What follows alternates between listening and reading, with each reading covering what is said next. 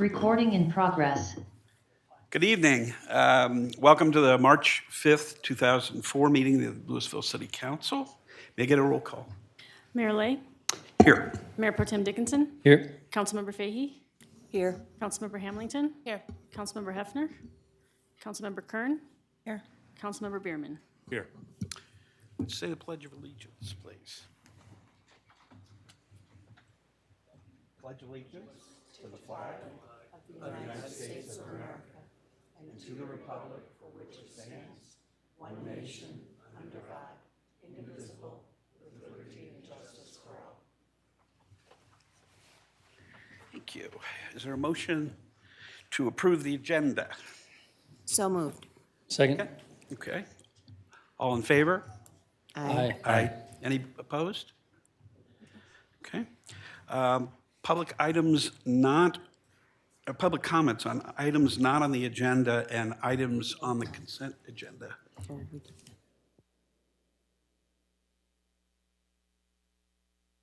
Okay. All right. All right. This is the place in our agenda where anyone can speak to an item that is not on the agenda or any item on our consent agenda. Speakers are limited to 3 minutes. You'll see that there's a clock that will run on either side, and there's one for those who are joining us by Zoom that should appear on your screen too.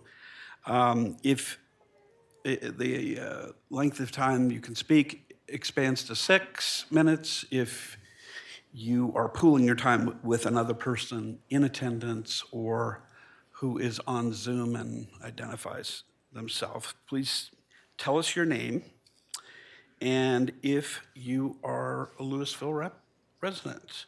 And I'm going to have the clerk, I'm not going to have the clerk, but the clerk is, as typical, going to call the folks up and just wait for your name to be called, and it'll. So if for some reason you would like to speak on this or other items, please grab a little sign-up sheet and bring it to our clerk, Meredith Huth, at the end of the dais. Thanks. Take it away. The first speaker I have is Paula Hainsley, and she is pooling her time with Jean Morgan.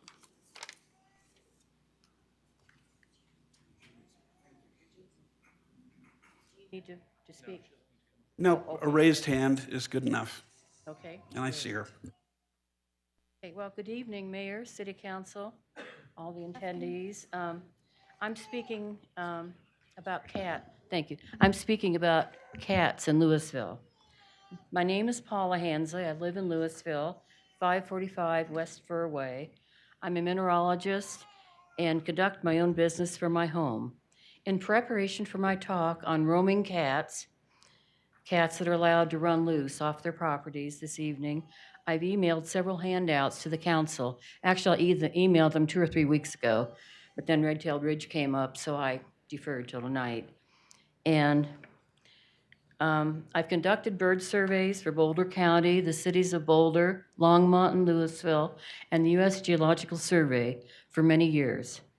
When Jim Crick was the director of Louisville Open Space, I was hired as a paid consultant, to do bird surveys on various Louisville open space properties. Based on these data, I created the bird list for Louisville. My purpose tonight is to recommend that City Council amend the city code to penalize owners that allow their cats to roam. Domestic cats that are allowed to roam account for the loss of billions of birds annually, 2 to 8 billion, depending on who you believe.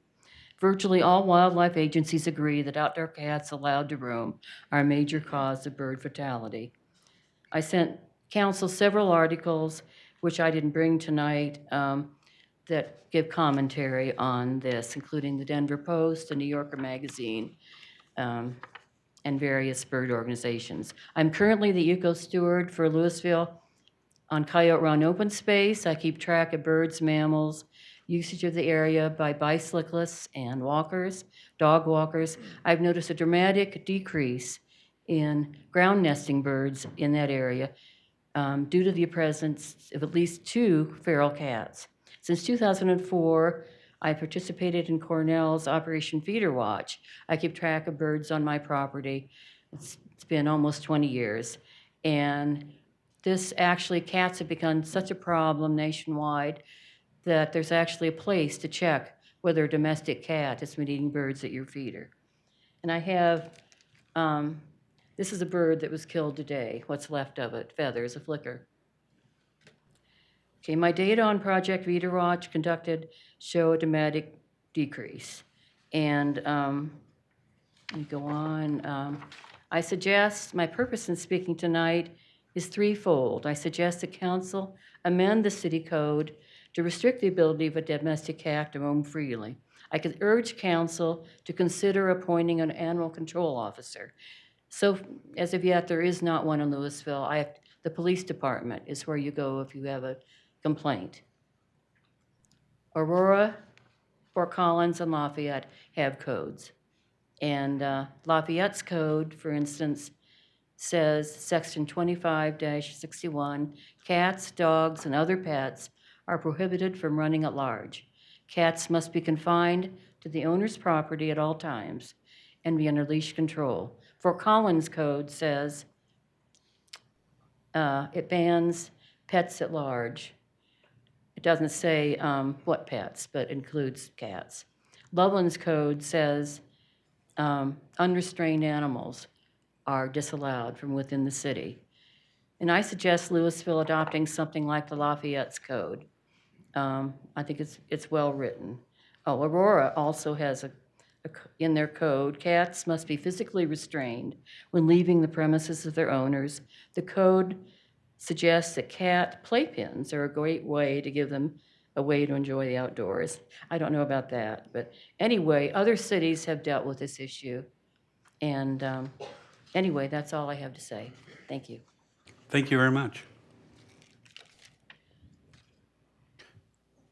Hi there, my name is Jean Morgan. Jean, you just pulled time. She has. Thanks. Yeah, I still have 25 left. I'll go really fast. But what I'm here for tonight is to thank publicly Meredith Muth for her incredible work.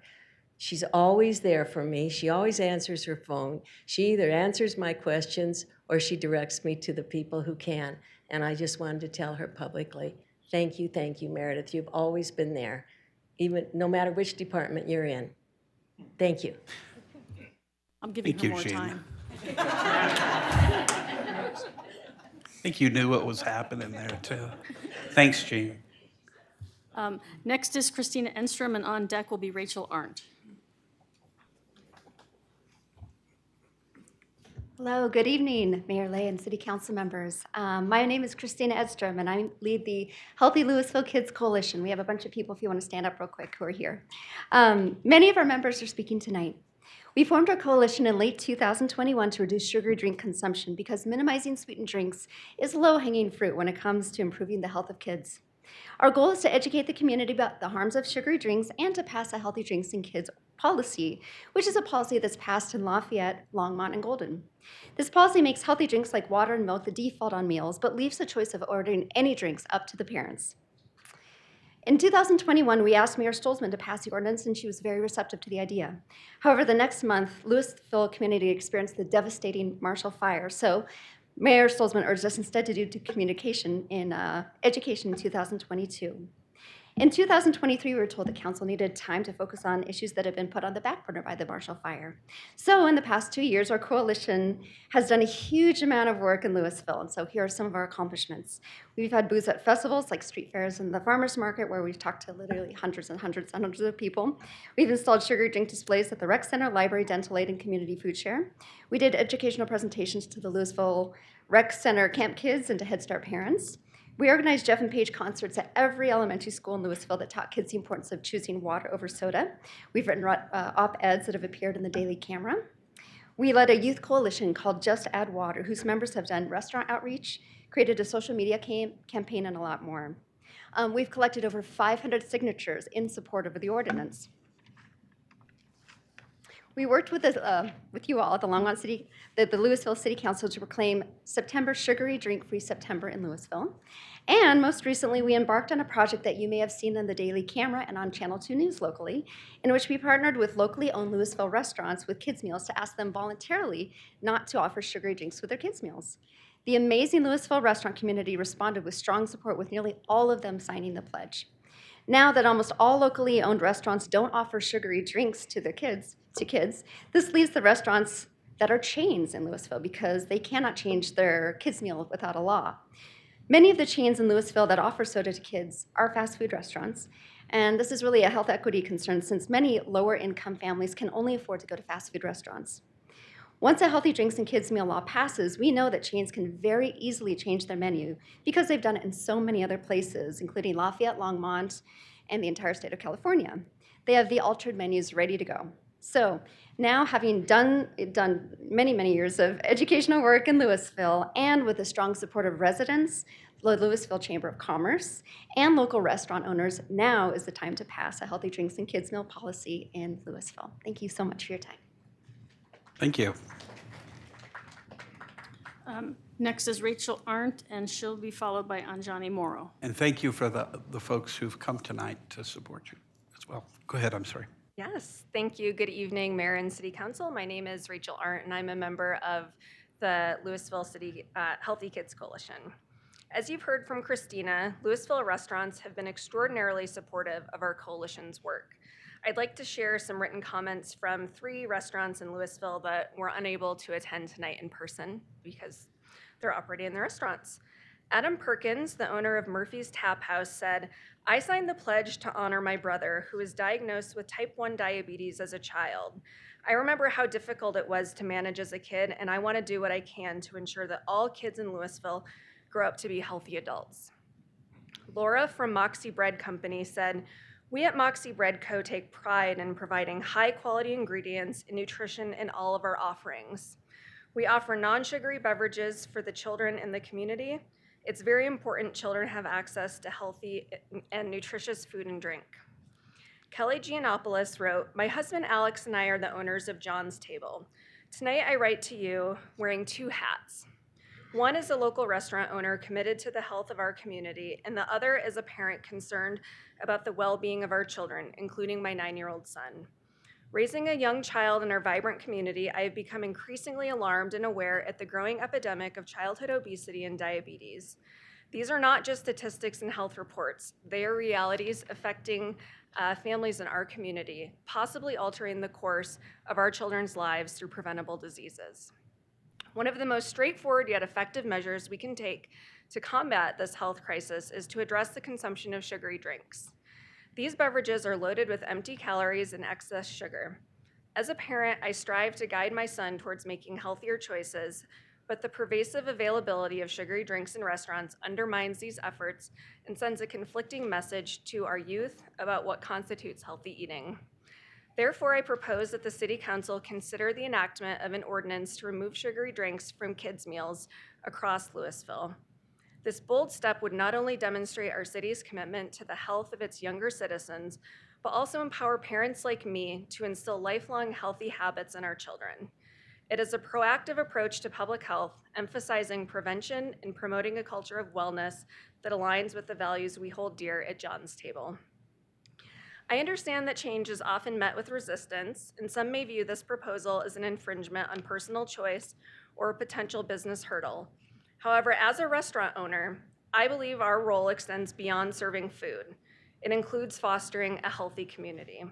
The success of John's Table has shown that there is a strong appetite for healthier dining options, and I am confident that our community will embrace this positive change. In closing, I urge the City Council to consider this proposal not just as a policy change, but as a commitment to our children's future. Thank you for considering my perspective on this crucial issue. I look forward to the opportunity to contribute making Louisville a healthier place for our children. Thank you.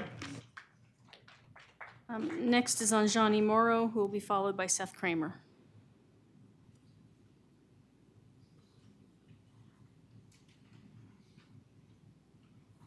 Good evening, Mayor and City Council members. My name is Anjani Morrow, and I'm a Louisville parent who works in public health. Our coalition, Healthy Louisville Kids, is focused on sugary drinks, since sugary drinks affects the body in a unique, harmful way. For one thing, they provide loads of extra calories without decreasing your appetite like food does. Even desserts contain protein and fiber, which helps to slow down their metabolism in the body. And soda generally contains more sugar than desserts. 1 can of soda contains the same amount of sugar as 10 cookies. In fact, sugary drinks are the #1 source of sugar and the #3 source of calories in the American diet. Eating out has changed from a treat to a daily necessity, given our busy schedules and the growing affordability of restaurant meals. 1/4 of calories in the American diet now come from restaurants, and about 42% of children ages 2 to 9 eat fast food on a given day. With this transition, the options offered to our kids in restaurants is replacing our choices as parents. We can only offer them what's on the menu. All parents are familiar with their children's requests for junk food and sugary drinks.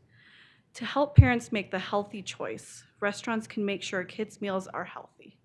One easy way to get this started is to offer water or milk as the drink with kids' meals. The goal is to help kids see these healthy options as the norm, not the exception. We know that healthy defaults work. When Disneyland started offering healthy defaults, families chose the healthy option 67% of the time. Parents can still order whatever they want for their kids. Choice is not taken away. It just makes the healthy choice the easy choice. I respectfully ask you to consider passing a healthy drinks and kids meal ordinance in Louisville. Thank you. Thank you. And if you could hold, let me mention one thing. I know that, and this happens all the time, that people who come together and have a common goal and are excited about what somebody said would, naturally, in many ways, break out into cheers or clapping. We discourage that, and I'll tell you why. Sometimes it intimidates other people who might speak against something. And it may not be true in your specific case, but from where I sit, I've got to have a rule that applies to everyone in every case. And so I'd just ask for you to hold your applause, even though you really want to. And if you do that, I'd sure appreciate it. Thanks. Go ahead. Seth Kramer, who will be followed by Chris Roller. Good evening, Mayor and City Council members. My name is Seth Kramer, and I live at 654 West Juniper Court. I'm a member of the Healthy Louisville Kids Coalition. I'm a family physician here in the area, and I work primarily in obesity and diabetes. And I've spoken to hundreds of our fellow residents here at the Louisville Street Fair, at the Community Food Share Client Resource Fairs. And I thank you for the step you take in reducing sugary drinks and consumption in our community by making September sugary drink free September in Louisville. To continue this good work, I'd like to ask that you consider passing the healthy drinks and kids meals ordinance. The Boulder County of Health declared that children experiencing overweight and obesity in Boulder County an epidemic in 2019. This comes as a surprise to many. While Colorado is considered one of the fittest states, we also are one of the 4 states to have a statistically significant increase in rates of overweight and obesity for children, and ranked 23rd in the nation for these rates among children. Over 1/4 of Boulder County children 5 to 14 years old were experiencing overweight or obesity, and that's higher than the state average. As a physician, I see firsthand the consequences of this kind of trend in our diet. I see fatty liver disease in our adolescents. I see prediabetes already, And I see signs of hyperlipidemia and cardiovascular disease starting earlier. So it's becoming more common than I used to see years ago.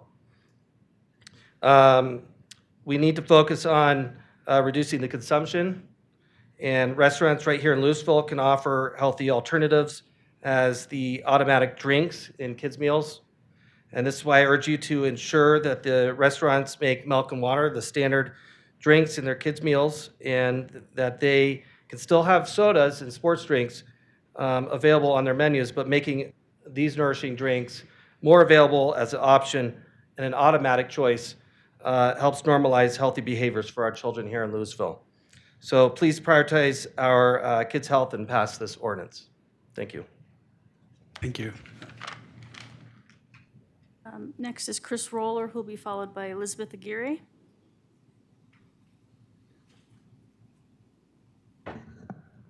Hello.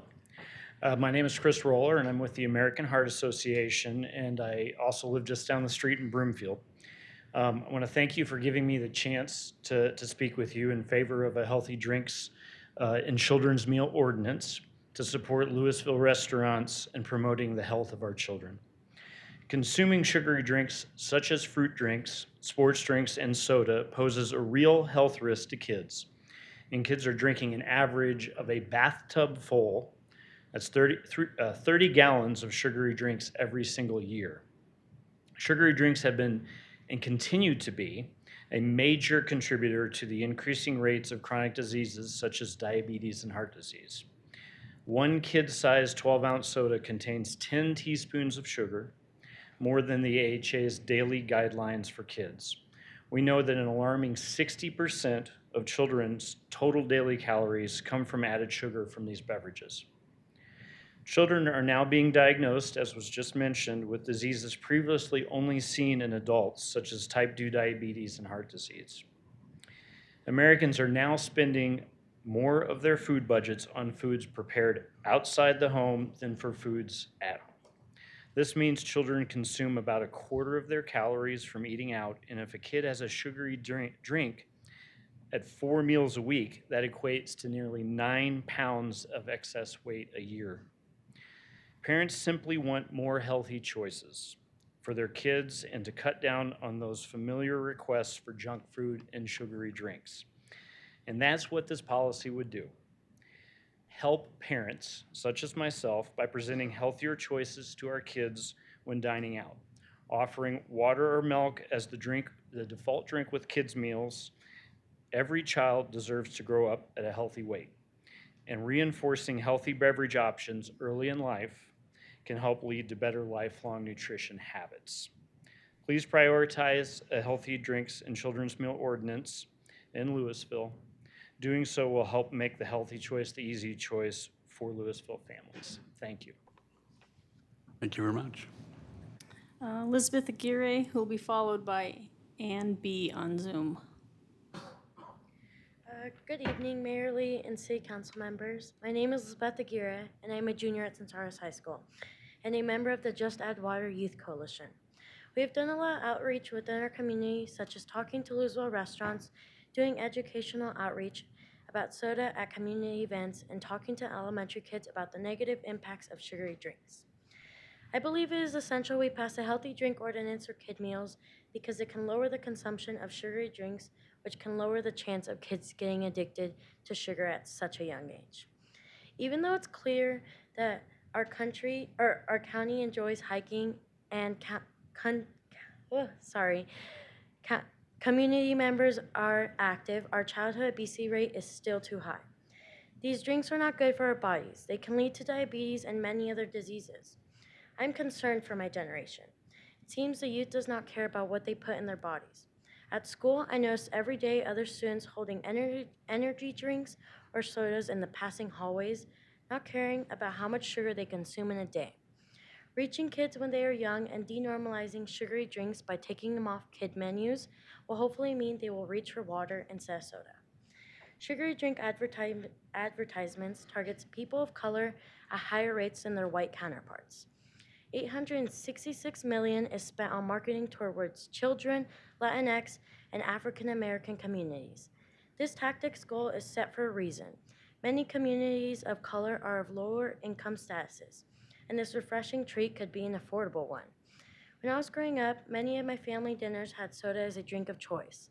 I always felt like I needed to have one because the rest of my family had one. I drank so much soda that I would get full much quicker during my meals. My face started breaking out and I started to gain weight. Once I slowed down, I started to feel more refreshed, especially when choosing water instead. I also noticed feeling happier and healthier once I gave it up completely. If a healthy drink for kid policy was around when I was younger, maybe the choice of consuming soda as a method of hydration would have not been available to me and could have prevented an unhealthy habit. I cannot go to the past and change my soda consumption. The important thing now is that I am more aware and knowledgeable of the negative impact sugary drinks have on my body, and that is all that matters going forward. A healthy drink ordinance for kids will help the current generation and all future generations to come as we, as a society, to try and battle the fight against childhood obesity and excessive sugar consumption. Thank you. Thank you very much. Next is Ann B. on Zoom.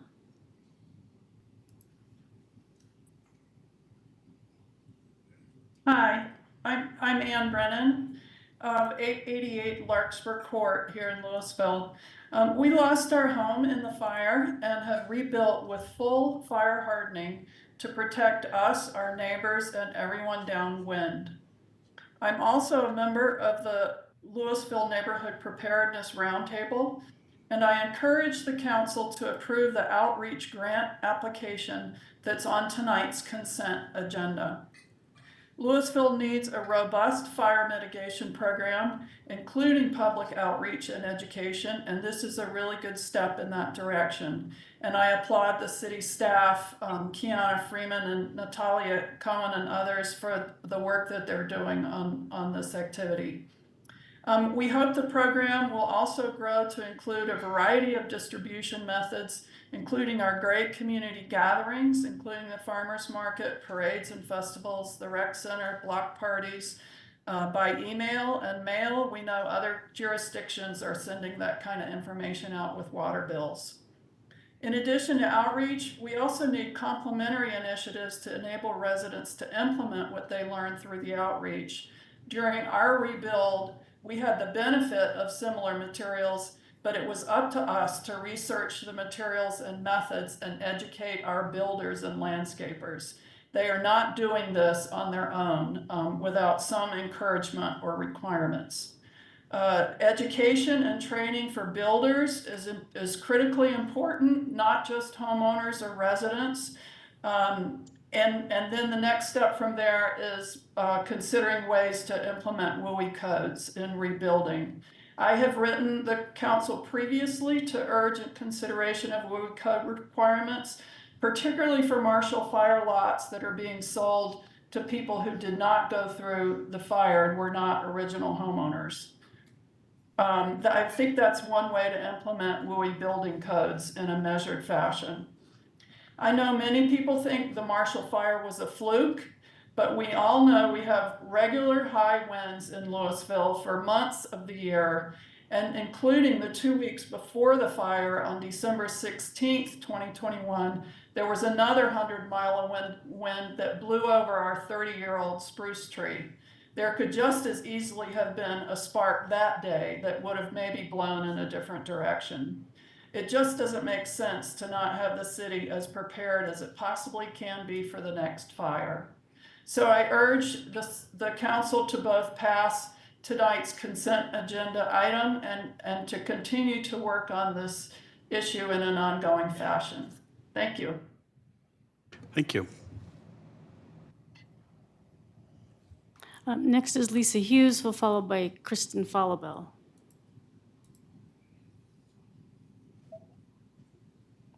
Sorry, hi. This is Lisa Hughes. I'm actually Ann Brennan's neighbor. I'm also on the Louisville Neighborhood Preparedness Roundtable.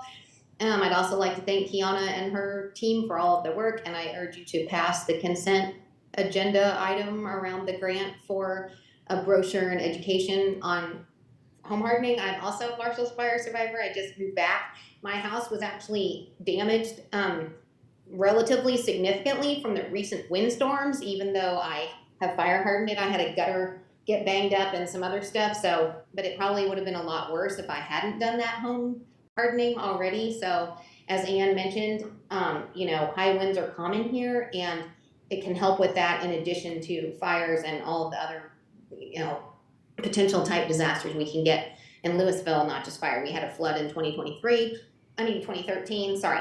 And also I agree with her about the desperate need for education for builders and landscapers in this area. Like Ann, I also have had to do my own research and educate my builder and my landscaper, mostly my builder, on all of this. So I'm glad that the city is working on it. I also, like she said, would like the city to not make this a one-time thing, to consider, a continued effort in this area for the community at large, and to, down the road, potentially enact some sort of code, while you have the chance before the state may or may not make you do it next year. So the time to do it is now. And I also support what Ann said about potentially starting it on a small scale with lots that are currently for sale, not by, in the fire area. Thanks. Thank you, Lisa.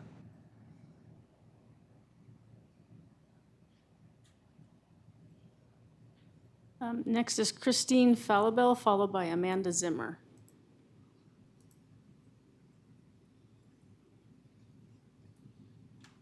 Good evening. My name is Christine Falabelle, and I am the Director of State Government Affairs and Advocacy with the American Diabetes Association, and I am located in nearby Thornton. Thank you for considering such an important policy tonight for the health of Coloradans.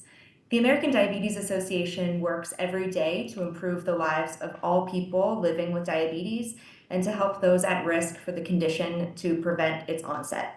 A major component of that is through daily behavior change, including the reduction of sugary foods and beverages. Sugary drinks are a major component of chronic disease in our country, and sugary drinks are the #1 source of added sugars in the American diet. This is especially true for children, where 60% of kids and youth consume at least one sugary drink per day. People who drink at least one sugary beverage per day are at a 25% increased risk of developing type 2 diabetes in their lifetime, and our country is currently experiencing a type 2 diabetes epidemic. The prevalence of type 2 diabetes in children has doubled over the past 20 years in the United States, and current trends tell us that as many as 220,000 young people in our country will have type 2 diabetes by 2060, which is nearly a 700% increase. We can work to combat this in Colorado. Small changes in daily behavior, including our diet, can delay and even prevent the onset of type 2 diabetes, especially when people make these changes at a younger age. Passing a healthy drink in kids' meals policy in Louisville is an important first step towards improving the built environment here, and it will send a message to our families that the city cares about their health. We can stem the tide of chronic illness and type 2 diabetes right here in Louisville, and I urge you to vote yes and make the healthy choice the easy choice for our kids and families. Thank you for your time and consideration. Thank you, Christy. Next. Next is Amanda Zimmer, who will be followed by Tom Rafferty.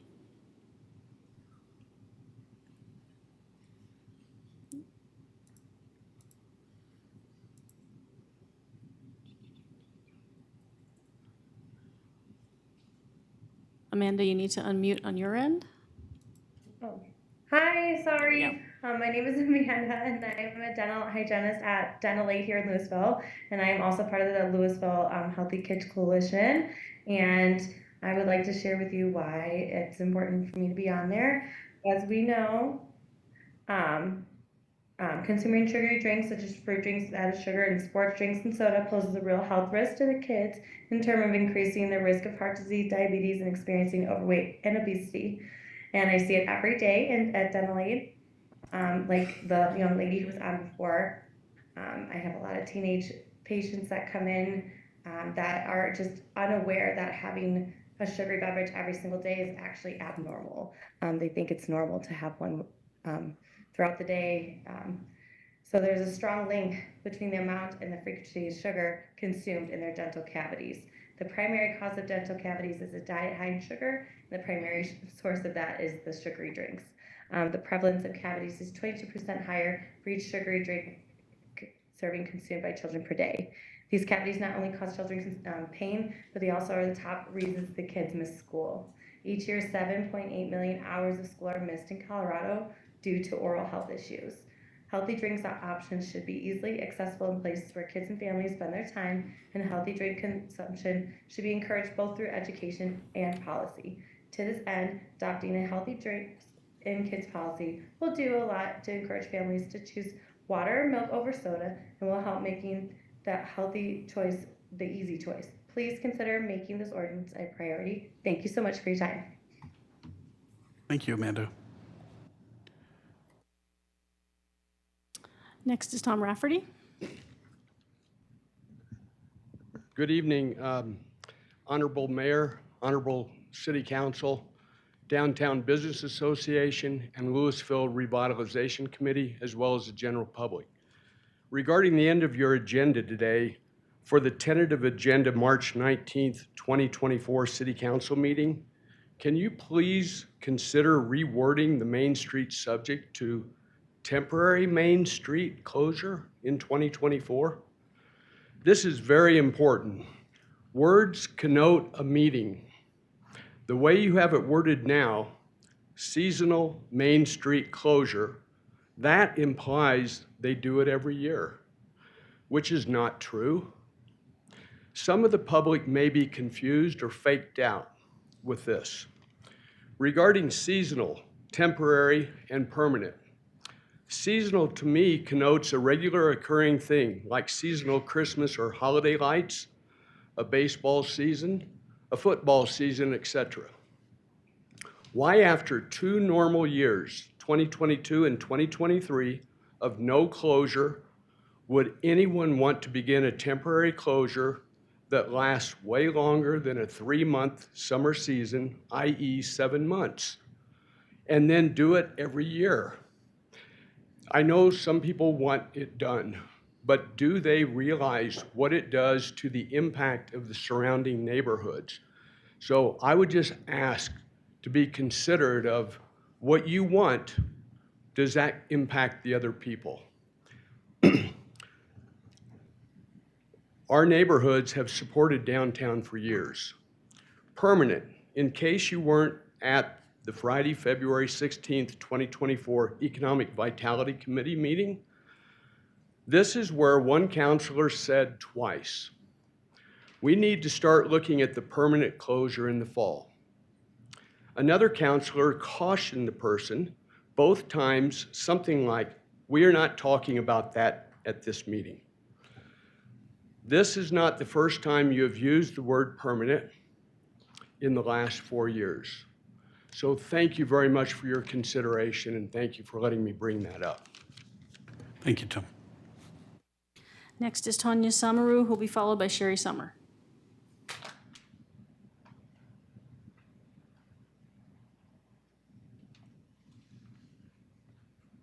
Hi, my name is Tanya Samaru, Louisville resident, Marshall Fire survivor, have rebuilt my house, sort of.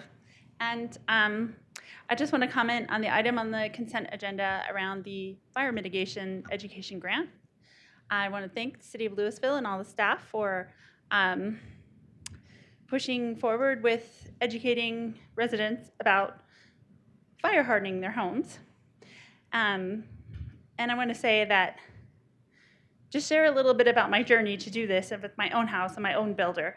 I had a lot of really good information I found online, especially from IBHS. And I found it agonizing to deal with my builder who didn't understand why I was doing this, didn't understand why they agreed to do it, but then it was like pulling teeth to get them to do every step. The thing that's really gonna help us is code.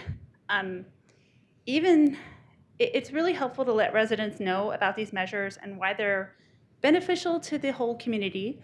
But when you go to implement them, it's not easy or straightforward.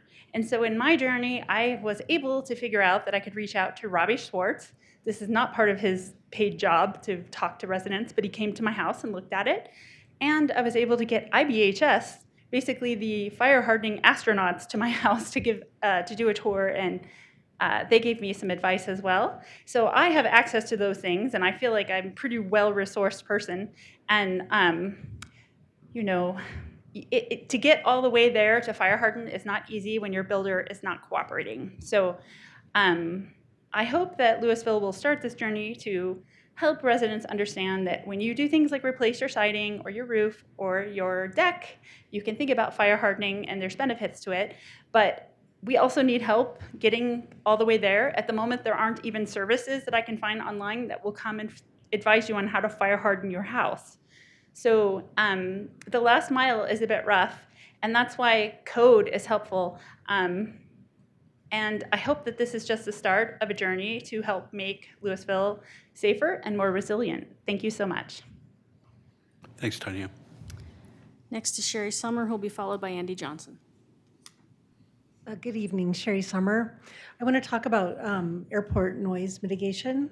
So we have a couple of opportunities in Louisville to weigh in on a bill. There's a bill that Kyle Brown, former council member and current state rep, has proposed. You can tune in at 1:30 tomorrow on Zoom or go to the State House or write to support his bill. It's HB 241235. And I really want to thank Kyle for being true to his word and following up on aviation impacts. On Thursday, there's a meeting at the airport from 6 to 8. Superior Trustee Jason Serbu has worked really hard to create new touch and go patterns that will benefit Louisville, Lafayette, and Superior. They will increase safety for pilots and residents. They will decrease neighborhood impacts and increase elevation over neighborhoods. So I think it's just really wonderful. I want to speak a little bit about the airport noise roundtable. Now, I understand that we're considering getting out of that, and I can understand reasons why. It is a voluntary program, and I think we knew that it was going to be an uphill battle when we joined that program.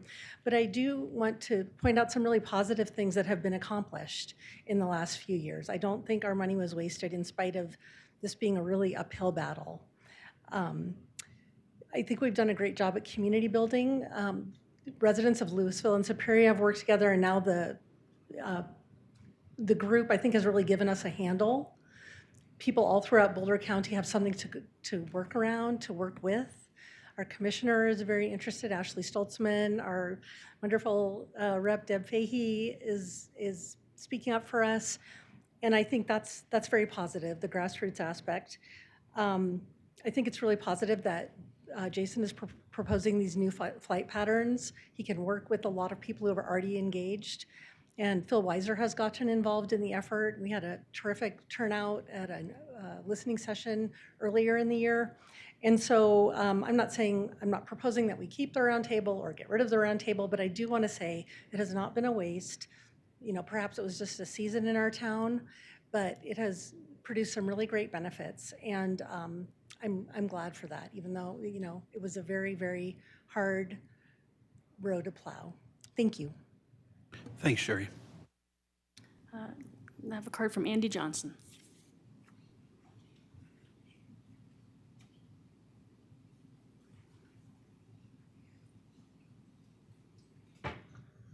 My name's Andy Johnson. I'm a Louisville resident. I have lived in Louisville for almost half my life. Very happy to be a longtime Louisville resident. However, no matter how long we've lived in this town, it doesn't always give us more right to say more about things that happen in the town than not. But one thing happened about a week and a half ago that was a pretty special event. It was the Louisville Downtown Vision Plan. It was some of the best planning work our city has done in really the last decade. It was an extraordinary event. It was attended by, I would say, almost half the staff from the city. So I'd like to extend a big thank you to city staff, specifically Director Cower, Director Zuccaro, and Cameron folks who led the effort. I'd also like to extend a thank you to the LRC for their leadership in helping to fund this, as well as the mayor for your leadership on the LRC. As an architect in town, I have a very unique opportunity to see a lot of buildings, and I get invited into maybe many of your homes without you knowing, but a lot of the businesses around downtown. And I know what we have to work with here in our old town, and it's a challenging environment architecturally. And our streetscapes are tired, they're old, they are out of date. They don't speak to a place of place making. We have sidewalks and streets, and I think what was presented in the vision plan was extraordinary. And so there's a lot of important things for us to talk about in the next 18 months. The comp plan, housing, a lot of the issues that we've been discussing tonight. But I think in terms of economic vitality, how well our businesses will succeed in downtown, how well new businesses coming into downtown will succeed, are largely contingent upon our investment in what happens in our infrastructure and especially in our special downtown. So please keep your eye on the ball, and I hope we can continue to move forward with the vision plan. So thank you. Thank you, Andy. Okay, that appears to be it, unless there are others who have not yet signed up. Appreciate all of those comments. Thank you. We've got a full house here, and we don't always. And what I like about that is it's just one more example of how engaged our city really is. And I also really appreciate the younger people that are here, and listening very carefully to them and their concerns and aspirations. One of the things that I probably should explain is the reason we don't respond, other than what I'm taking the liberty to do right now, is that those matters are not on the agenda right now. It'll be up to us to consider those things and perhaps put them on the agenda in the coming months. So thanks again for all of that. Excuse me. I think, just a minute. All right, do we have council informational comments on pertinent items? Not. Actually, we got to approve the consent agendas. Yeah. So do we have a motion for approval of consent agenda? We need a motion first. I move that we pass the consent agenda. Second. Okay, yeah. Comments? Thank you. I did want to make one comment about the wildfire mitigation outreach grant on the consent agenda that Kiana Freeman, our Recovery and Resilience Manager, put together. I know she's not in the room, unfortunately, but I wanted to say thank you. I appreciate the work and effort. I believe a lot of the residents, we heard from several tonight, also appreciate those really big, bold steps. It takes a lot of work to put something that thorough together, and the information that I believe the city, the residents, and I agree with a lot of the comments the builders will receive will be invaluable from this grant, and will fulfill one big piece of the puzzle, the next piece being working towards implementing home hardening residential codes. I think this informational component will help the community as a whole understand the benefits of moving forward with that. Thank you. Thank you. Council member, other comments of council on matters not on the agenda? Okay, I actually have a couple of comments.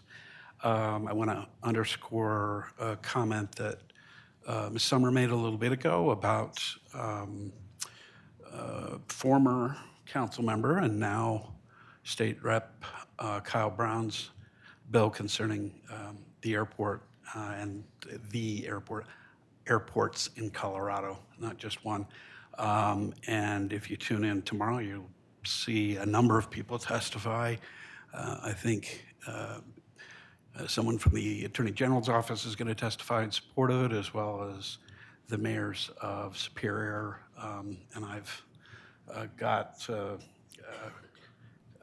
mayor of Broomfield as well is going to testify on that, and I'm going to testify in person on that. So I encourage you to support that as it goes through. It may make it pretty easily through the House, we hope. The Senate is always a different and tougher story. So very, very important to try to deal with those, the noise and the pollution in the air and on the ground. And Representative Brown has really worked very hard on this bill, and I'm very excited for it to move forward. So, and then the other thing is, excuse me. Well, no, that was it. The other one's on the agenda. So do we have a motion to, or excuse me, let's do a voice vote. Or actually, do we need a voice vote's fine. Okay. All in favor? Aye. Aye. Any opposed? Okay, passes unanimously. City manager's report is next.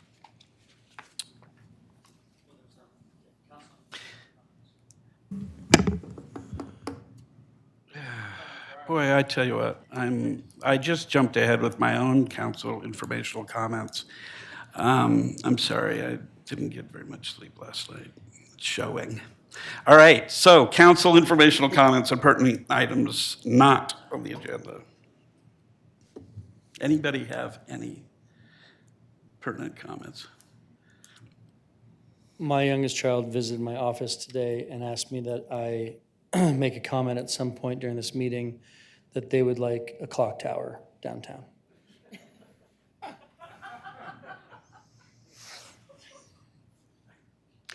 You know, it's I'm gonna top that one. I'm sorry, but my dog, who is a Bichon, has been demanding her own small dog park, and I've told her she can't do that for one dog, but maybe someday there will be small dog park. Other comments? Yes. I don't exactly know how to follow those comments, but I will certainly try my best.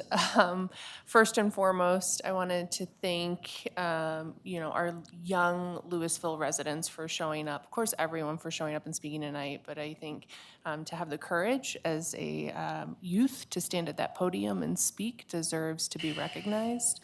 I will comment later on that particular agenda item at the end of the night.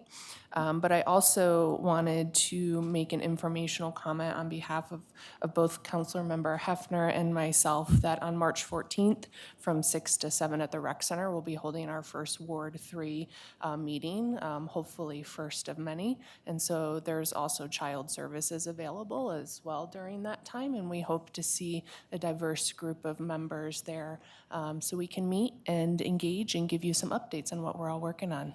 Do you have anything to add to that, my partner? Very, very well said. Thank you. There we go. Hope to see some of you there. Go team. Thank you.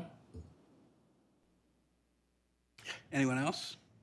I do have one more serious comment to make. One of the things we have learned over time is that not enough Louisville residents have signed up for Everbridge, which is the county's notification system. And I know that it has been improved, but it's only as good as people's willingness to use it.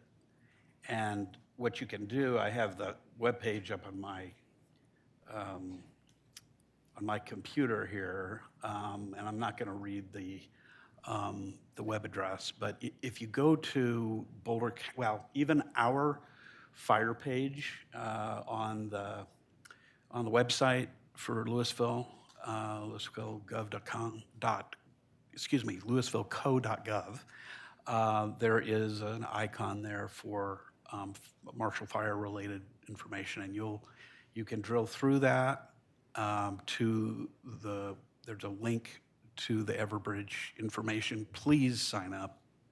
I just can't emphasize that enough. It's really important that we do that. And there'll be other ways that we'll encourage people to do it, but I'm going to do it directly from the dais. Thanks. Anything else? All right. City manager's report now. Thank you, Mayor. I just have 2 items of information for you all in the community. First of all, at the museum on March 18th from 12 to 1 p.m. In the library room, the museum will host activist Marge Taniwaki, who was instrumental in making Camp Amachi a National Historic Site, and Bill Akubo, who fought in the U.S. Army in World War II, even while his father was interned in the Toole Lake relocation camp. He's a Medal of Honor recipient, so that's a great program for awareness.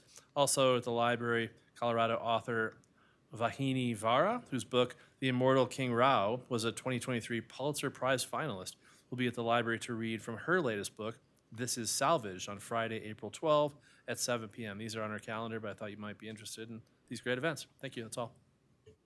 Yeah, actually, I worked with Ms. Tanawaki at one point. She, if I'm remembering correctly, was born in camp. So she's a deep well, and that would be a terrific presentation to attend. So I encourage you to do that.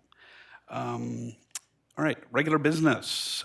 First up is a proclamation declaring March 2024 as the 22nd annual March for Meals Month. And I think we have, excuse me, I don't think we have a presentation on it, but we do have a proclamation to propose. Would you like to read that, Councilmember Fahey?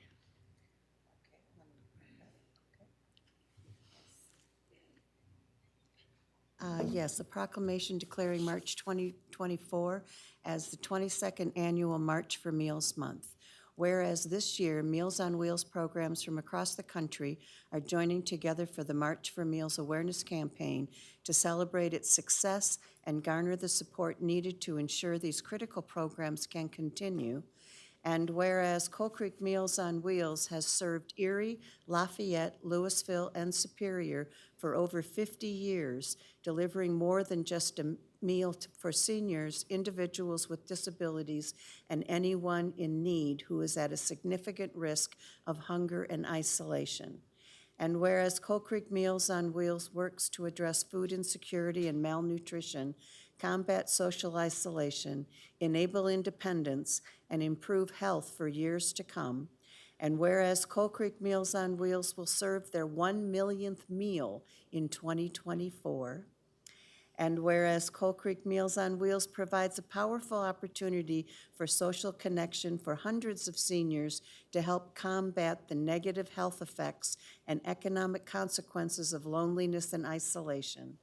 And whereas the senior population is increasing substantially, and action is needed to raise awareness to ensure these vital services can continue to be delivered for years to come.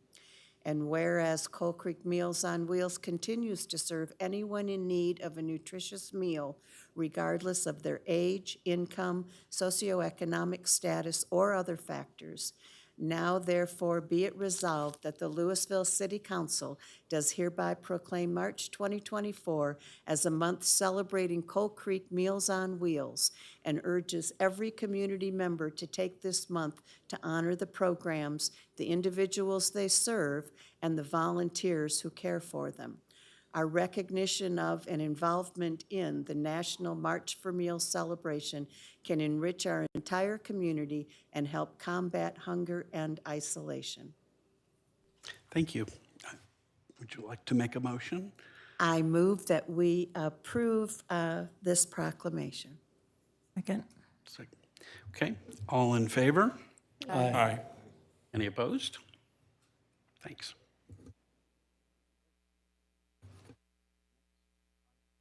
Our next item is the Life in Louisville Photography Contest Awards presentation. And I'll ask for staff presentation first.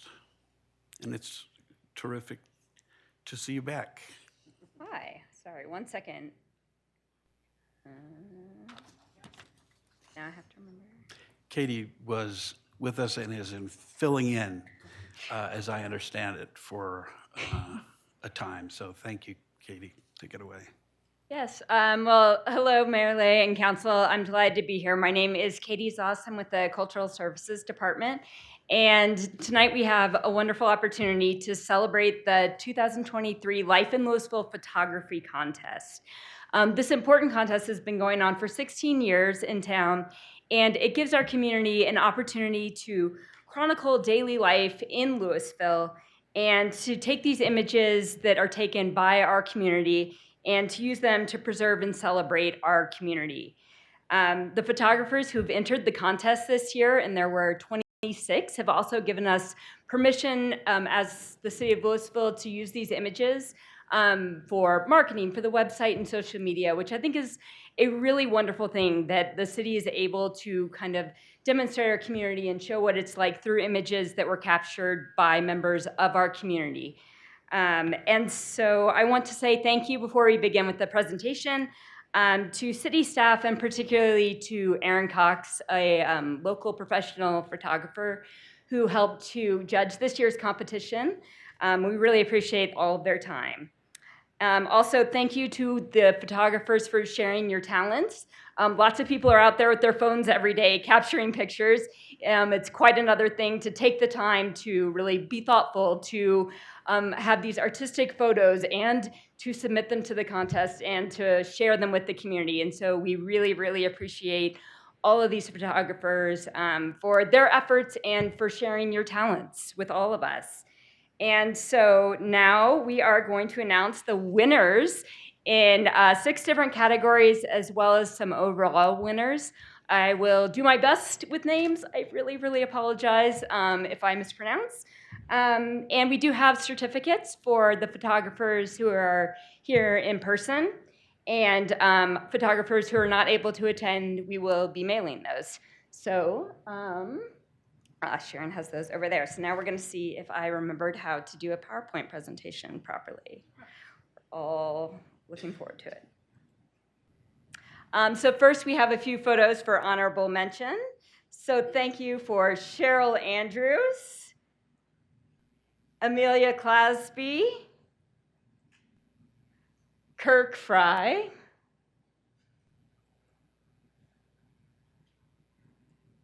also to Shannon Mahaley, Aaron Seltzer,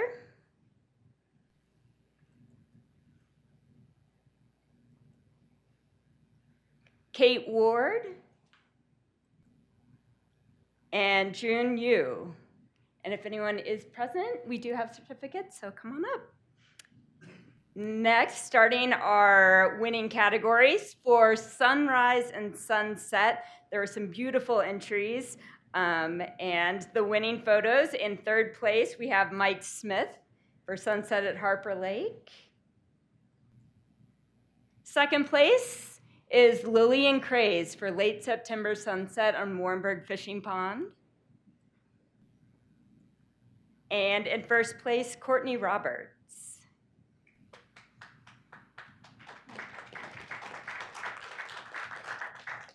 For nature and landscapes, the winning photos are in 3rd place, Kirk Fry, Milkwood at Stormy Harper Lake. In 2nd place, Terry Callahan. And in 1st place, Jen Burlew.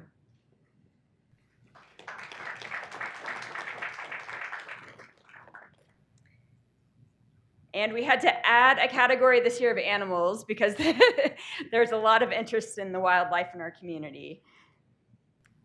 In 3rd place, Shannon Mahaley. 2nd place, Cindy Bedell for Bobcat Summer. And in first place, Aaron Seltzer for American Advocates at Hecla Lake.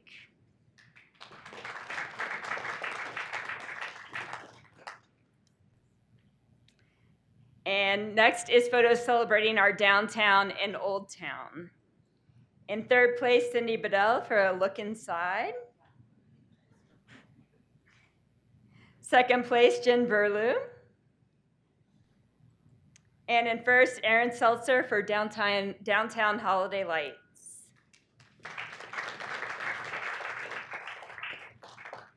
And celebrating the people and events of our community. In third place, Don Parcher for Taste of Louisville Run. In second, Jen Verlew. And in first place, Lillian Craze for Monarch Seniors on Parade.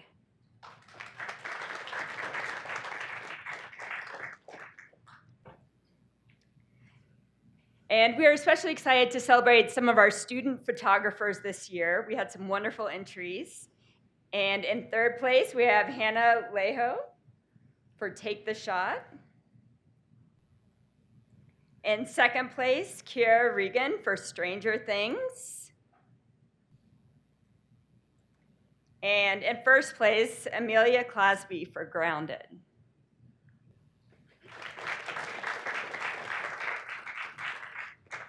And we now have 2 overall awards. We have started giving out a People's Choice Award. The 26 finalists have been on display at the library for most of the month of February, and the public was invited to vote on their favorite. And the winner this year for the People's Choice Award is Kiara Regan for Stranger Things.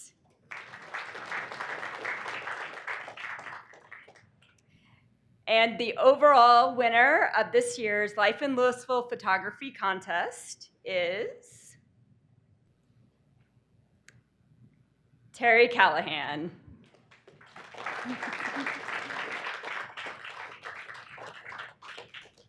So thank you so much to all the photographers for your time to capture these beautiful images of our community, and it's wonderful to have the opportunity to share these with everyone tonight. So thank you very much. Thank you very much.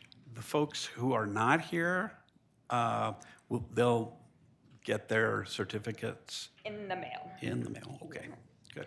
Thank you. Thanks, Suki. Thanks again.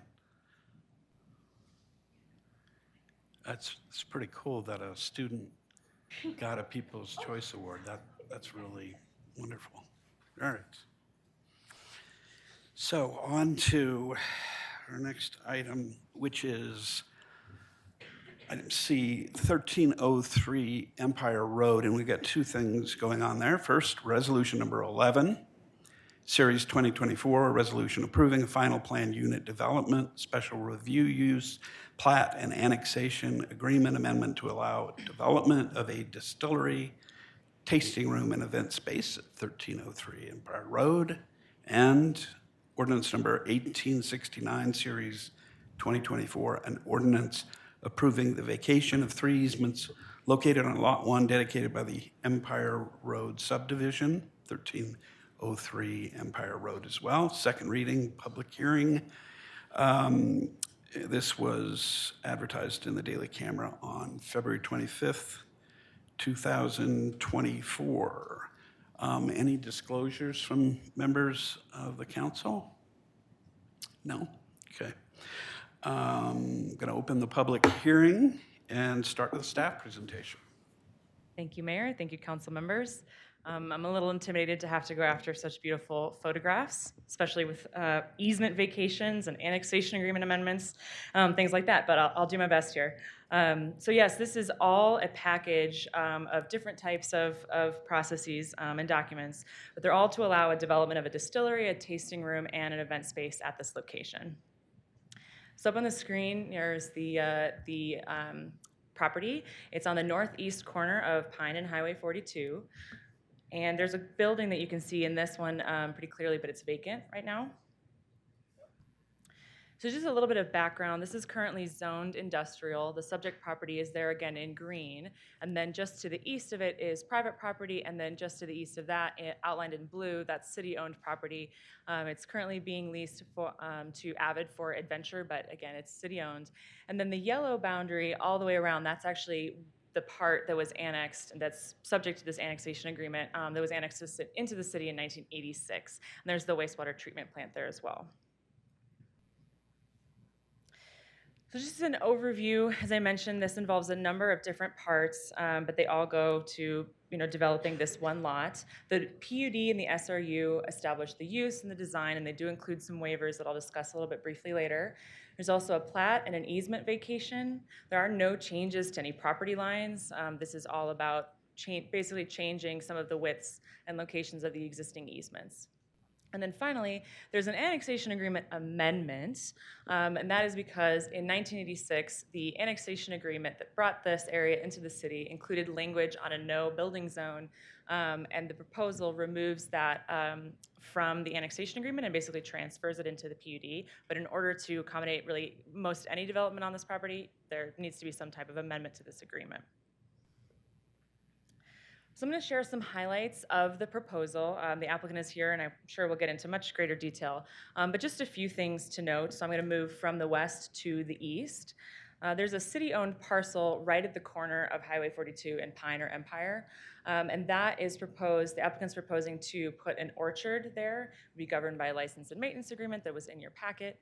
And then moving eastward, there is a historic building that's proposed to go on this property. You all know that I want to talk a lot more about this, but it's not super pertinent tonight. So I'll just say that it's going through the preservation process currently.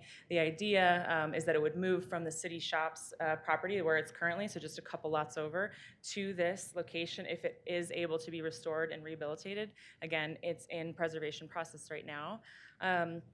I have to just say one neat thing, which is this building is actually used to be on Main Street. If you're familiar with the museum campus, where they have that sort of outdoor space with the shade sails over it, that is actually the foundation for this building. So it's kind of neat. Okay, so then moving eastward, you have the detention area that doubles as sort of an outdoor event activity space. Then you have the distillery and the tasting and event space sort of relatively in the center of the property. And then all the way to the east, you have fire access, loading dock, trash enclosure, parking lot. And then also just to note that there's a trail proposed that runs along the southern boundary, and there is bike parking just north of that trail next to the buildings.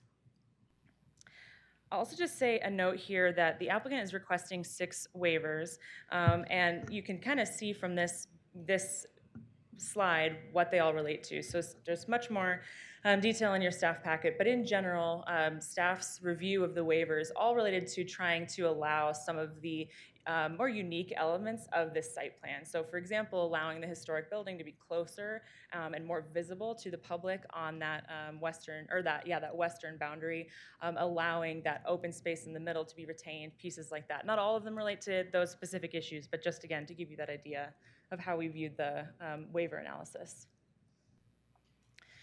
So again, just a few things to highlight. So, really if this were sort of a standard operating situation where you had an industrial use, an industrial zone, staff would have used industrial parking regulations. But since this is, of course, not really a straightforward industrial use and parts of it aren't industrial at all, staff found it was more appropriate to use the section 1720.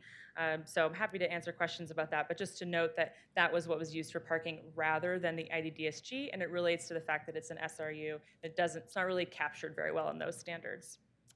Staff also reviewed the SRU, meets all of the review criteria, that indoor eating and drinking establishment is an SRU in industrial.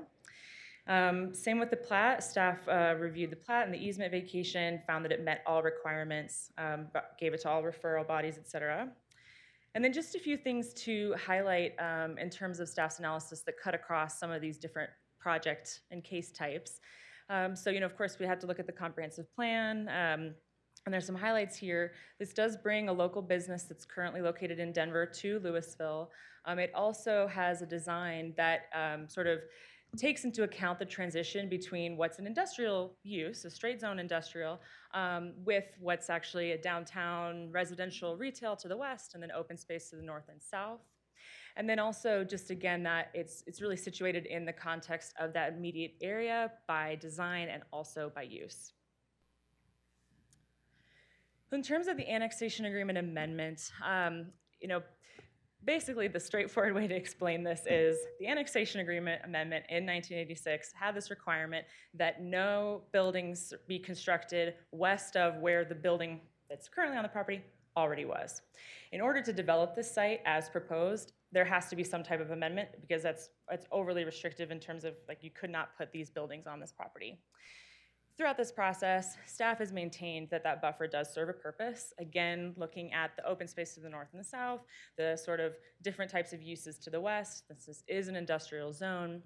And so trying to maintain that in some form while also enabling this development to take place. So the final proposal that's before you tonight takes the no-build zone from the annexation agreement amendment and places that requirement in the PUD.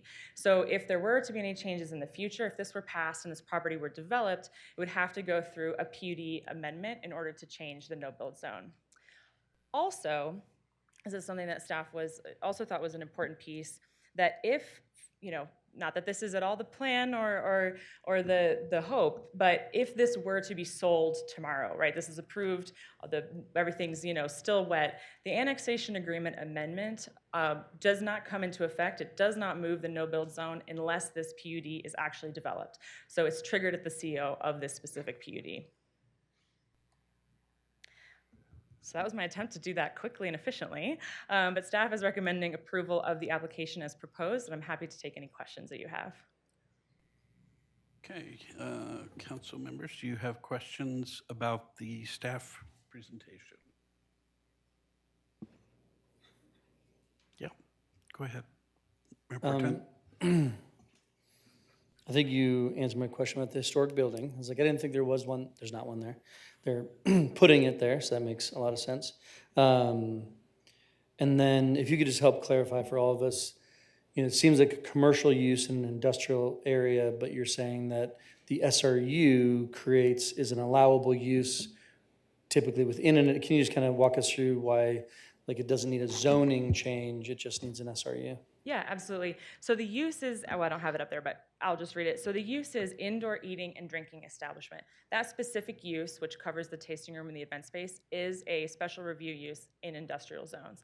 So when you look at our big use table, it's labeled as R, and that means by going through a process like this, you can get approval. So it's a little bit somewhere in between a use by right and it's really not a zoning change at all. It's just you have to go through this process and get these review criteria met, and then you can have that use.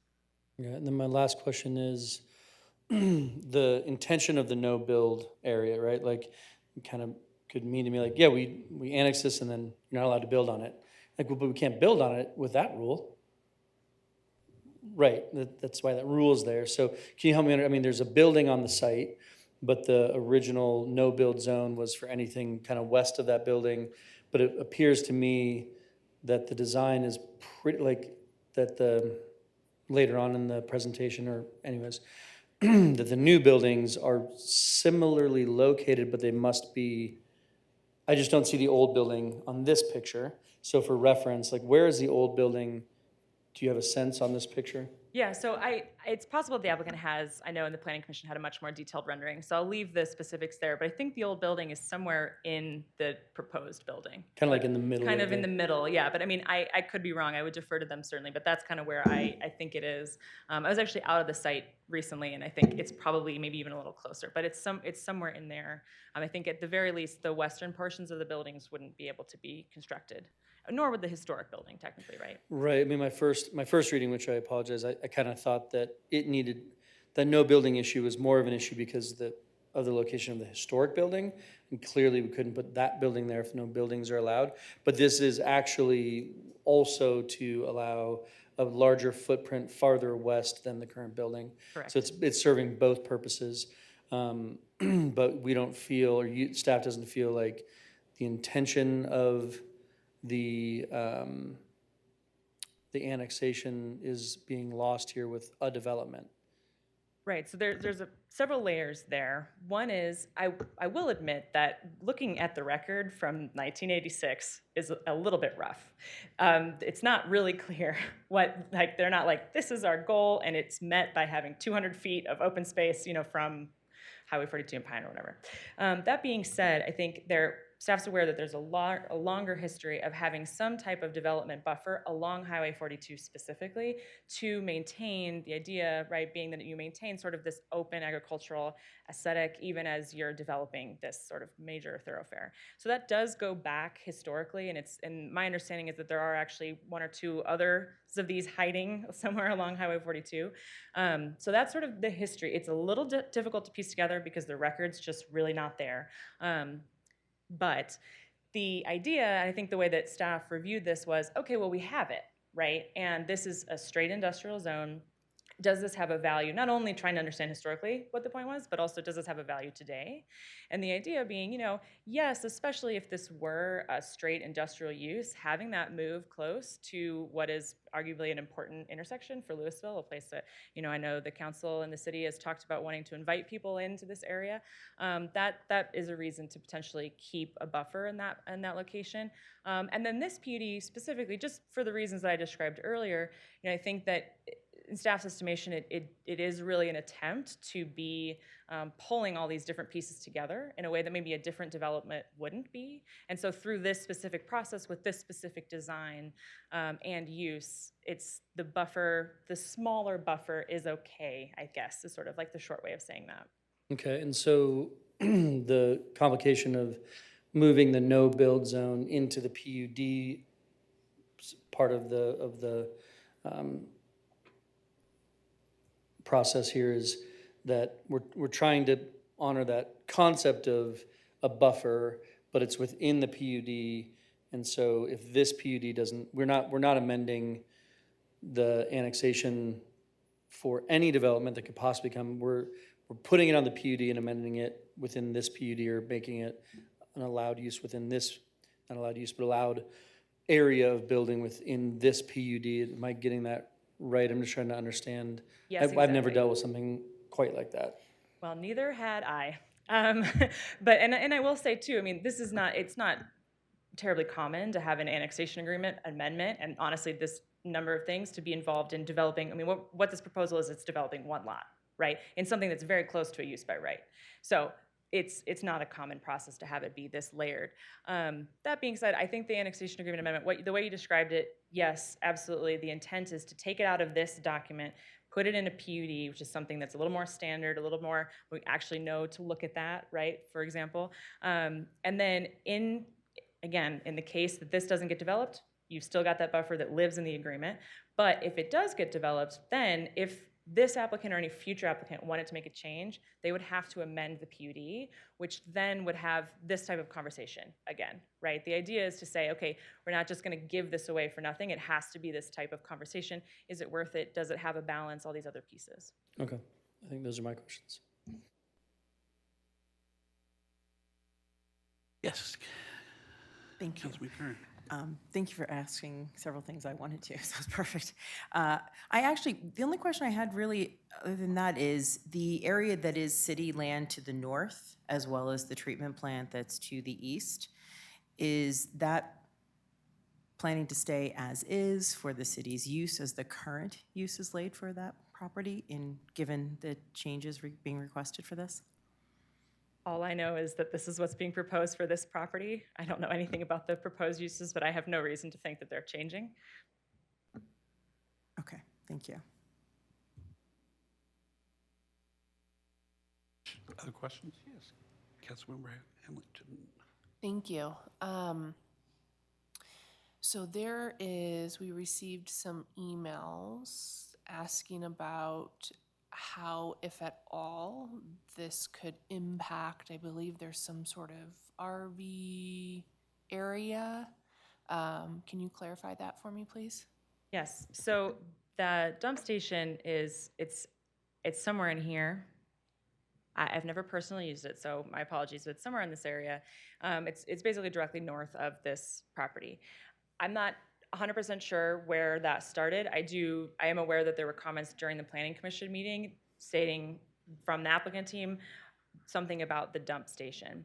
However, just to be really clear, there's nothing in this proposal that affects that at all. This is all about the subject property in green. It's all about the private property that's owned by the owner and the applicant. It's not affecting that area to the north. If there's something else going in the area to the north, it's completely on a different track than this. Thank you. Okay, so I'll ask the further question, which is maybe slightly outside of this, but I guess it's worth emphasizing. Is there anybody who's planning to close the dump station as a result of this proposal or anything else? I'm just going to kill two birds. I was going to with say, one maybe a stone. manager or a director would like to take that. I bet they can answer that. Mayor, the short answer is no. We have no intentions or plans of closing that facility at this point in time. Thank you. Other questions of council members? I have a couple. There's a trail connection that's proposed, or a trail. Is that correct in here, or and can you point that out? That might help a little bit. Okay, sorry. And I take it that it's proposed at this point. Is that right? Okay, so it depends on which, can you say again, there's a couple different trails. So do you mean on the property? Why don't you point them all out? This is the property, right? Mm-hmm. This little kind of slightly darker hatched area, that's the proposed trail that goes all the way from the intersection of Pine and 42 to this private property here. I mean, it's proposed because it just hasn't been approved yet, but this would be part of the requirement. If this were approved, they would have to build that trail. Gotcha. All right, well, I think that answers what I was wondering about on that. A couple of other, there's waiver 4 on this was eliminating the standard for landscaped islands at the end of the parking rows. And I guess I understand that the reason for that, at least as I see it on page 9 of the staff report there, page 61 of the packet, is that it would allow for a smaller parking lot footprint on the overall site and enhanced vehicular circulation. Is that right? Yes, that was staff's analysis. I mean, this was, hold on for a second. I just want to go back and clicking there. A landscaped island is, it's in the standards generally, and it seems like that would be a positive. I'm just not quite sure why. I get that it's a smaller parking lot footprint, but you could say that about every elimination of that sort of landscape islands, or a landscape island. And I don't know whether there's any other, well, we can talk about it. I just wanted to make sure that that's what the concern was there. So Mayor, I'll just say that there's sort of a two-part piece there, right? I think the other part is, this was staff's analysis of the waiver request. This is a concern I would also definitely mention to have the applicant address it as well. But this portion here, so you'd see like the landscape islands specifically are kind of like end caps, right? And so this area goes into this fire access loading sort of space up here at the top. The idea was that this would sort of just allow additional circulation on this relatively smaller footprint to kind of be able to sort of like the north part is something that like the distillery use, right, would be heavily using during sort of Monday through Friday, 9 to 5, right? But then on the weekends or the evenings, when there might be more people, there might be more cars, more shuttles for events going around, that they'd be able to then sort of make the turns with great ease, sort of, I don't know if great ease, but with ease around that northern part. So that was kind of why staff thought, when that waiver request came forward, that it was a reasonable request. So it's not just the smaller footprint, it's also, and it's the space, and it's the fact that we're trying to keep out of that center area and sort of pushing everything back up and not expanding it further. So again, I hear absolutely your point that we could eliminate all parking landscaping and say we have to make it smaller footprint, but I think it's in sort of conjunction with several factors here. Well, and you probably, oh, yes, Director.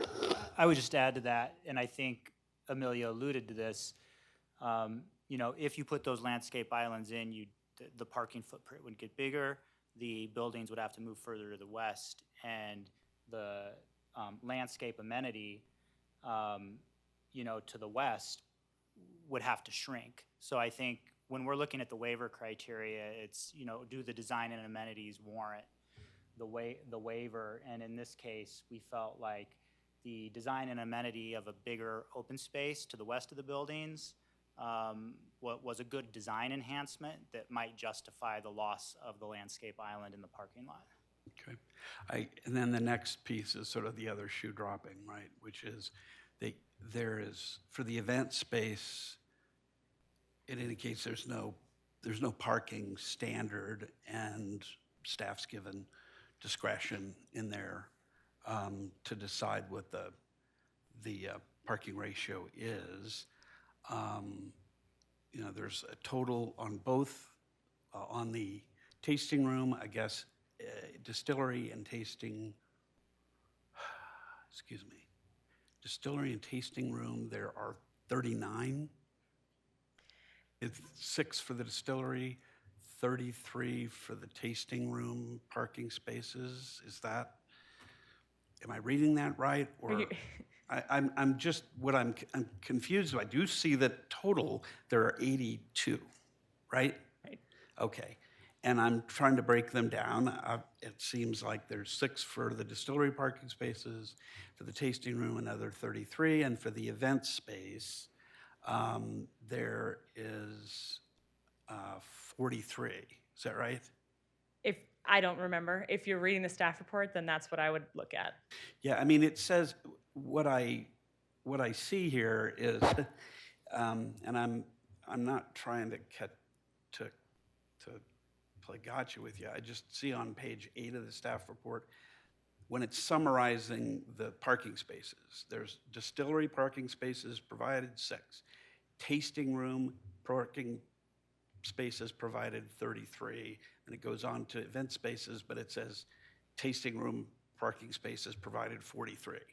I think probably you meant event space parking spaces, but I don't know that for sure. And it seemed, my real question in all of this is it overparked?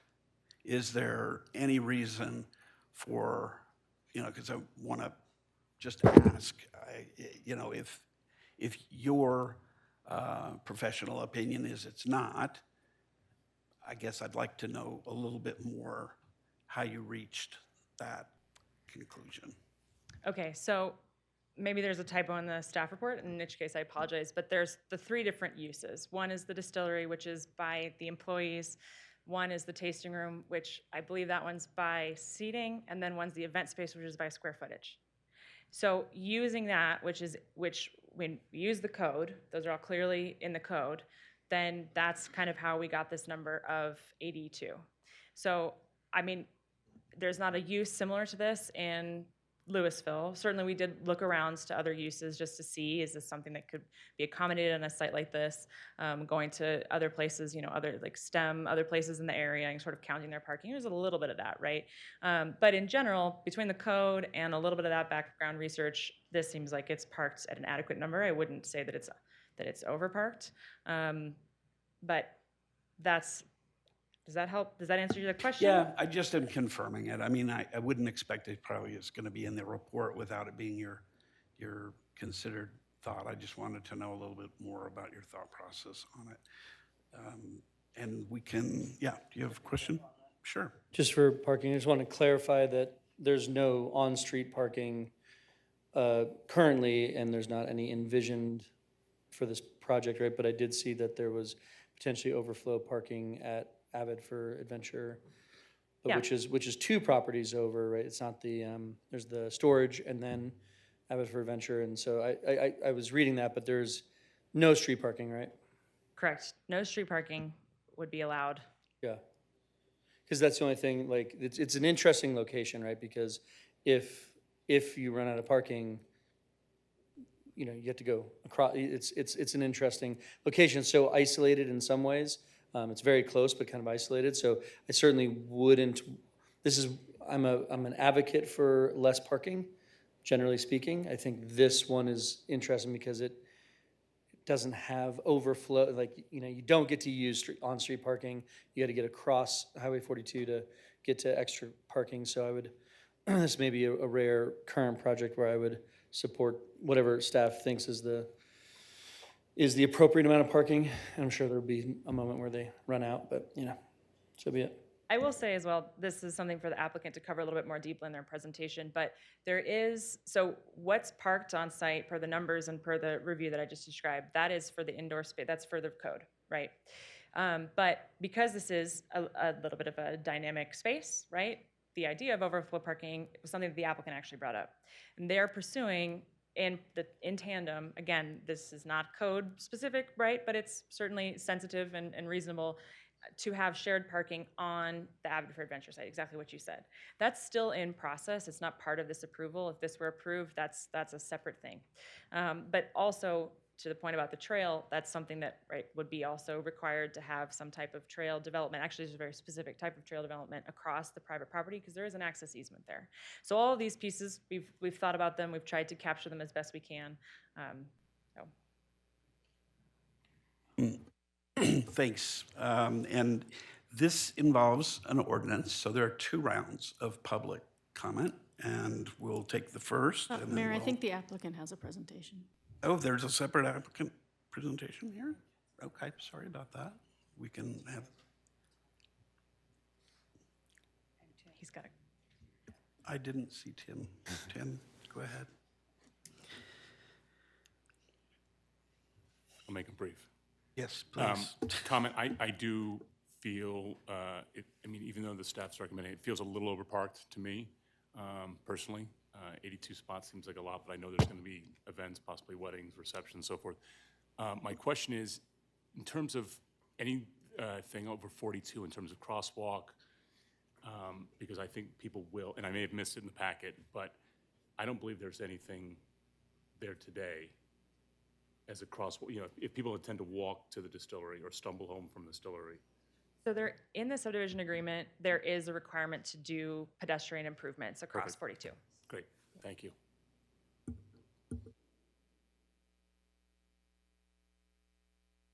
Any other comments?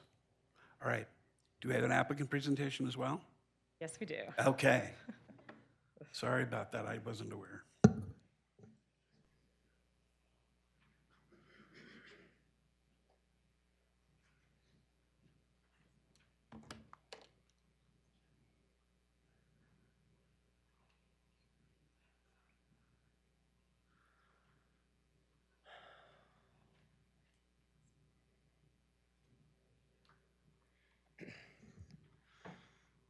Okay, my name's Andy Johnson. I'm with DAJ Design here in Louisville.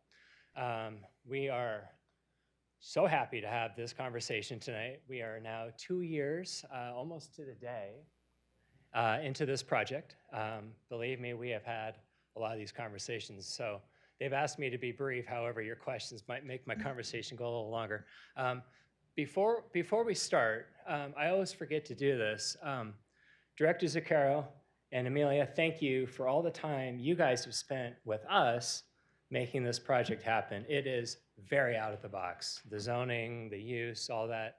It works, but it is a little out of the box. And so there's some stuff to talk about. But thank you for helping us through this, and we really appreciate it. So normally I kind of get this thing kicked off. So all I'm going to do is just introduce my team, my amazing Ironton team. So I'm going to have Lance, Callan, and Laura do the first part, and then we'll dig into some of the niggly little details in a second. All right. Thanks, Andy. Mayor, council, appreciate the time tonight. We are excited. I'll switch over to the first slide. Excited to be here to present this PUD application to the city. My name's Lance Peterson, and along with Callan Romero and Laura Walters, we're the management and ownership team of Ironton. Right now, currently, we are operating in the Rhino District of Denver, north of downtown. We have one of 4 or 5 distillery pub licenses in the state. That means that we can serve local beer, local wine, and that's what we are doing in our Denver location. And along with that, we are required to serve food. But our Rhino location, tasting room, production, and we do have an event space. We built out a dedicated event space. We learned a lot there. With this project in Louisville, we really wanted to have that event-centric vibe also. And we have a big outdoor space in Rhino. We're bringing that same concept to Louisville. So a couple of things that just wanted to address. During the planning meeting, I did talk about the dump station, and I have no intention to start a movement or create a proposal to close it. So I have a camper myself. I look forward to using it. And going to the parking, overflow parking, I am in communication with Avid Adventure right now on doing a sublease for the parking lot. Their attorneys are reviewing it. And that is going to be a very important overflow situation. It's about 60 to 70 parking spaces. But for bigger special events, if we have them, we'll definitely provide shuttle service from some other public parking venue. During weddings, we'll definitely encourage shuttle buses from hotels and that kind of thing. So we are not going to be parking on Empire Road. That's not going to be a solution for this. So we'll have about, with the overflow parking on the city shop, we'll have about 140 to 150 parking spaces available to us. So that's really going to fit our general business plan. So with that, and I also want to reiterate, like Andy, working with the city has been just fantastic, and we look forward to becoming a part of the Louisville business environment. And with that, I'm going to turn it over to Callan to discuss kind of some of our operations in Denver, what we're bringing to Louisville. Good evening, everyone. My name's Callan Romero. He didn't mention that he's my dad, so this is a little family affair. So a big part of our business is our taste room and event space, like we've already kind of mentioned. So there'll be a big emphasis on the flow between indoor-outdoor space. As Lance mentioned, we're one of just a few distillery pubs in the state. So, think of us more as a restaurant versus what you might typically think of as a distillery or a brewery. And then in addition, events will continue to be a huge part of our business. So both public events, markets, concerts, things like that, as well as private events such as weddings. We do want to reiterate that we'll ensure that our events don't overlap or compete with anything going on locally with the city.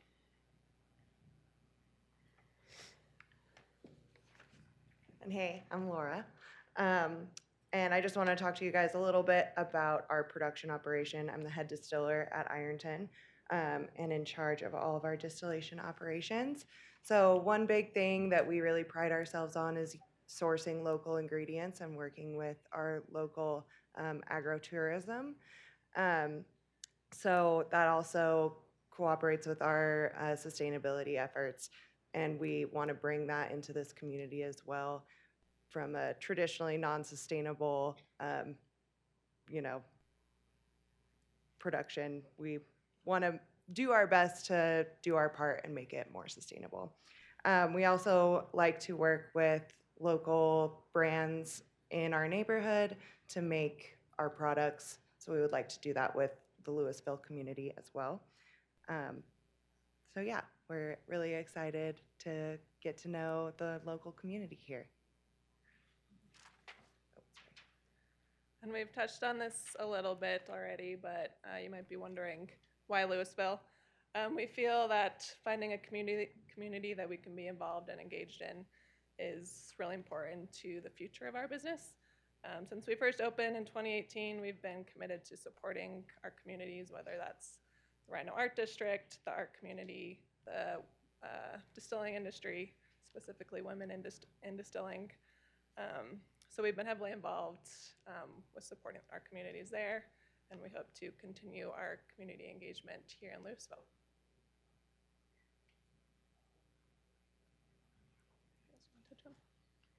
So with that, is there any questions for the Ironton team before we turn it over to Andy? I will ask my fellow council members, any questions about the, go ahead. Apologies, I'm trying to find it in the packet.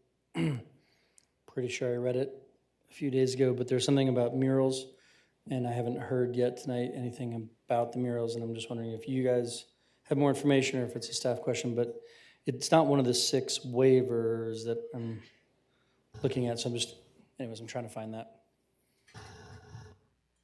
Okay, so one of the waivers is to allow murals in industrial, an industrial zone, because our sign code doesn't allow murals in industrial. So the analysis there was, this is a sort of different type of industrial use, it's a different type of area, and Waiver that. 1. Sorry, I found it, waiver 1. It's like Waiver, right there there. you go, okay. I wrote down sign code, which did not get me back to You mural. immediately went to sleep when you read sign code. Sorry, I see it now. But yes. Okay, yeah, well, Continue. so anyway, so that's, it is one of the waivers, and the idea being that it would allow people from the north using open space to the north, be able to see a mural there, and also interior users, it's not a requirement that they do that, they've already met the architectural guidelines for an IDDSG building, but that's how the waivers factor in. I don't know if there's actually a solid plan for them right now, it's just that they are allowed if that's something that the applicant chooses to do. Okay, because I guess maybe my further question is, we do have rules around murals that like you can't basically advertise for yourself as the mural, right? The mural can't be, come in for a tasting, right? The murals are artistic in nature and might be a glass of wine or something, but there's some rules there that not just that a mural itself is allowed, which seems to be what the waiver is requiring, but then when the mural itself, if we allow for murals, then when that mural comes, that it meets our standard for murals on a building, that's a separate discussion at a later point. All this does is allow them this is just saying, yes, they can happen. If they were to come in with a mural, they'd have to go through the sign code process. Thank you. If you've seen our space in Denver, we have a huge dog painted on our building right now. Laura's dog.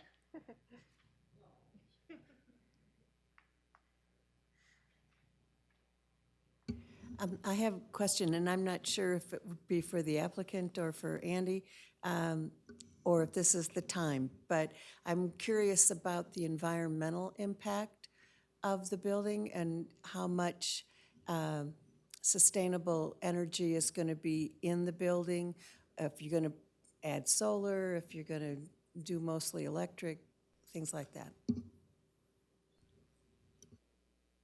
Yeah, so we're working with sustainability experts right now to try and use all the heat recapture that we can, solar energy for sure, water recapture, everything that we can do to make us the most sustainable that we can be at, our cost. So. Thanks. Any other questions from council? All right. Now, why don't we take public? Oh, did you?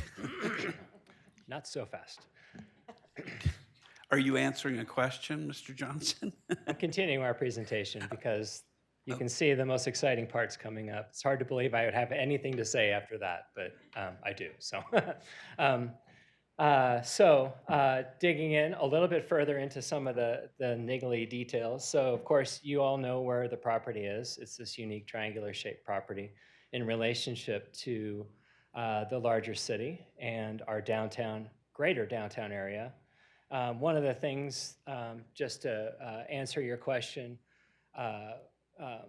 Councilmember Bierman, is that connection to downtown and that trail connection with a signalized crosswalk across Highway 42 that then connects to that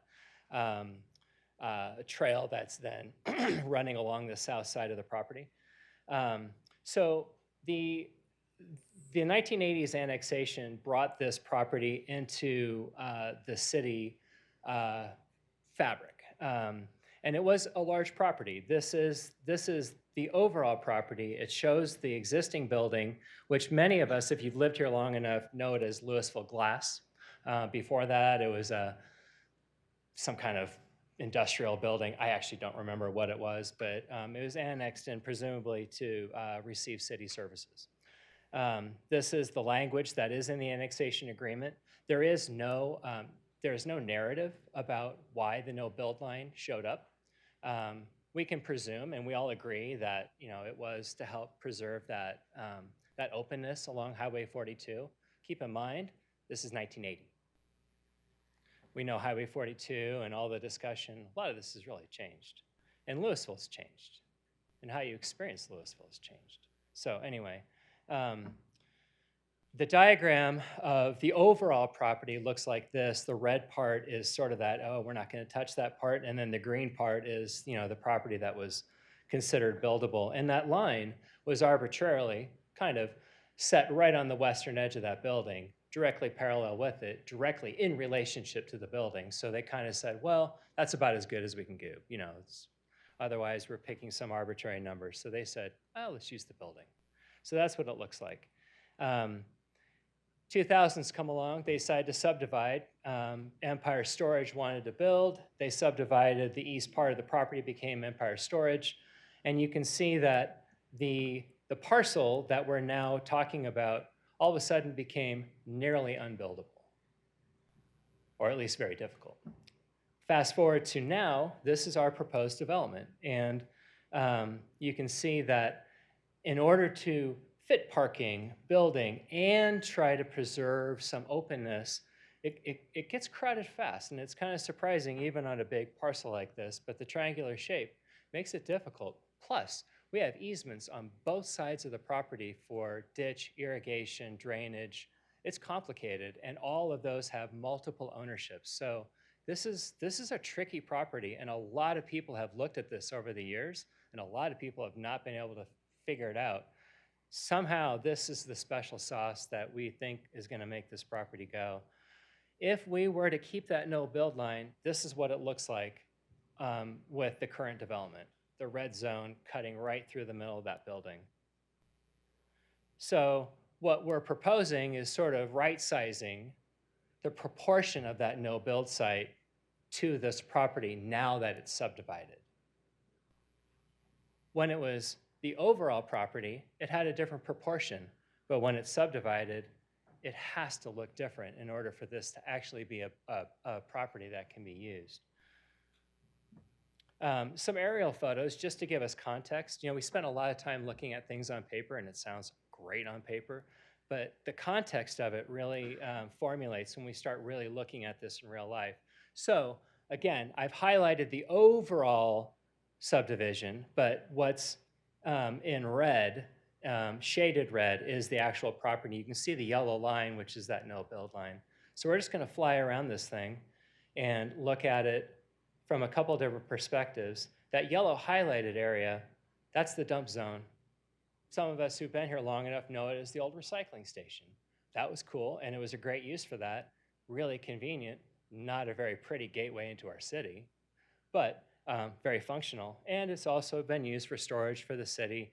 That north property that we were referring to earlier, that's an old railroad spur that went off to a mine kind of off in this area here.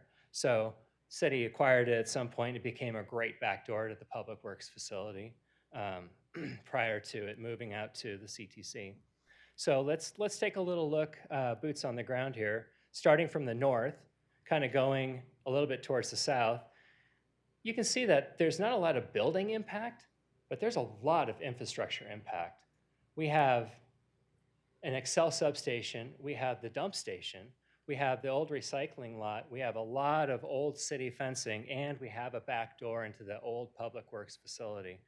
It's a lot of stuff right in that area. And if you really think about it, it seems ironic that that's where it landed, right in the middle of what we're trying to protect as open space.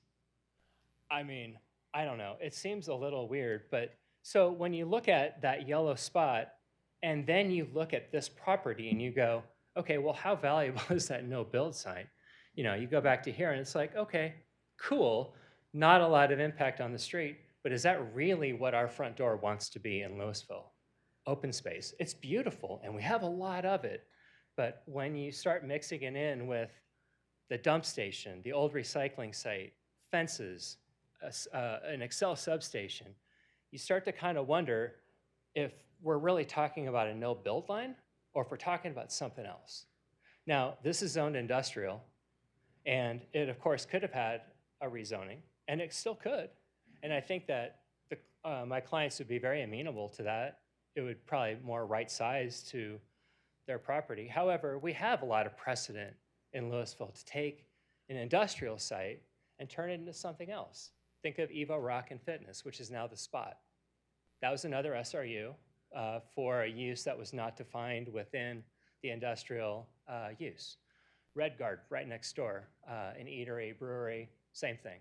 So those are two examples, ones that I know well because I was involved in, but we have others. And so I think that, you know, we have a lot of precedent for this to happen.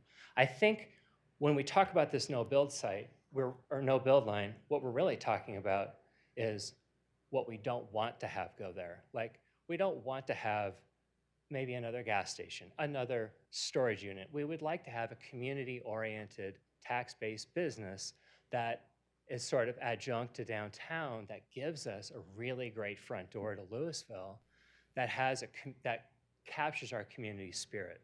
So I want to be careful that we're not using this no build line divisively and that we really actually go, okay, we have no narrative for what it is. We can assume what it was for, but we don't know what the real storyline is, and we also get to make up our own mind what that storyline is now.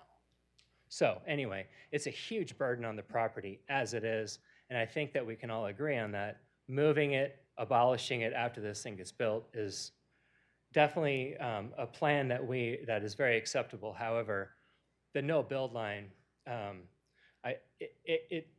let's not use it as a divisive tool. So this is the development. You can see the blue line, which is running right along that same kind of parallel line with the building. The overall use of the site, starting from left to right, the one property that is not part of the property, which is actually a city-owned parcel, is kind of that front door to Empire. We're intending to turn that into an orchard and a garden and actually beautifying it as opposed to kind of what it is now. Then we go into actually like real planned open space that's going to be programmed, however, beautified, and it's going to be heavily landscaped and a really nice environment. These are also plants that are intended to kind of grow into like an ingredient list for what actually gets made on site. The yellow in the middle of the property, that's our building site. And then the gray on the very end is parking. And so the intent with the parking is we don't want that to be a front door to Louisville. We want to tuck it in between where the building is and the storage unit so that you can find it, you can find the front door, but it is not, parking is not, we're not doing parkitecture. We're not trying to like make it all about that visibility from the highway. We really want the buildings to be front and center. So yes, we're parking 80 on site. And we're kind of coming in under the wire, to be honest, in terms of using the city code to make this work within the city code.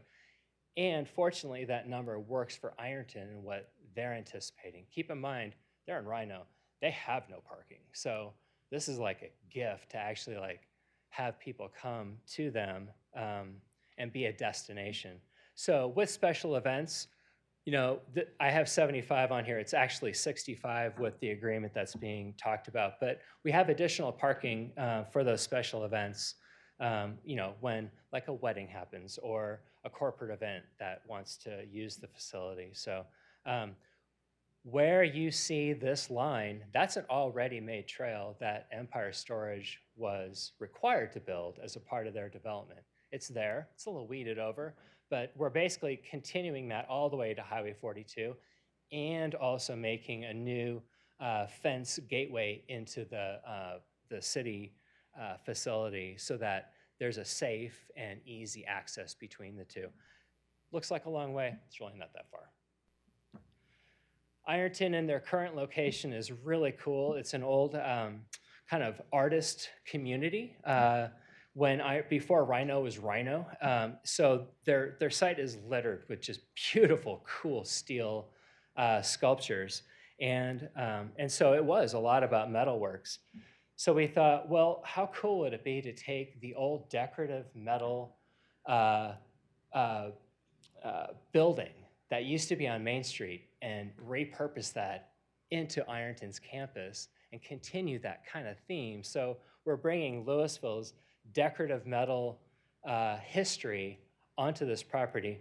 Now, this building has moved, from Main Street to here in the 80s. And so we're proposing to move it again.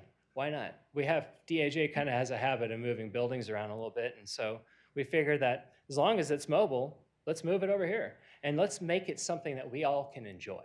Because it's a cool building. It's a little, you got to trust me a little bit, but it really is great. And we can make it even better. So we're gonna give it 1,500 more feet of its final journey and then let it be a 3-season structure that can be for those special events, things that can happen maybe on a Friday night, can support wedding events, corporate events, and then also be kind of like this stage background for concerts in this open field, if that ends up being one of the uses.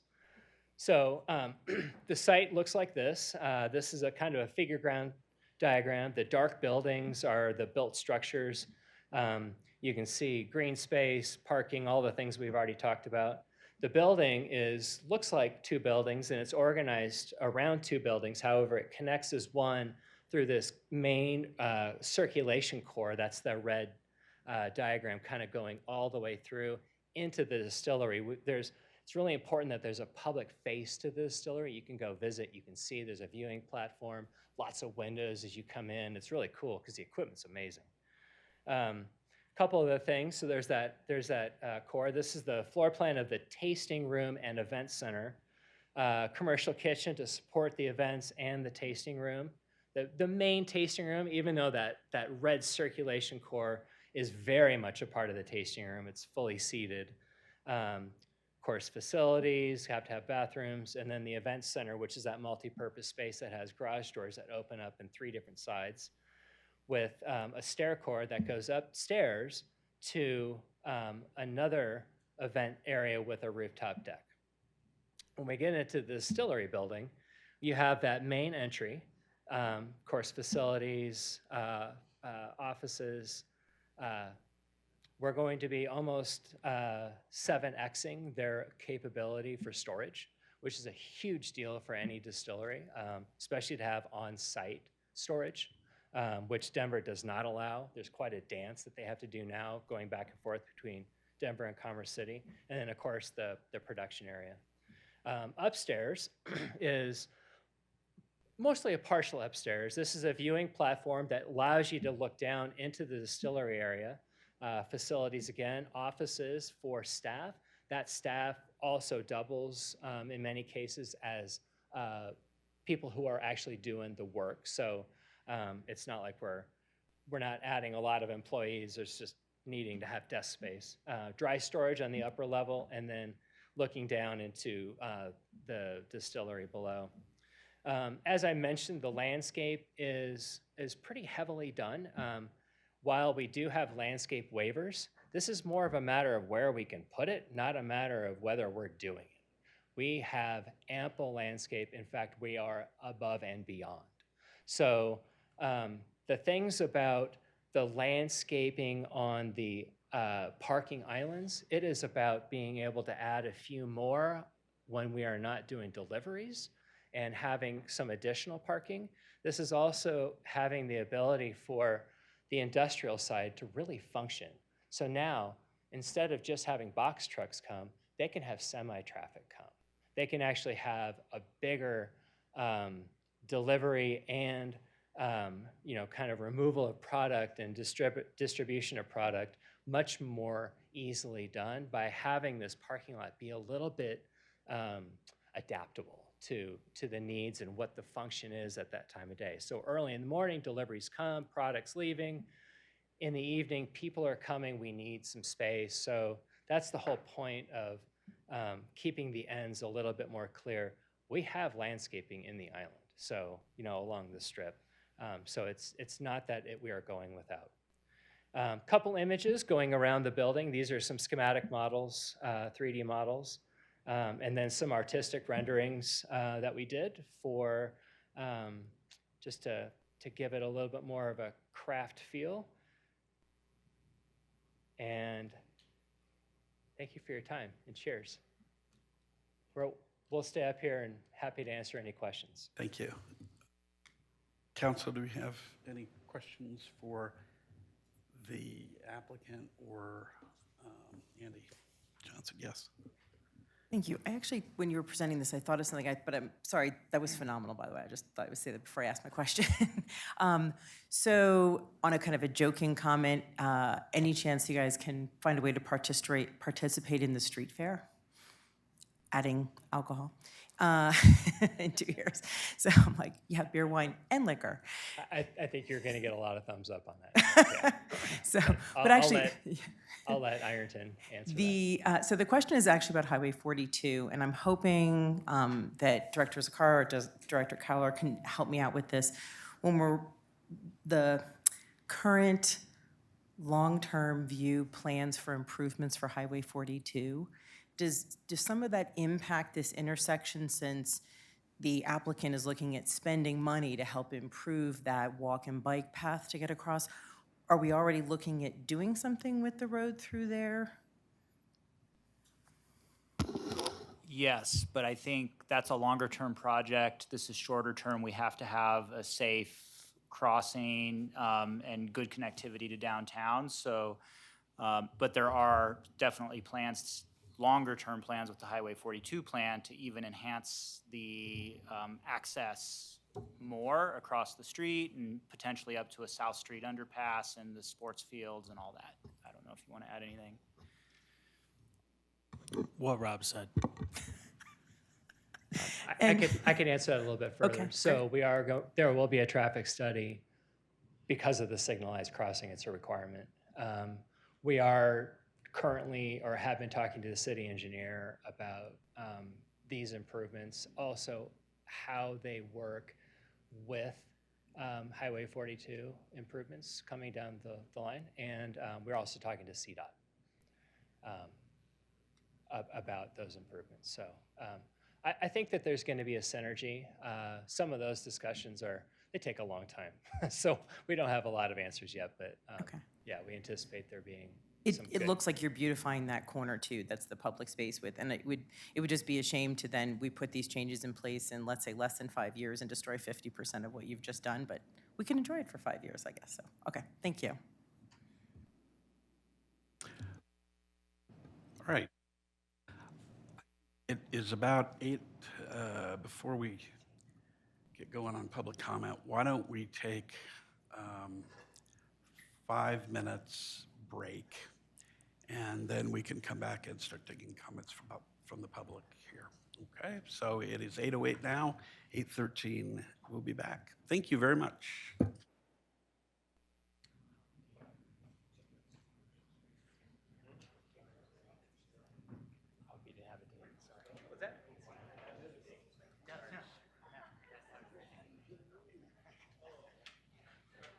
Hey, what button do I push?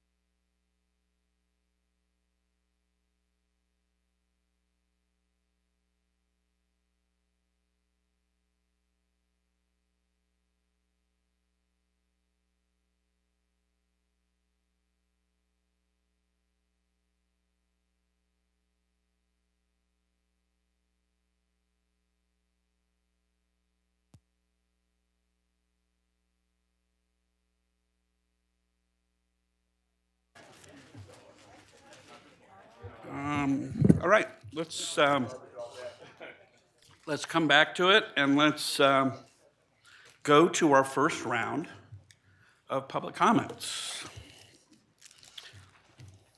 I have a sign-up card from Josh Cooperman.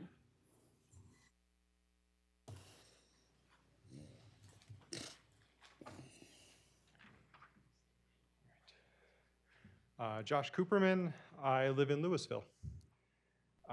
Generally speaking, I'm very supportive of this proposal for moving the Ironton Distillery to Louisville. I think it's actually a really good site for development, given what's around it, particularly to the east and to the west. And I think it'll be a great addition to our business community. I wanted to point out a few specific things that I like about the application, moving from west to east. So first of all, I like the 42 crossing amendments, which Councilor Bierman pointed out. I also really like the trail that's proposed to go along the property and connect all the way to the Avid for Adventure. I really like the orchard. Have one in my backyard. I think it's great. I like the bicycle parking on site. And I like the fact that there's going to be an event space. As someone who's recently been looking for event spaces in the downtown area, I think it's something we could use more of. I also like the permeable parking surfaces. And I like the fact that they're sharing parking for overflow. I think that's something we should do much more often. Just wanted to mention a few little questions that I had. One of them, Councilor Fahey already posed. I'd be quite interested in knowing about what sort of, in the buildings, what will be using electric and what might be using gas. I'd also be, on that same note, I'd be interested in knowing if they're actually planning to put any solar panels on the buildings. Actually, my other two questions I think were already answered. So yeah, that's all. I think it's a great proposal. Thanks. Thanks, Josh. Nobody else? Okay. Oh, all right. Oh, hi, I'm Cindy Bedell. I live in Ward 2, Louisville. So just a couple comments. I know that City Council didn't pass the Dark Night Sky ordinance, unfortunately. However, this would be a wonderful opportunity for the applicant to voluntarily offer to put some good lighting there because it's adjacent to the open space and the trails, wildlife, both mammals and flying type of wildlife can be very confused with bright industrial lighting. So I'd like to suggest you all consider asking them if they'd put in dark night sky lighting that points down and that's shielded and maybe that dims when the event is over. And secondly, I'm glad to hear there's going to be a lot of attention paid to pedestrian and bicycle safety, because as you may know, a lot of bicyclists, right now we use Empire Road, and then you can connect to the Coal Creek Trail. And it's a very nice bike ride because there's not much traffic on it. So I don't know exactly how to fix that with a lot of people coming down there. People may come down Empire Road, they may cut down from 287 past the tech center and come down Empire, I don't know. But if they do, and they've been drinking on the way back, and so I just have some concerns. I like to have a good time too, but I'm a little concerned about big groups of people who've been drinking and then going down this country road or coming out onto 42. So I think we need to pay attention to safety in some way. But I do think it's great to have another venue, another entertainment venue in Louisville. And finally, I just wanted to note Empire Storage was sold to Guardian Storage. So it's now Guardian, not Empire. So thank you. Thanks, Cindy. I have one Mike Kransdorf online.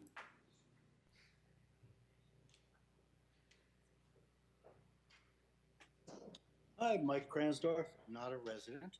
My family owns Pine Street Plaza at the southwest corner of Pine and 42. As Andy has suggested, this is a very difficult property to develop. We've looked at it. I think staff and the applicant have done a great job of making this proposal work. Regarding the parking, having a brewery as part of our shared parking and covenants, I'd suggest the proposal is not overparked. Some nights can bring in very, very large crowds. So I think they've done a good job of anticipating that. Given all that, we're in favor of this development. It's a great addition to the entrance to downtown Louisville. I hope you'll approve it. Thanks. Thanks, Mike.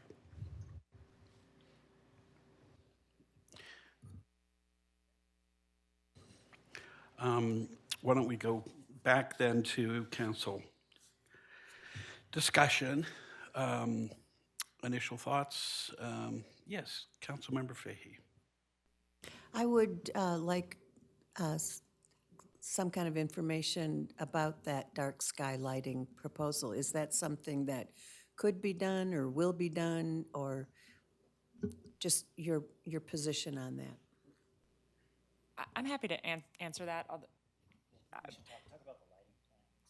Yes, that's right, exactly. So lighting is part of the PUD review, and in this case, the lighting that they have in the PUD, that's what they'd be required to build out. It is dark sky compliant, and in fact, we did use that not passed resolution as something to, our ordinance as something to refer to. So this would be meeting that standard. Thank you very much. Other comments? Okay. We can go to a second round of public comments then.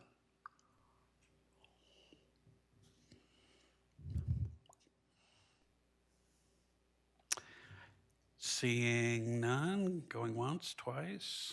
All right. Let's go back to council discussion.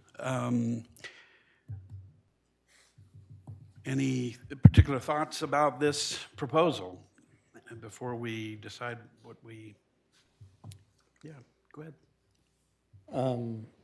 Yeah, in general, I think it's there are a lot of things to like about it.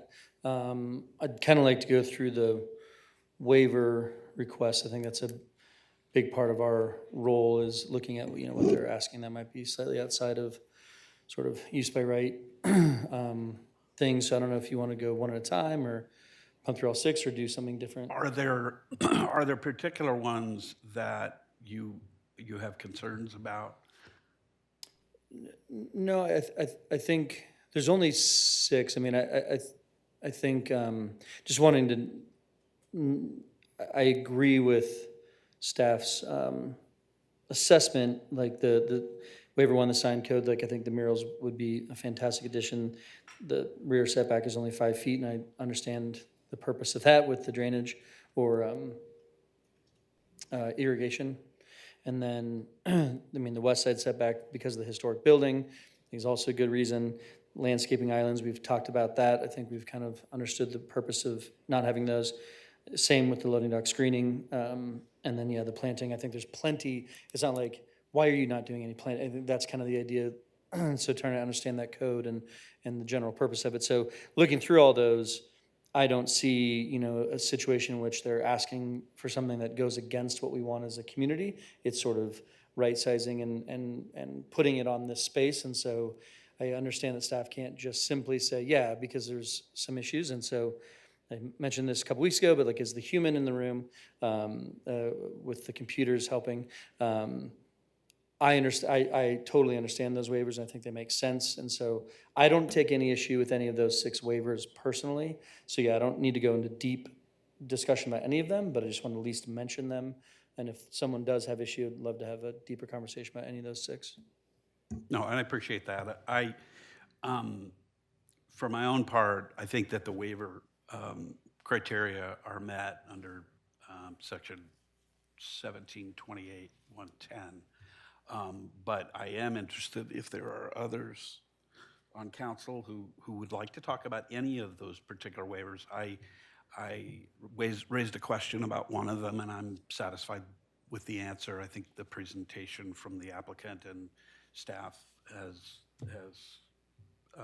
explained it sufficiently that I think those criteria are met. Are there other concerns by anybody on council on the waivers? There is,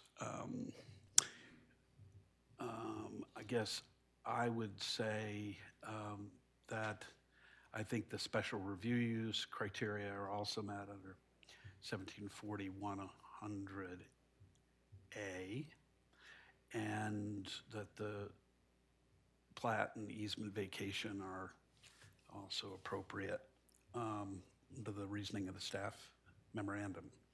And then as far as the annexation agreement amendment, that is a complicated, kind of messy sort of thing, which is maybe it's like a planning school final exam question or something like that, but it looks like everybody has threaded the needle there too. I'm comfortable with that amendment, and that the legal requirements have been properly met. Do I have a motion? We have to, hold on. Mayor, would you like to close the public hearing? Yeah, we got to close it. Closing the public hearing now, finally. Do we have a motion?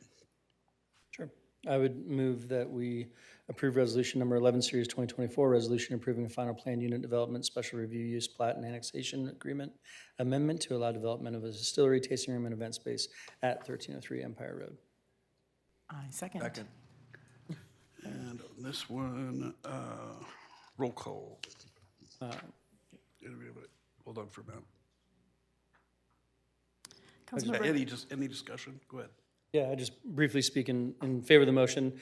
Try not to get too, want to evaluate the project for the project, but I think this is a really exciting thing. And I mean, I know I visited your space in Denver, and this is a vast improvement. When I go down Empire Road, walking, biking, or driving, it is not the prettiest part of our community. And so this is a really exciting way to, as again, our entry into the city in a lot of ways. I know we're into the city at this point, but I think it's a fantastic look and feel. And I want to echo, I think it was Josh that brought up just the community space and event space, and that's a big thing for me. So I like the design, I like the look, I like a lot of things we're going to get. I know these things take time. We're not going to have a distillery tomorrow, but I think it's a really cool space and an awesome opportunity for our community. And I hope that you're able to follow through with the project. And know if you get an approval tonight, that's only one step in the process. It doesn't get a shovel in the ground. So I hope that you're able to figure out how to get through and use some of the resources in our city to help with the project, and especially the sustainability stuff with our building code and all those things that go along with of making a very sustainable building and internal use of that building. I know breweries and distilleries are intensive use at times. So I just think this is fantastic, and I'm actually very excited to be in support of it. Okay. Is there anybody else that has anything to add? Yeah, Councilmember. I actually just wanted to thank staff for working with the applicant for, I think Mr. Johnson was saying, for 2 years. That date is very stuck in my head. For the last 2 years, it's been a lot of heavy lifting, and I think this is a really good indicator of just how well Louisville can partner with businesses to help our community grow. So thank you for very much all that work. Thanks. Can we get a roll call on resolution number 11, series 2024? Mayor Lay? Yes. Councilmember Kern? Yes. Councilmember Hefner? Yes. Councilmember Fahey? Yes. Mayor Pro Tem Dickinson? Yes. Councilmember Bierman? Yes. Councilmember Hamilton? Yes. Okay, let's move to ordinance number 18. Just as a point of order, did you want to have a second round of public comment on the ordinance before we have a motion? We think did. we did. We did? We did. Oh, I We did missed it. already. But thank you for always. It was brief there because there weren't any on that one. Ordinance number 1869, series 2024, an ordinance approving the vacation of 3 easements located on Lot 1, dedicated by the Empire Road subdivision. Do we have any motion on that? I will move to approve ordinance number 1869, series 2024, an ordinance approving the vacation of 3 easements located on Lot 1, dedicated by the Empire Road subdivision, 1303 Empire Road. Second. Any discussion? Okay, we can take a roll call. Councilmember Fahey? Yes. Mayor Pro Tem Dickinson? Yes. Councilmember Hefner? Yes. Mayor Lay? Yes. Councilmember Bierman? Yes. Councilmember Hamilton? Yes. Councilmember Kern? Yes. Okay, one of the things we decided to do during our discussion in a session, I think it was a special meeting some weeks ago, is that we're going to check in on the agenda because we have still quite a number of things. Well, we have two main things on the agenda, which include the solid waste hauling contract award and also the budget amendment. It's always challenging to figure out how long the discussion on the trash contract is going to take. And I mean that because I've been through this now. I think this is the third time.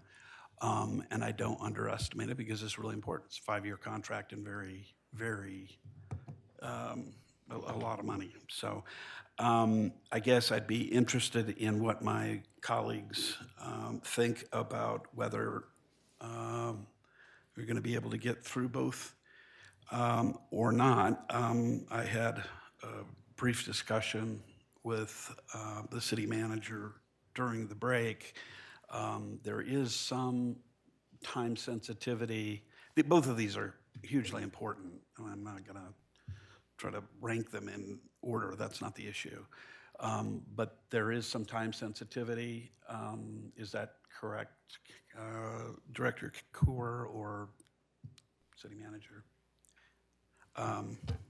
And can you, we're not calling it up yet, but can you maybe just explain that so everybody understands the time sensitivity? Yeah, the trash contract is something we'd like to get wrapped up here in March.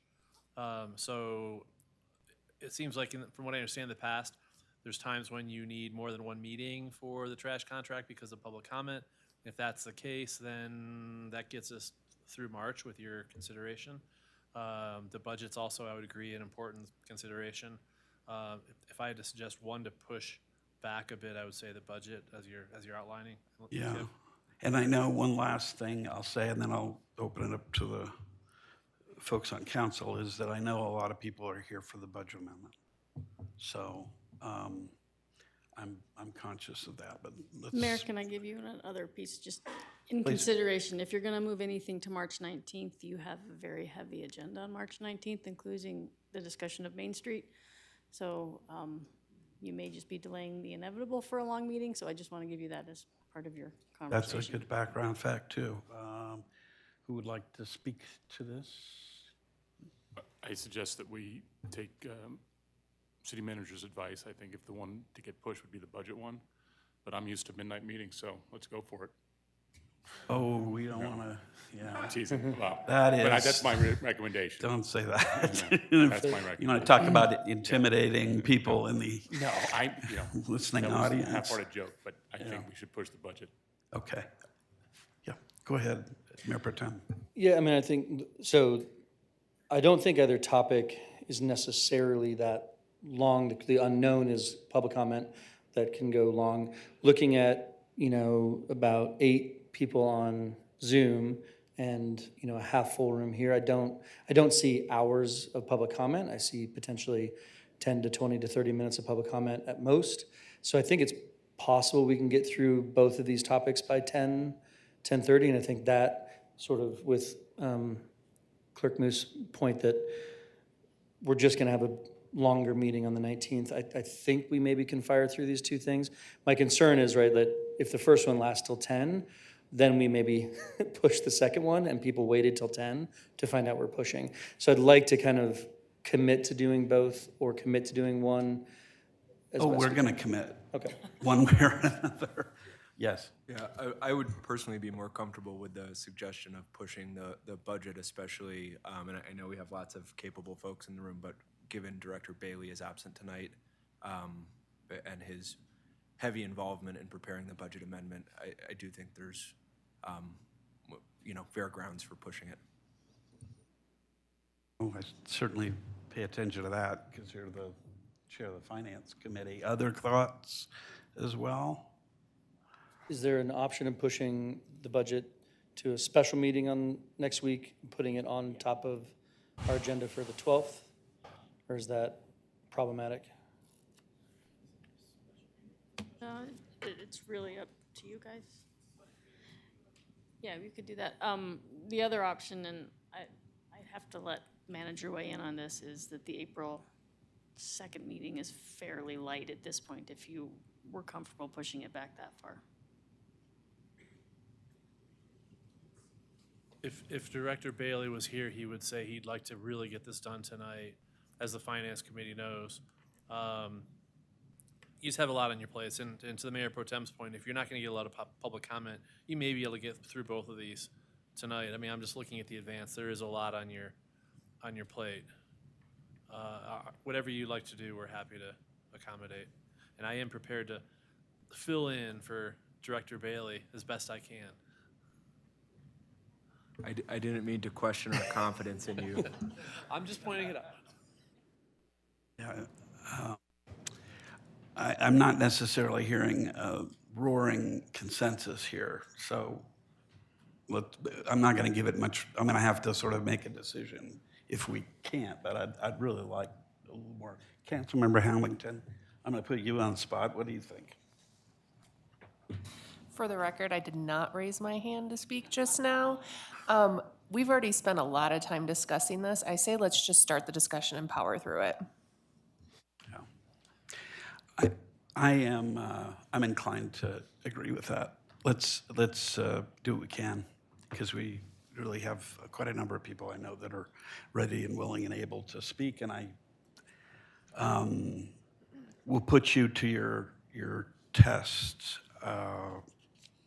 City Manager Durbin. All right, so first, 2024 to 2029 Solid Waste Hauling Contract Award. Director Coer, take it away. Efficiently, I know you will.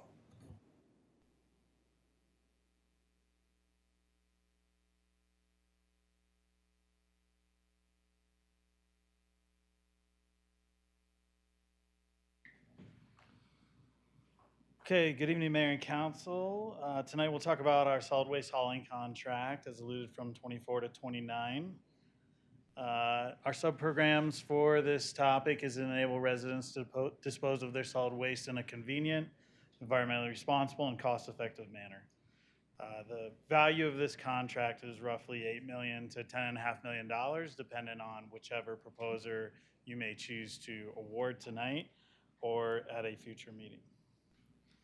Just to refresh everybody on what affects our trash pricing, and I'll describe a little bit what's going on here. But we have our trash can data, our recycling can data, and our compost data. Here to the right, I've got the laser pointer. And each of these show the percentages of who has what size bins. So in 2023, 48% of the 5,500 accounts roughly had a small bin, 39% had a medium, and 11% had a big. Those patterns play across. The line right here, essentially in 2019, we went to including compost into the trash cost. Prior to 2019, we only included recycle in the trash can cost. And the effect of that is compost bin sizes went up in the community, and people went from pushing maybe yard waste into the trash can to maybe putting it more into the compost bins. We have 100% increment pricing, which means the first bin is a base cost. The medium-sized bin, you take the base cost times 2, and the biggest bin, you take the base cost times 3. Sometimes council likes to understand the stats of constituents. So on trash, you have one account with no bin.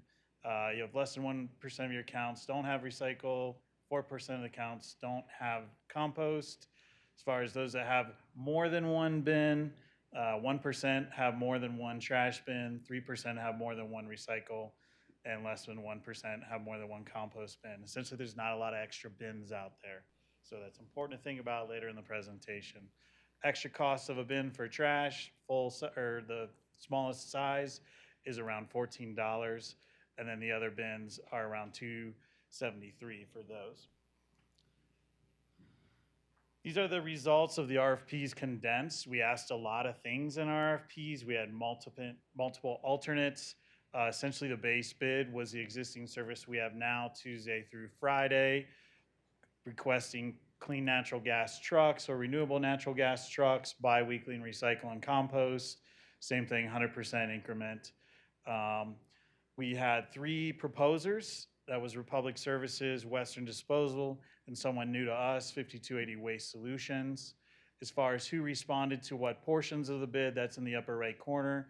Everyone responded and filled out our base bid. Essentially, everyone is saying they can service us on Tuesday through Friday, existing services as we know them.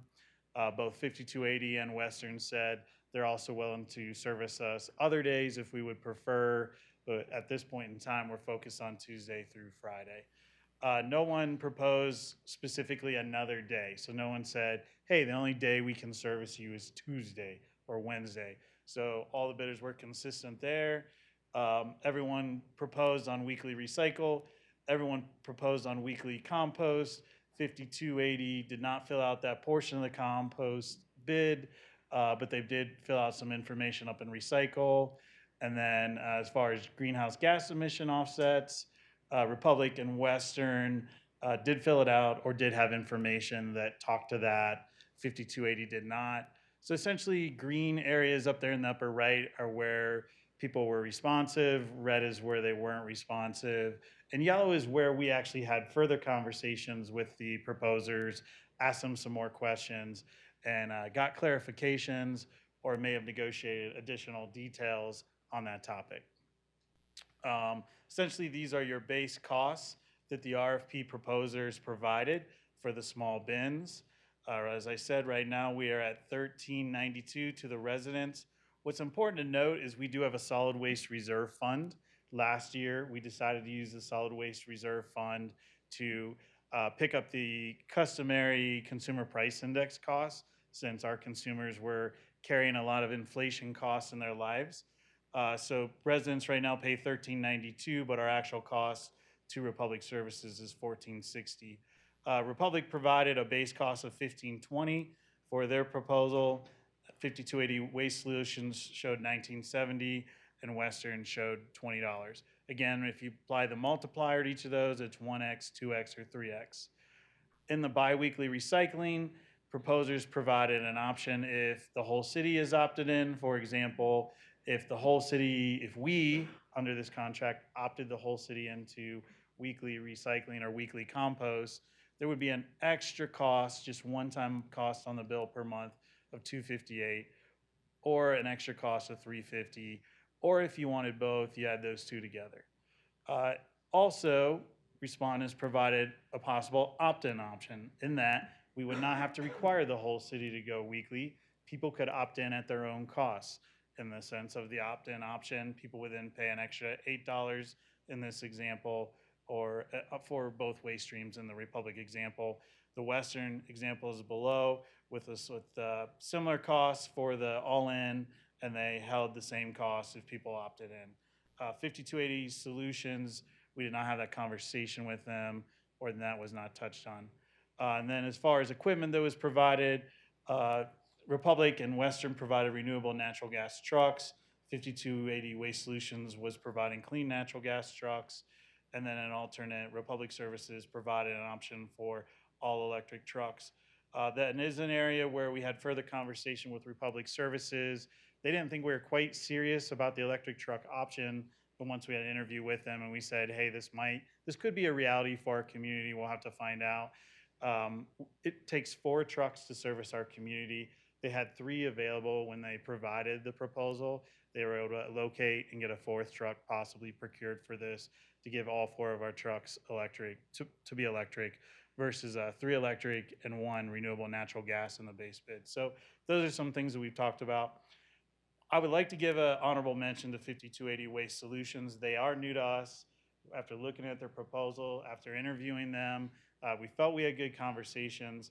They are new to residential waste business, and we felt like they were just not ready for us to take that leap with them on this contract. And then as we scored out the proposals, we just felt like we wanted to focus on our top 2 proposers, which was Republic and Western. 5280 is here tonight, so if you want to ask them any questions, you may do so. In fact, all the proposers are here tonight, so if at any point you want to ask the proposers a question, you may do so. We are not planning any presentation from the proposers. That's how things kind of condensed. We had RFP criteria that we evaluated everything against. These were developed with the Finance Committee and the City Council, and then finally approved by the City Council for final direction. This is just kind of how the scoring came out. Schedule, everyone was about the same. Equipment, we scored electric as 10 points, renewable natural gas is 7.5, diesel as 5, clean natural gas in there as 5, and then like diesel or just didn't have equipment that could service this would have been lower. Pricing was scored off of this equation. You take the low bid by the points available and you evaluate it to the other proposer bid, and you get a prorated series of points for that. RFP and interviews, we discussed how the interview went, how the RFP presented, how specific the information we received was, or was it still being figured out or vague. Then we talked as the interview committee, which was myself as the public works director, the sustainability manager, and our facilities superintendent. But we talked about how we felt about reading through those, experiencing the interviews, applied a score there. Customer service, we tried to rely off of past history with the respondents, customer service scores or surveys if we had them, and then as well as the additional services we discussed, who was doing what was asked in the proposal, what other ideas they brought to the table, and then how specific or confident they were in bringing those plans together. Finally, customer service, we just talked about, again, the surveys and whatnot, but also just a lot of discussion around resident comments in general, how much we receive emails, phone calls, how much the council might receive emails, phone calls, things like that. So those are the points, and that's how that worked out, and that's essentially our strong guide for how we may present and make recommendations. But we understand community values can be broad these days, and so as we went through this process, we kept in mind of how this prioritizes things versus how all the ad alternates played in, all the additional services played in, and developed some options. This is just how we got to the scoring. So if anyone says, hey, it's a black box, we want to know how you got to your scoring on price. We just took the existing small bin costs, medium and large bin costs, applied those to the number of counts and the bin mix we had in December of 21 before the fire. We have rebuild happening, so in a year we'll be back up to 1.5 to 2 years up to full scale. We applied a value to the contract, and then we provided a score. So based off what we pay for the 5-year contract now, roughly, let's say that's $7.7 million. The Republic contract would increase overall 4%. The Western contract would increase roughly 37%. Those are just some stats. People like to talk about additional services. I think there's a lot offered here. We try to, compare them apple for apple. So we weekly recycle and compost, as we showed in the stats for the bin mix. There's not a lot of people that have extra bins, so we don't think there's a large need there to force the whole city to some weekly service at an additional cost. We think our top 2 proposers provide an opt-in price, and we think that services those customers. Recycling, Western has provided ultimate convenience in suggesting that if it's in a reusable container or cardboard box, they'll just pick that up next to the recycling bin, whatever size recycling bin you have. Both proposers, Republic and Western, are doing some level of pre-processing with compost. The last few years have been a challenge with composting. A1 Organics, who handles the regional composting, has put limitations on what you can put in compost, and both proposers have processes in place for this contract to allow a little bit extra compost going in that may not regularly be allowed. The tree branch leaf collection, Republic suggested a spring and fall event, which is what we've been doing. Western suggested they don't need an event. They're just going to take, I'll say virtually unlimited. I think they did limit it at 10 bags or bundles next to the compost bin that they'll pick up. Bulk pickup, It's great to get rid of big things.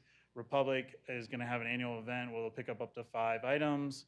You can do one free item each quarter. Western has just said, hey, we'll do 12 items through the year of any amount. It's starting to get to a point that's a lot of bulk we're getting rid of. It's like who can provide the most bulk pickups, but that's the stats on that. So roughly 9 versus 12. Christmas tree pickup, they both do it. Republic says you need to cut and bundle it. Card exchange, we provide the proposers require a minimum of 3 cart exchanges per year. If you want to go from a big one to a small one, small to big, whatever. Western will do unlimited. Western has indicated they'll do a 10% discount for those 65 and older. So that's 15% of the population. If you try to kind of model that in the pricing point system, that picks up about 0.7 tenths of a point if that was a question. And then Western offered some document shredding. They both do offer price lists for additional bulk things to be picked up, like junk removal and whatnot, that might be outside of your bulk pickup limits or outside of the rules of engagement for what is designated as a bulk pickup thing. So like hazardous materials or maybe electronics or refrigerators, things like that. So that's the additional services. So just a reminder, your base RFP here, both of those proposers have renewable natural gas trucks. There's a Western truck there that's renewable natural gas. Republic Services has suggested they can, by the start of the contract, have 4 electric trucks. Again, that adds $536 per month to each bill. The electricity that charges the trucks will be the grid portion that is fossil fuel will be offset through additional surcharges that are built into that cost. So the entire situation for charging and trucks is completely renewable, 0 emissions. That's the electric truck. I'm a little disappointed that neither of these trucks were in the honorable mention for the photo contest. It kind of hurts my heart. I think a brand new trash truck's a beautiful thing. This is just our historical trash collection survey results from 2012 and 2020. Those were community city surveys, and they just had like one question on solid waste. What's your appreciation or satisfaction there? And so from 2012 to 2020, we had people felt our service was in the majority of good to excellent. Tiny bits of, fair, satisfied, tiny bits of dissatisfied. In 2023, we did a large survey. So this was a statistically accurate survey that went out to a random segment of our customers that have the trash service and just asked them a variety of questions about the service, what they liked, what they didn't like. This is what came back from that survey. Like 66% were in the good to excellent, 18% fair. So we had some drop off in our customer service. What I will say is we pick up roughly 11,000 bins per week, 45,000 bins per month. I do kind of get a little bit of a feel of customer service and if it's going well or not, because it's the chatter that I might get from you as council members or from my email or my phone. And so I would say things were great under Western. I think things started well under Republic in this current contract. We had some struggles in the middle, and I would say over the last year, things have worked towards good, working towards great, and Republic has made changes themselves with some of these things I'll talk about on this customer service slide. So under Republic, what you're gonna get is a Colorado call pod. When they started this contract, they had a couple customer service reps two to three, that service us in Lafayette. As Republic has built out their Colorado business, they now have a Colorado call pod, which is new to 2024. They have 24 customer service reps. 21 out of the 24 are based in Colorado. They do all work remote, so they're in a variety of areas, most of them in the Front Range. That call pod does represent all of Colorado, a little bit of New Mexico, and Wyoming. Western, they have a Boulder-based call pod. They have 12 customer service reps. Their 12 reps are in Boulder County. They represent Boulder County. They guarantee same-day service or on not-outs and missed bins, and unlimited recycling compost on pickup day, a just pick it up philosophy. So I will just say, I think they both provide good customer service, and it's a matter of how much that extra value of premium customer service is worth to the council or the customer. But I feel is running these contracts, these are both good companies. They pick up a lot of bins per week, per month, and the business is getting done in general across the board. They are here, so I will pause. Would council like to ask any of the proposers about customer service for clarification? We can do that. One of the things I want to stress to council members is we're not here to negotiate with the folks that have submitted their proposals. I think probably that is almost goes without saying, but I think there sometimes can be, when you're seeing differences in the proposals, it's not hard to ask, gee, would you do this or could you do that? And we're not going to do that. We've gotten through a very good process, and I do want to say thank you to you about that. But let's get to the questions for the two folks that are vying for top position. Yes, Mr. Bierman. I had a question for Director Kurt. With the electric trucks, that's it's not an opt-in option. The +5 That is and for the change. whole services, the whole city, every bill. Okay, so it's an all or nothing decision for the That council. is correct. Okay. And then in terms of the customer service, I'd love to get the applicants or the proposers feeling on closing lids and placement of bins back in, because I think that's been the point of contention. So love the response on there in terms of customer service.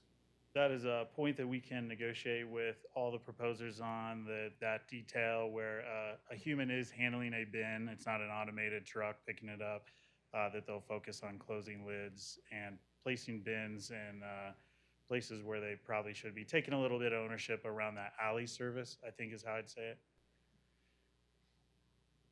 That's all I got. I mean, I'd like to hear. Hear from the Sure. If they're willing, unless. Okay, I'll start with Republic since they scored the highest and they currently have our contract, and then I'll move to Western. I'll invite Republic reps up. If you'd like to introduce yourself. Yeah, hi, I'm Stephen Bruce. I'm with Republic Services. I'm the operations manager for the outfit that currently services the contract in Louisville. So all I can tell you is what our standard is and what we hope to provide for our customer and our partners. And so our current standard on lids is that we leave them closed. And that doesn't always happen. It's an automated system. But when we catch our drivers creating bad habits and not getting out if they've left the lid open, then we ask them to close it. And that just is good communication from cities and our partners, customers, et cetera.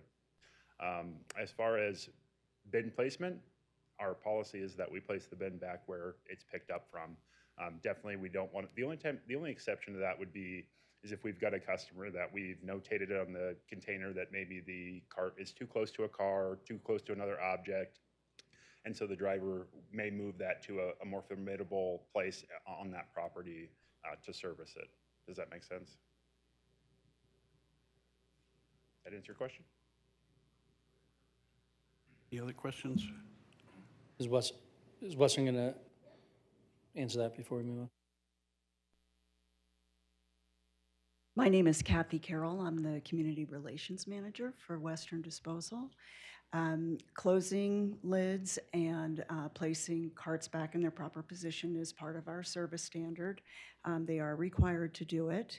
And as a note there, our drivers collect, the same driver, the same truck collects all of the material. So basically what we do is the driver basically owns that stop. So whether it's a lid, whether it's a proper placement, whether it's something that has fallen on the ground, that individual is responsible for that and takes pride in ownership of doing that. So, yeah. Other questions? Yes, Mayor Pro Tem. Question on this, I think, yeah, it's this slide.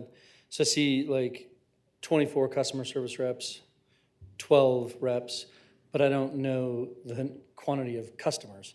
So if one has 10,000 customers and the other one has 10, those are silly numbers, but like this doesn't mean anything to me. But what's the ratio of like, yeah, Is Republic twice as big as Western would be the question. So I don't know if, and it's regional, right? I mean, these are reps for this region. So how many customers do these 24 customer service representatives have to deal with? Good question. I'm going to let each vendor answer that in the same order. Good evening, Mayor, council members. My name is Jim Hutchinson. I'm the Director of Municipal Services in our Northwest area. So 2 answers to that. The 24 represents who we have today. I want to make sure that everybody is aware that, to your point about when you get more customers, you obviously need to bring on more reps. We'll be taking over service for the city of Fort Collins in September of this year, and that number will actually double as a result of that.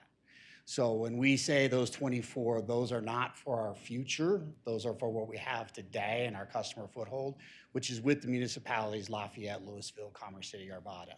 So it's a fair question. I just say we exponentially increase as a result of that. The other thing I wanted to add that we did not talk about in our RFP, but will become part of our process in 2024, is that we will be adding RISE tablets to our trucks and vehicles, which will also be videotaping as we go. That's to make sure that our standards are not just simply being told to us that they're being met, but that we can see that they're being met. And the expectation is that we hold our team accountable to that. So I hope that answered. It's a little, we escalate by customers. Do you have a general quantity of customers? We have currently 52,000, just to give you a sense of that. When I mentioned Fort Collins, we'll be adding 40,000, and yet we'll be doubling the number of customers. Thanks. 2 to 1, almost. By two, I mean 2,000, but anyways. Okay. 24 gets you to 48. All right, go ahead. So our service area includes Boulder County, Broomfield County, and some of the adjacent communities. We have approximately 35,000 customers serving 12, or being served by 12 individuals. We have a call system whereby we monitor how quickly we take a call, and 95% of our calls are answered within 20 seconds. So, and we have service to this community before and have delivered that service standard as well. Yeah. I have a really ignorant question is it the same truck that picks up trash and recycling and compost? When we're having 4 solid waste, there's an offer to have 4 solid waste trucks that are all electric, but is the compost truck different? Is the recycling truck different? You can generally sum it up. You have 2 trash trucks each week and then 2 trucks that are doing recycle or compost. Okay, so it's only those 4 trucks do all the pickup of all the different materials. All 3 bins are done by the same trucks. And for what I'm speaking of those electric, but for Western, same thing. It's not different trucks for different. Thanks. Just a little clarification on how the trucks work. Good evening, Mayor, City Council. My name's Mark Petrovich. Obviously, I'm with Republic. So there are different trucks. You could have 2 trucks that are pretty much dedicated to do your solid waste. And then you have 2 that are doing recycle, and then on the off week, they're going to be doing compost, right? Trucks are cleaned out, and then they can do different waste streams. So they can interchange, but generally they're not running a trash route half day and then running another waste stream, right? They are dedicated unless they are running a different route for a particular reason. Yeah, but they are emptied each time, whether it's recycle, compost, or solid waste. Thanks. Talking more for the style of the truck? No, it's great. No? Okay. I think I got my answer.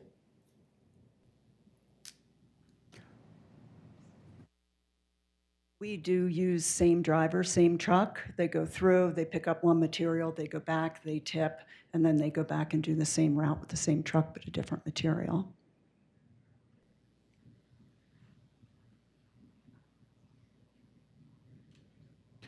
Other questions of the bidders? Please. I have a question for our director. The electric trucks, Who else uses those right now in Colorado? I will let Republic answer that question. My knowledge right now is just Fort Collins is testing one. Colorado. Okay. Fact check? Yeah, in Colorado, we have a different style of electric truck that's being used up at Fort Collins, which was part of a grant that came with Excel Energy. We use those trucks throughout the country, specifically more on the West Coast. And those are a newer style of truck that just came into utilization within the last year and a half that we started using. And so we are rolling out that style of truck throughout our company. We have 20 trucks right now that we utilize. We will have 70 by the end of the year. We'll have another 150 by the end of next year. And our intent is by 2030 that 50% of all of our new trucks that we acquire will be electric.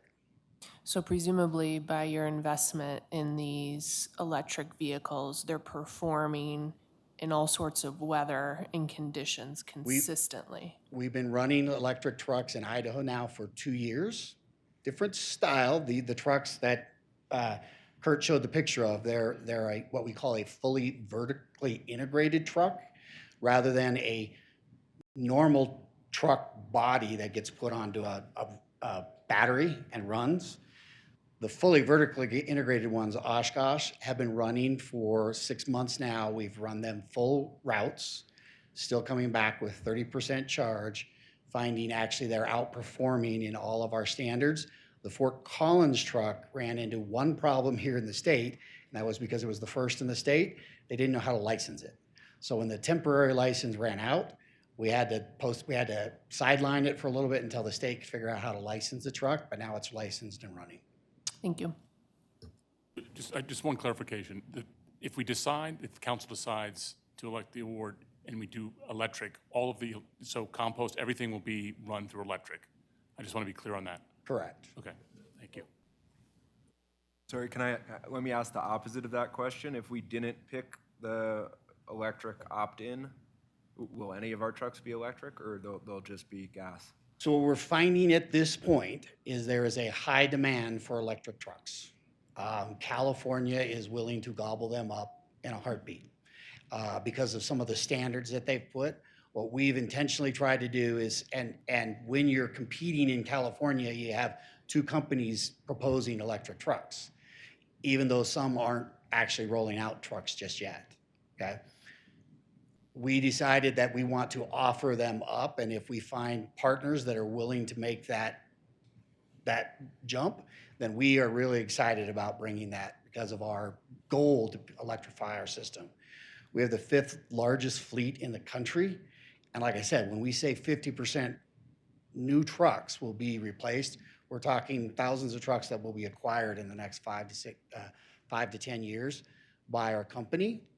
And so we're striving to make that. So when we asked the question, we asked, are you really serious about electric trucks?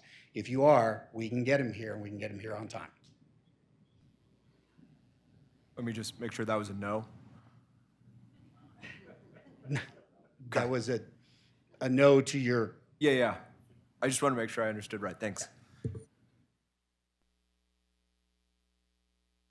Councilmember Kern. Thank you. I just have a couple. So this is Director Coward. Do we talk to them about like what can be composted, if everything can, if there's going to be limitations by either company? We did. We had high-level conversations about both of them having pre-processing and, yard waste, food scraps, things like that. They're different process. So more specifically, is there a certain... I think both teams will still struggle with like the bathroom tissue type things. They're a small percentage of the compost stream, but they do count. And I think that some teams are still working on other avenues in A1, but that's not in place. So we're not representing that as the contract. Thank you. Is it possible that we can have weekly pickup for only like the summer months when the composting things tend to ripen rather quickly in the bins versus in the winter? As all customers weekly, You know, that is a good question. I'm going to let the proposers speak to that and their routing capabilities.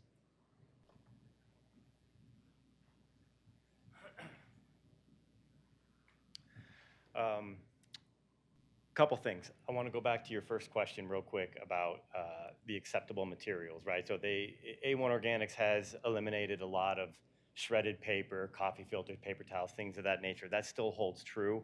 But one thing that Republic has put into place, because it was such an issue with dirty compost, contaminated compost, is we just got approval this morning, Jefferson County, on our permit to go forward and build our transfer station at our Foothills landfill in Golden, where we will have a transfer station for organics with a trommel, a pick line.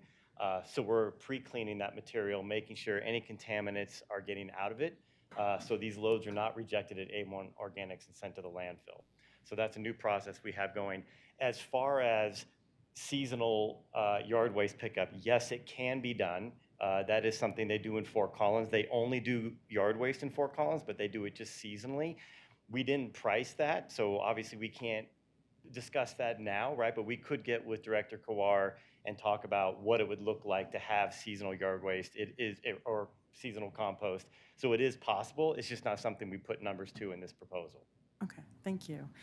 Wait a second. Yeah, thank you.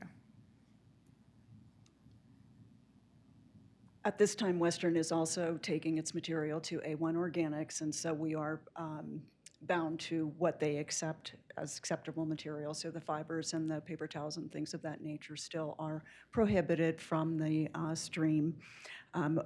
Western invested late in 2023 in a depackaging system, so that so what the system does, it is takes anything that is contained in a bag or a container or anything like that, and mechanically opens it, and it forces the food waste through, so that the residual, which is anything that isn't food waste, comes out through one chute, and then the food waste comes out through the other. So it, for all intents and purposes, has eliminated contamination in what is allowable right now. We've had A1 come out to the facility. We've been sending loads to them, and they're good with them. We haven't had anything rejected at all with the depackaging system, so we're real pleased about that. And then I'm sorry, what was the second part of it? Seasonal, weekly seasonal, for yeah. compost. So for what we're offering is opt-in for weekly, and that right now is what we would be able to offer. We would need to understand what the demand would be in order to be able to make sure that we could actually serve the demand. So it certainly is not off the table, but we do offer opt-in on a weekly basis right now as it stands. And if it got to be, you know, if everybody wanted it, I think we would have to sort of kind of look at how the routes would work out. It's possible, but we would need to kind of see what the demand was. Okay, thank you. And is Western entertaining changing their fleet from the renewable natural gas to electric? Well, at this moment in time, we've just completed our transition all the way to renewable natural gas. We've got, I think, our replacement schedule built out by about 10 years, and it's on the horizon, but we don't have any specific plans for electric at this time. Thank you. Director Cower, do you know, would you be able to explain to the public what the sustainability impact difference is between a renewable gas truck and an electric truck that is recharging and to the community, maybe not like... Yeah, no, that's a good question. I think it depends probably on which vendor you talk to and which study you might read, but let's just say that a renewable natural gas truck might be 20 to 40% better at emissions or decrease in emissions than, like, say, a diesel truck, but an electric truck would be 90% less than all of that. Anyone in the crowd that wants to hold me to that and say differently, they are welcome to. Doing my best on that question. Is there also a noise pollution difference between the two types of truck? The electric trucks are quieter than the natural gas trucks. Thank you very much. I appreciate it. Thank you. Other questions? Okay. You know, there was one question. I'm looking back at one of your, just sort of the thought, I'm looking on your slide, the RFP, 2024 RFP price evaluations. And there's, for example, there's on the bottom of that page to the left, there's 5-year estimated contract value. When we have, I mean, I understand the Western number, but there's only one number for Republic Net. We've got two different.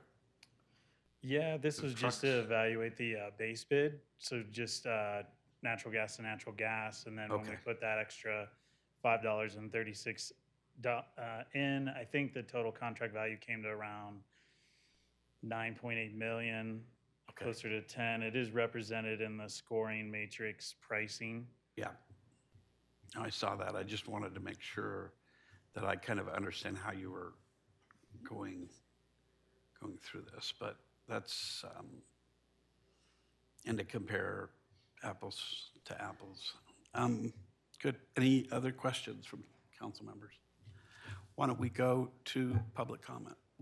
A few more slides I just want to finish, so Oh, you got the whole have thing. you- I just want I'm to make sorry, sure we I thought covered you the did. customer service Q&A. There has been multiple times at city council it costs about transition. What does that cost to the city? Staff time, it's minimal for us. We do coordination meetings with the vendor. We do coordination meetings for billing to get upload file formats set up for billing that passes through the city. Resident time, we believe that to be minimal. You know, you'll get a card, you'll have to go to a website, order bins if you want to make a change to your current bin mix. When the swap comes into play, just that first week where we have a service overlap where one vendor, if there's a vendor transition, one vendor would pull their bins, the other vendor would place their bins. We felt that went relatively seamlessly last time. Really, the time and cost is on the contractor end. They've got to order the bins, make sure they're available, order the equipment. They're doing all these things. They have to handle all the outreach and back and forth, and of course the pickup or drop off. So cost of transition to the city is really the resident inconvenience and onboarding process. You're all residents, you've gone through it, so I'll let you weight that however you felt you were inconvenienced or not through the last process. Feedback from LSAB, they would like to prioritize electric vehicles if they are available. They did not know at the time what was in the bids when they had this conversation. They want to prioritize composting without restrictions. We've talked about that.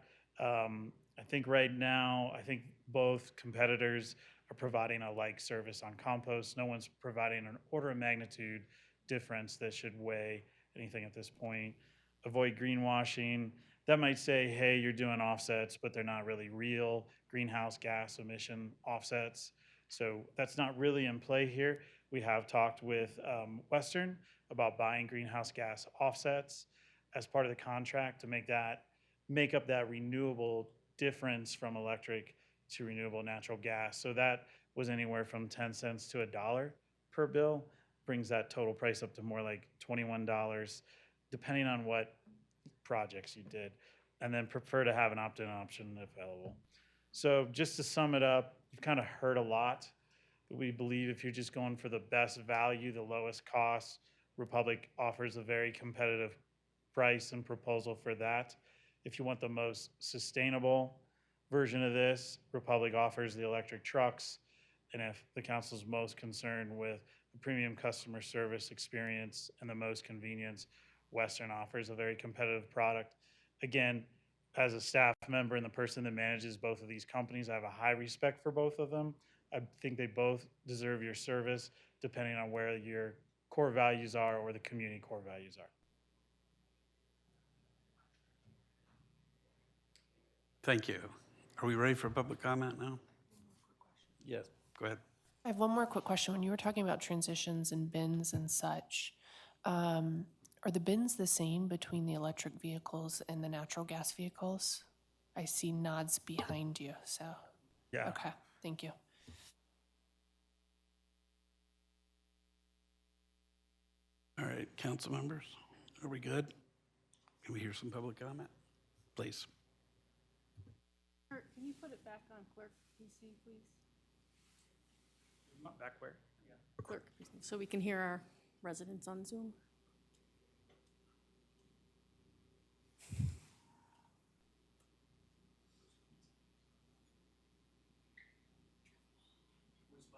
Clerk. Lovely. Thank you. We'll start on Zoom with Susan Liu.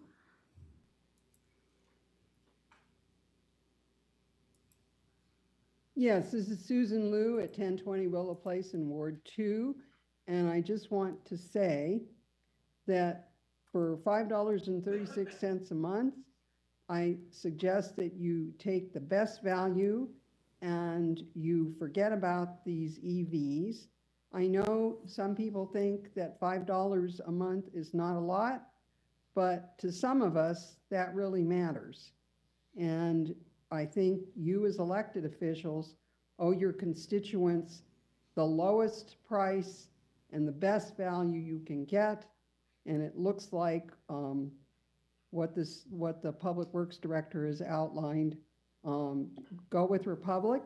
The other question you might ask, if you've only got 4 EV trucks, EV heavy equipment has a reputation for being hard to maintain. So if you've only got 4 trucks, how often is one going to be in the shop and we're going to have to wait for our trash to get picked up because there aren't enough trash trucks available? I mean, this is not California with hundreds of thousands of EV heavy-duty vehicles to replace the ones that are sitting in the maintenance shop. So I would get a good handle on and/or a promise that the trash is going to be picked up in a timely fashion if you go with these EVs that are, sounds like somewhat untested here in Colorado. Thank you. Thanks, Sue. Next. Next is Sean Bell.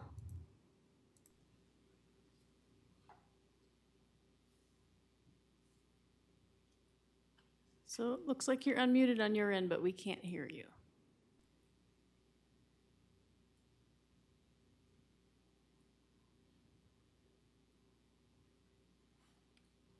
We will come back to you and maybe you can see if your microphone is working. Next is Sherry Summer. Sherry Summer. I'd like to advocate for choosing Western. I think we'll get what we pay for. And I don't think that it's just premium customer service that we're getting. I'd like to reframe this in terms of our values as a city, in terms of diversity, equity, and inclusion, and social sustainability. You've heard from many, many people. When we made the switch, you heard there was like a landslide of comments that people were very upset that we went from a locally owned business that was very trusted, where we felt like there was a bond in the community with the people. And it's not, I wouldn't say premium customer service because that sounds like a luxury. It was more like personal, like people were there, you were connecting as a human. And I do think it's important to consider social sustainability because people have shown that they've said over and over again that matters to them. One thing in the presentations that really came out to me was this idea of the pride in ownership that Western talked about versus the videotaping of workers that Republic did. And I'm not saying Republic is not a good company, but I just think that Western is a better fit for our city. The overall score of the high of 60 that Republic got, that was skewed by the price. Now, I remember last time when we went away from Republic, people were just outraged and they said, you know, we'd rather pay more because we feel like this is a local company. It is a local company. They've been in the business for 50 years. I'm not getting any kickback for this, but I really do care about this bid. They have a long history in the community. They pay a livable wage to their workers so that people can afford houses and to send their kids to college. So, I mean, this is not the most glamorous job. It's a hard job, but they're recognized, they're paying workers what they're due because everybody is important in our society, not just the people who are at the top, but everybody should be paid. Everybody should be respected and honored. And they have very excellent service. I never had any questions when Western was our trash hauler. It just seems very smooth. They're always very responsive. They get the highest ratings in the customer service surveys. I would really urge you to consider sticking with a local company because that's what we preach here, right? We say, oh, buy local, shop local, do everything local. Well, this is local. This is a truly local company. And I think that we really should live by what we're preaching. Thank you. Thank you, Sherry. Next is Josh Cooperman.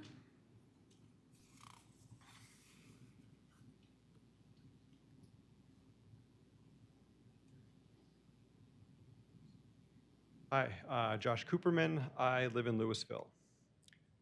I would like to advocate for continuing to work with Republic Services, and in particular, going for their electric trash trucks with greenhouse gas offsets for the emissions from the electricity used to charge them. My reasoning is as follows. First of all, right, there would be no greenhouse gas emissions associated with the trucks driving through Louisville. There would be less air pollution because they would not be burning any methane. As Councilor Kern pointed out, there would be less noise. I think as a city, we should be very supportive of the transition to electric vehicles in every single way that we can, including with our waste contract. I also think it's a good idea to help to make electric vehicles more visible, not only to our own residents, but also to our neighboring communities. And there is an additional cost, of course, but when we put together that cost, we didn't factor in, for instance, the social cost of carbon, right? So if we accounted for the cost of carbon emitted by the methane-powered trucks, right, that would then reduce the difference between those and the electric trucks. Also like to make a few comments about renewable natural gas. I'm not sure renewable is the right term, but that's the one that's used. Basically, it's methane, but it's not fossil fuel methane. It's methane collected from places like waste treatment plants or landfills or livestock.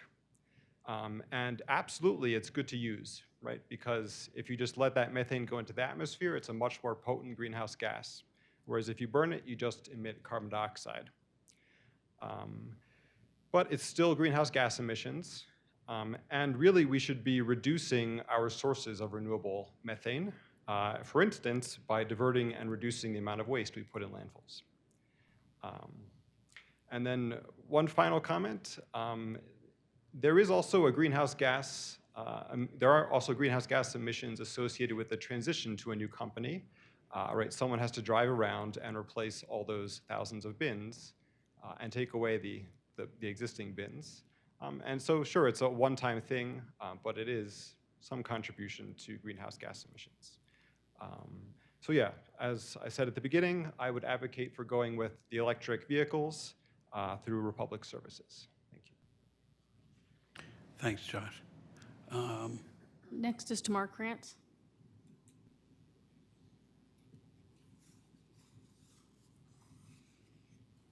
Thanks so much for taking my comment. I want to just preface this by saying that I'm really happy to be in Louisville where we have a single hauler trash and we have a pay-as-you-throw system because that is a great way to reduce waste. I'm happy that Louisville has instituted that already. I actually think that it's better to have less bulk pickups because that discourages people from throwing so much stuff away. So to me, that doesn't seem like a big factor. Whether you're having more bulk pickups isn't necessarily good because not being able to get your waste picked up sometimes encourages you to pay the price that it costs to landfill things and to consider not wasting in the first place. I was worried when Western said that they use the same truck for trash as they do for compost. because that kind of scares me for contamination because people aren't always perfect in not throwing away hazardous waste and materials into their trash can. I'm really glad that Director Coar used the term offset, just as Josh Cooperman did when describing the idea of paying more for electric trucks. I'm definitely in support of the most sustainable option. I think it's a fantastic idea, but I have another idea that might be a possibility for you. When we pay a premium for the electric trucks, when you get into carbon bean counting, the carbon offset credit or the greenhouse gas reduction credit goes to Republic, not to Louisville. I mean, if we're not good, it's not part of our community decarbonization. Yes, I really appreciate what Councilmember Kern said, that it's going to be quieter, but if we're only looking at the carbon offset, it would make a lot more sense. It's kind of like when you pay for RECs, when you get wind source power. We're making a donation to Excel so they can improve their greenhouse gas emissions. So the crazy thing I wanted to propose is that, I don't know if there's a mechanism for this, we pay the additional and use the money for our own fleet. So the city of Louisville can acquire electric vehicles. I mean, I know we're not in the trash business, but we do have other municipal services. So when it comes to carbon bean counting, we just have to be understanding that this is an offset and it's not a greenhouse gas reduction for our town. That said, if those are the three options that you must choose from, I really do hope you choose the one with the electric vehicles because it's most sustainable. Thanks. Thanks, Tamara. We'll try Sean Bell again to see if your microphone's working.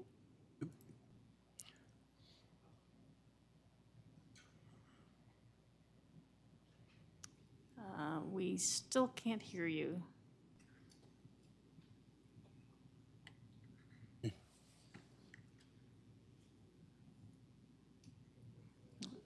So we can move on. No, we're not gonna do that. He's got his hand up, but no. All right. Well, we'll try it one more time, Sean. You're gonna need to unmute. Let's see. Not working, I'm afraid. Sorry about that. I think we're gonna have to move on here.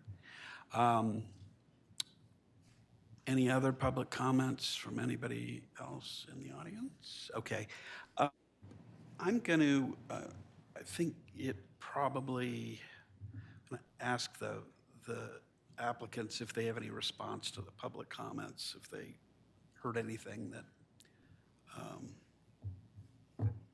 that they want to respond to. We can give them a second, and then we can ask questions or have a discussion. Go ahead. Even again with the Republic, one of the things we often hear, we're obviously a large corporation and we're nationwide, is that the locality or the hominess of employees with homegrown companies is more so. I just want to remind council as well as residents of Louisville that we have 600 employees, many of them living in Louisville, that raise their families, including myself, here in these communities, and that we are as local here as any of our competitors, and we depend on great partnerships, and we have a lot of pride in the work we do. Republic Services has a motto, and we call it providing great customer zeal. And I want to speak a little bit to, our ownership in customer service. Customer zeal to us is providing a customer experience that's superior to any of our competitors. It's important to us. It's ingrained in our value system, and I want to carry forward that relationship with the city of Louisville. Thank you.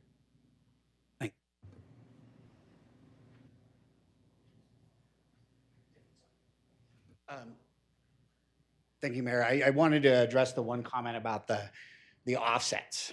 To clarify that, the offsets are the part about the energy, that you get the renewable energy credits. Republic doesn't do anything with those renewable energy credits. We would pay Excel Energy for those renewable energy credits. The premium that you pay for Republic doesn't have anything to do with the offsets per se. It has to do with the price of the truck and the equipment that's there. And then the other issue I wanted to bring up, Councilmember Kern, one of the things that we also talk about when we talk about electric trucks, it's not just quieter, it's not just less emissions, but it's also safer for our drivers and for our communities. When I talked about the fully vertically integrated trucks, the fully vertically integrated trucks do something different than most trucks. They actually add a lot of the features that you have on common cars today, such as the 360-degree view of the truck. So you add that to that truck. They also, if you may have seen from the windows, because there's no engine, they have more space to be able to see outside. So safety is one of the other things. It's not just noise, it's not just safety and employee comfort, but it's also obviously a sustainability measure. So. Thank you. Hello, Tyler Worsley from Republic Services. It was brought up also the DEI portion, and we'd like to mention we did look into it this year with our HR folks. And between our people of color and women in our business unit in Commerce City, we are over 70% diverse in that way. So we do believe that we represent the DEI portion of this well. We do also have a number of employee groups and affinity groups, such as a veterans group, Women of Republic, and so forth, and we do our best to represent the communities that we live in that way as well. Thanks.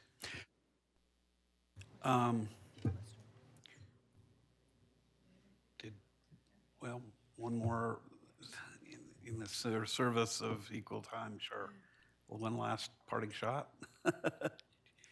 Western, did you want to say something? All right. Really just want to thank you all for your time and for your consideration, and hope that you'll seriously consider inviting us back to serve your community. Thank you. Thanks. All right, let's talk amongst ourselves a little bit. Thank you for the public comments, both online and here in the room. And thanks.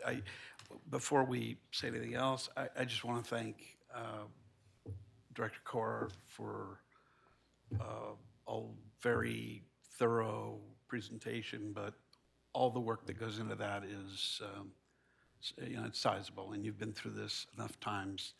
I think I've heard your analyses 3 times now, and they get better each time, and I appreciate that. And frankly, I think the providers or the bidders here are all getting better over time too. But why don't we talk? There's a whole variety of ways that we could do this. I guess in some respects, if I want to hear from people, but if there is a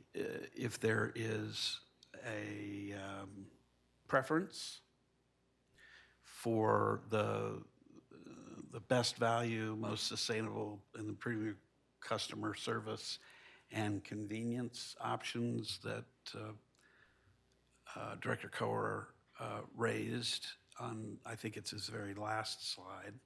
I'm glad for folks to register that, but I'm glad also to go more specifically through some of the criteria.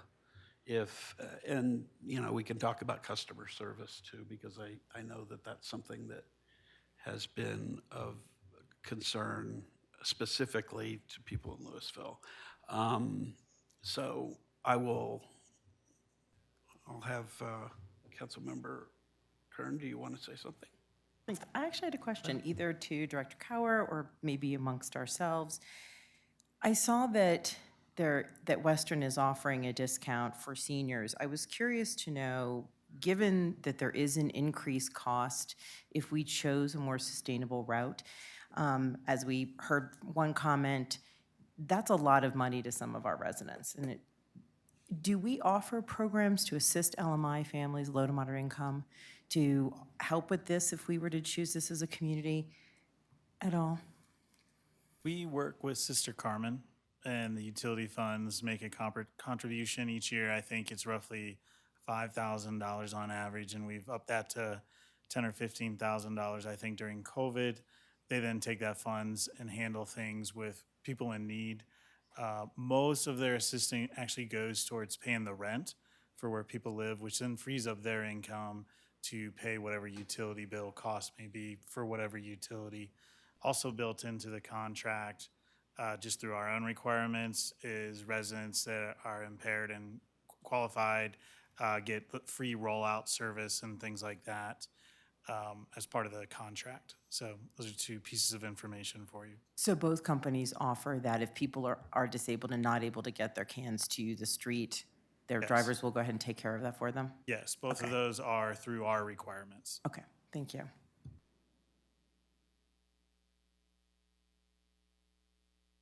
Others?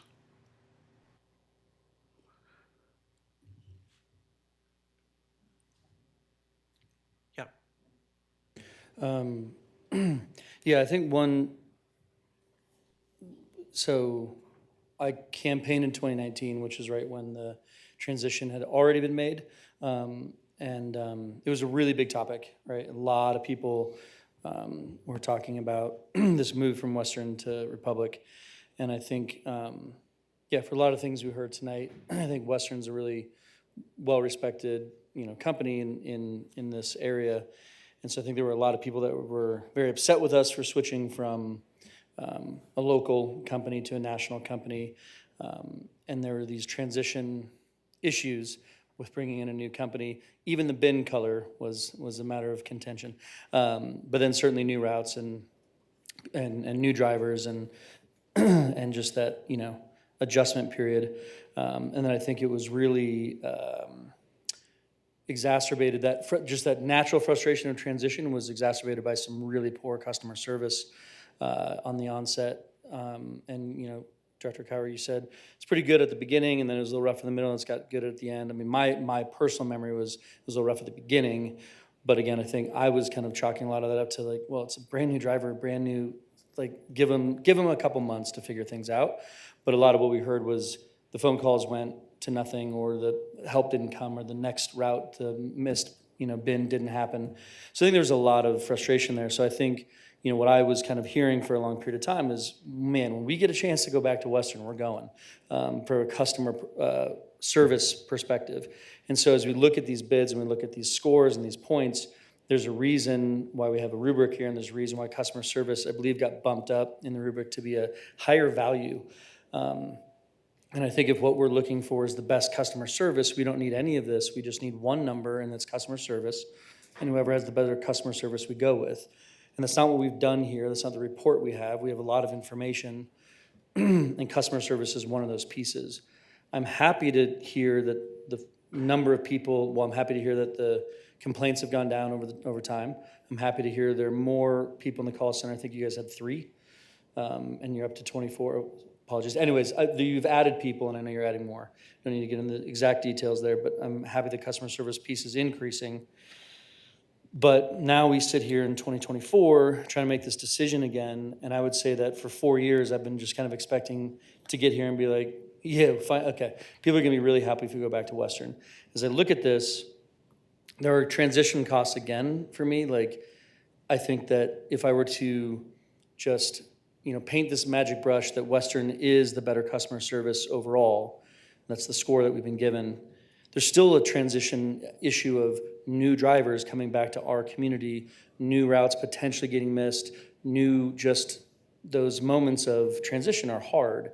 And we won't have that with keeping the same provider. So I think there is an advantage to being the incumbent, if you will, and there's no transition. And I think 90% of our community probably doesn't know we're having this conversation tonight. And when nothing changes over the next year. They won't, it just keeps going as it's going. But the big change that I see, and the reason that I will probably be most likely in support of Republic, is this idea of all electric trucks coming through our community, quieter, cleaner, all electric. That is of incredible value to our community. We talk about like looking through the lens of environment on every topic. And so, you know, to be able to go all electric and have it be less expensive than Western, who's not all electric, is, for me, is a huge win. I think that I'm gonna, as I told my wife, I don't think I'm gonna get a very good reception from the people who are really passionate about trash if I don't vote to switch to Western. I think I'm gonna get a lot of emails and a lot of phone calls about how I don't listen to my constituents. But I think looking at the information here, I don't understand how I could make a different decision. We all have our own decisions to make, but personally, being able to go all electric for less than Western costs for non-electric is too good to pass up for me. So I think that, you know, the biggest issue is customer service, and I hope you guys have heard that, and I know that you're trying to work on that, but that is, you're currently losing to Western on customer service. So you might take pride in it, and that's awesome, but they're better at it than you are, is what I've heard consistently. So that's an area of growth, you know, for you guys, in my opinion. But I think I'll end my comments there. I don't have much more to say on the topic. I think it's, anyways, yeah, I'll finish that.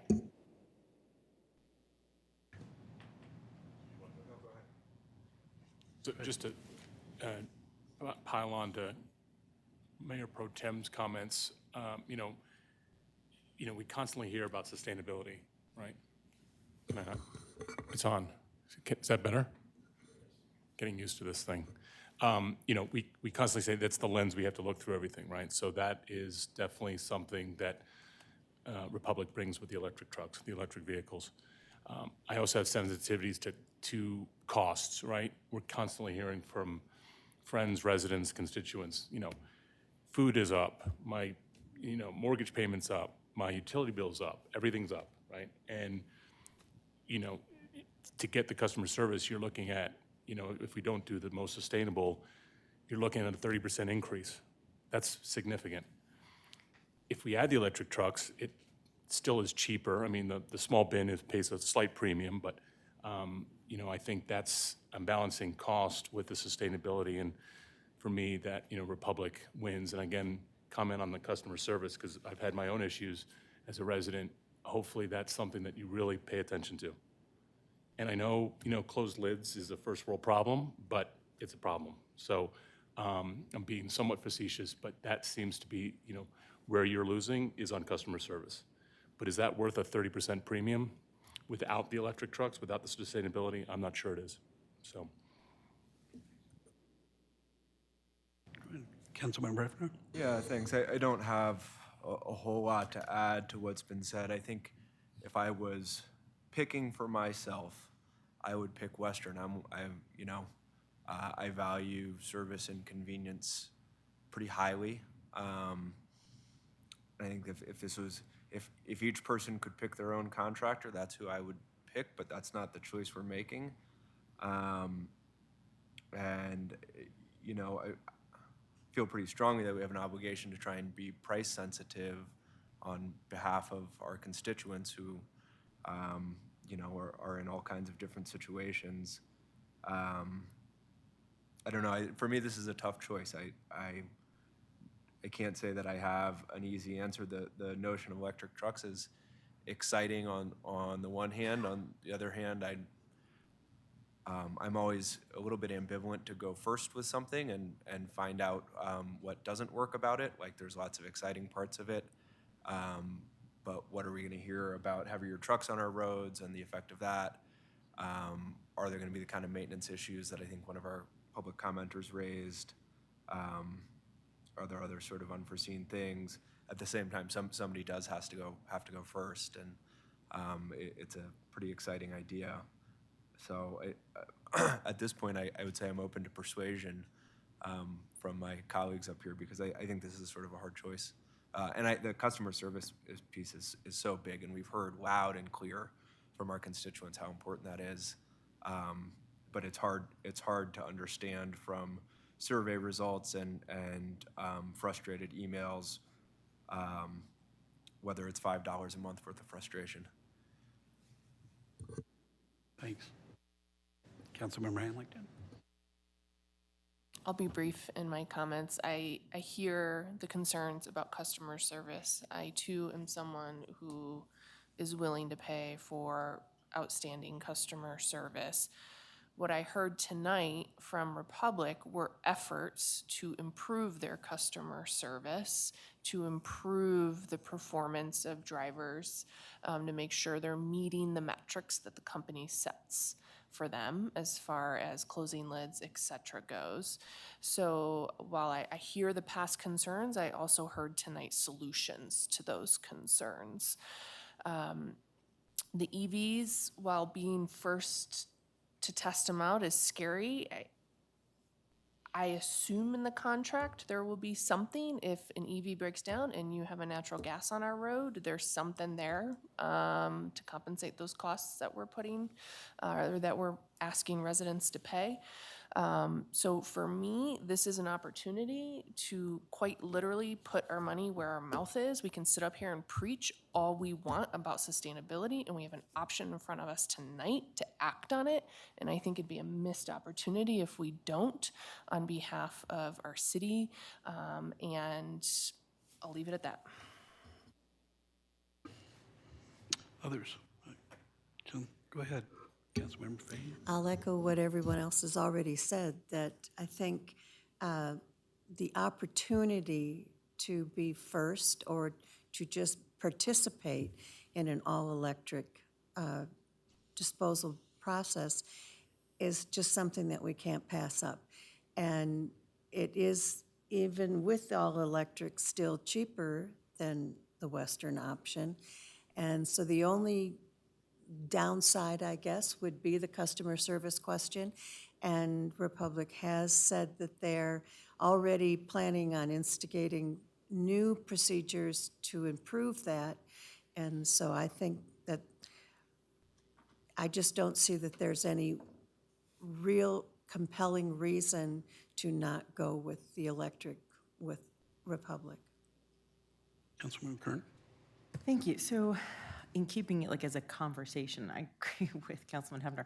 This is tough, and it's, and I hear mixed comments in our communities, and especially like in Ward 2, as a lot of people are returning home and they're seeing huge dumpsters still all over neighborhoods, and we've got like massive construction vehicles everywhere. Would it be a refreshing thing to have one less, well, it wouldn't be diesel anyway, but renewable energy vehicle? But it's also, I keep hearing, oh my God, like everything goes up. Water goes up, utilities are, everything's getting so expensive. Is there a way to save $5? We've been talking a lot about safety, kid safety, road safety, bike safety, vehicles seeing them. The idea that this electric truck has more visibility for pedestrians, and in my neighborhood, they always came around in the morning, and it was always when the kids were, getting ready for school outside. And so I like the idea that some of these trucks might see people on the street a little bit better and create, and I know in other neighborhoods it's different times of day too, but maybe they can have I don't know if we've ever had any issues, any accidents that were reported or problems ever. So maybe it's moot. Maybe that's not an help. None that I'm aware of with either vendor. Nothing's ever been reported. The only other piece with the customer service that I hear a lot of, in addition to the lid opening thing that you guys talk about, I've seen it, but nobody's ever commented negatively in and around the people I've spoken to. Maybe it's because we don't have alleys, it's in front of the house, except when it snows or rains and then you hear it. Is they're not emptied all the way. And I have to admit, when Western used to remove our recycling, that never happened. It was always like double tapped, everything always came out. You don't have to worry. I think the opportunity for us to have opt-in weekly, especially in the summer, to kind of keep animals and bugs and things like that at a minimum in our composting. When you're near the open spaces, the coyotes tend to come around in the summer if it's a little too pungent in those composting bins. And I think it would reduce the amount of wild animals that are entering into our residential neighborhoods if we can dump them weekly. So it'd be nice if that could be done seasonally, just to throw more at you to think about, to make up your mind. I agree with you. Actually, prior to this, I was like, come on, 5 years. Let's get back to Western. And was really excited. But to kind of lean this way, the opportunity to have a safer, cleaner, quieter trash truck in the volume of dozens and how many trips a week? 11,000 trips a week? And so over, thousands of trips a week? 11,000 bins. Bins. So, I don't want to, let's not go into traffic. yeah, I'm like, what? Yeah. No, I was just thinking so we've got 4 trucks, 4 days a week running through our neighbor. That's a lot of garbage trucks. And we know because we see them all the time right now. It might be nice if all we did was see them. We didn't breed them, we didn't hear them. I do empathize. I'm one to say $5 actually is meaningful anymore, but. A couple of things that I appreciate all of the comments. These are really good and they're useful to me in terms of understanding some of these pros and cons. I guess what I would say is I don't think there's any way that we make a decision tonight and there are no people that are going to or that there are going to be no complaints, because trash is a huge issue. It's just a huge issue. And this is one of the bigger contracts we have. We don't get a chance to look at it except every 5 years, not to renew or change. Frankly, I was kind of surprised with the results here, because we have had a lot of complaints about customer service around Republic. I look at the survey and it's not necessarily a perfect scientific survey, but it looks like it's gotten kind of worse over time.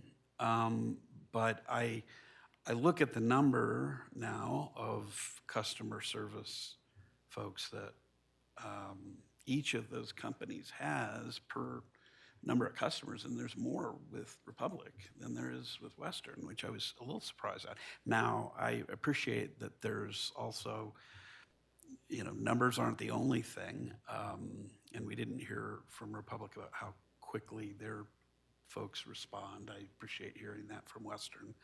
And I think we take a chance if we stay with Republic that we may continue to have some issues. And I would hope that isn't the case, but I think there's always going to be a possibility of that.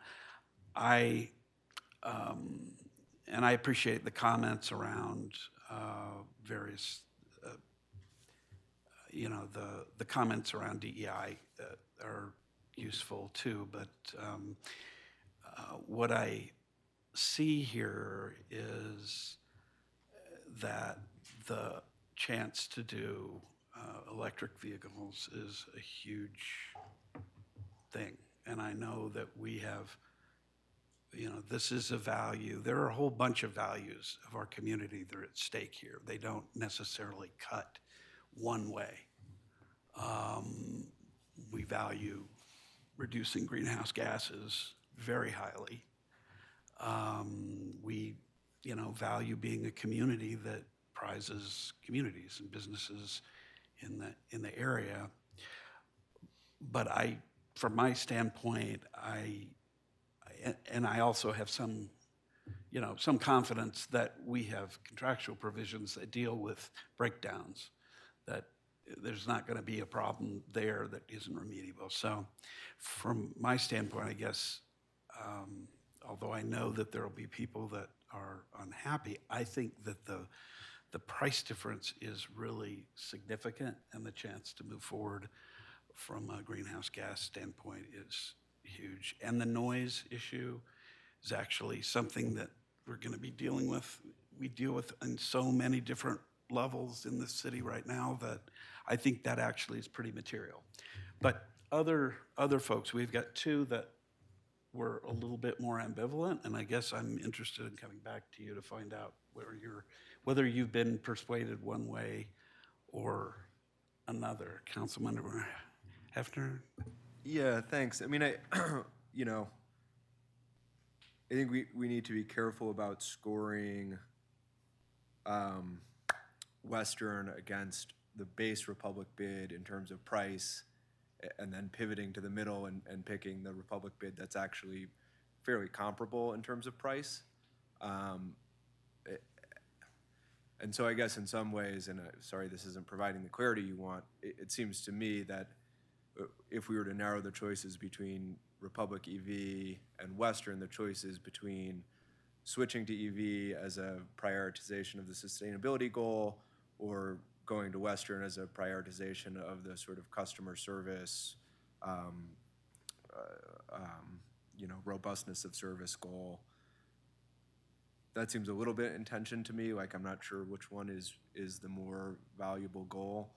I think you've heard where I am personally in terms of preferring Western and the service aspect, but I certainly won't protest if the decision is to go toward the EV, if that's where the balance of our group is. I mean, I think you raise a good point about comparing these various aspects. Clearly, the one, if you're working on best value, as Director Kohler said, it's Republic with, keep wanting to say RPG. That is not the right word, RNG. But I take your point. It's still less expensive comparing the Western option to Republic, but it is to Republic with electronic vehicles, but it is not as big a the difference isn't substantial. Yeah.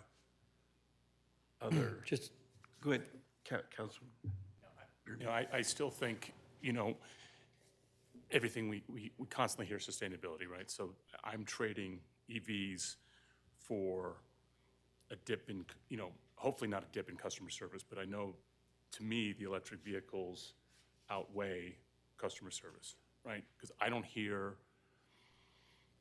a lot of a lot of people just, to Mayor, Pro Tem is like, they probably don't even know we're having this discussion, right? So yes, the people that have had customer service issues, that's going to be their focal point. But I think the community can agree on a whole, that the opportunity to have electric vehicles on our streets that are safer, quieter, cleaner, at a less expensive cost, for me, that's an easy trade-off.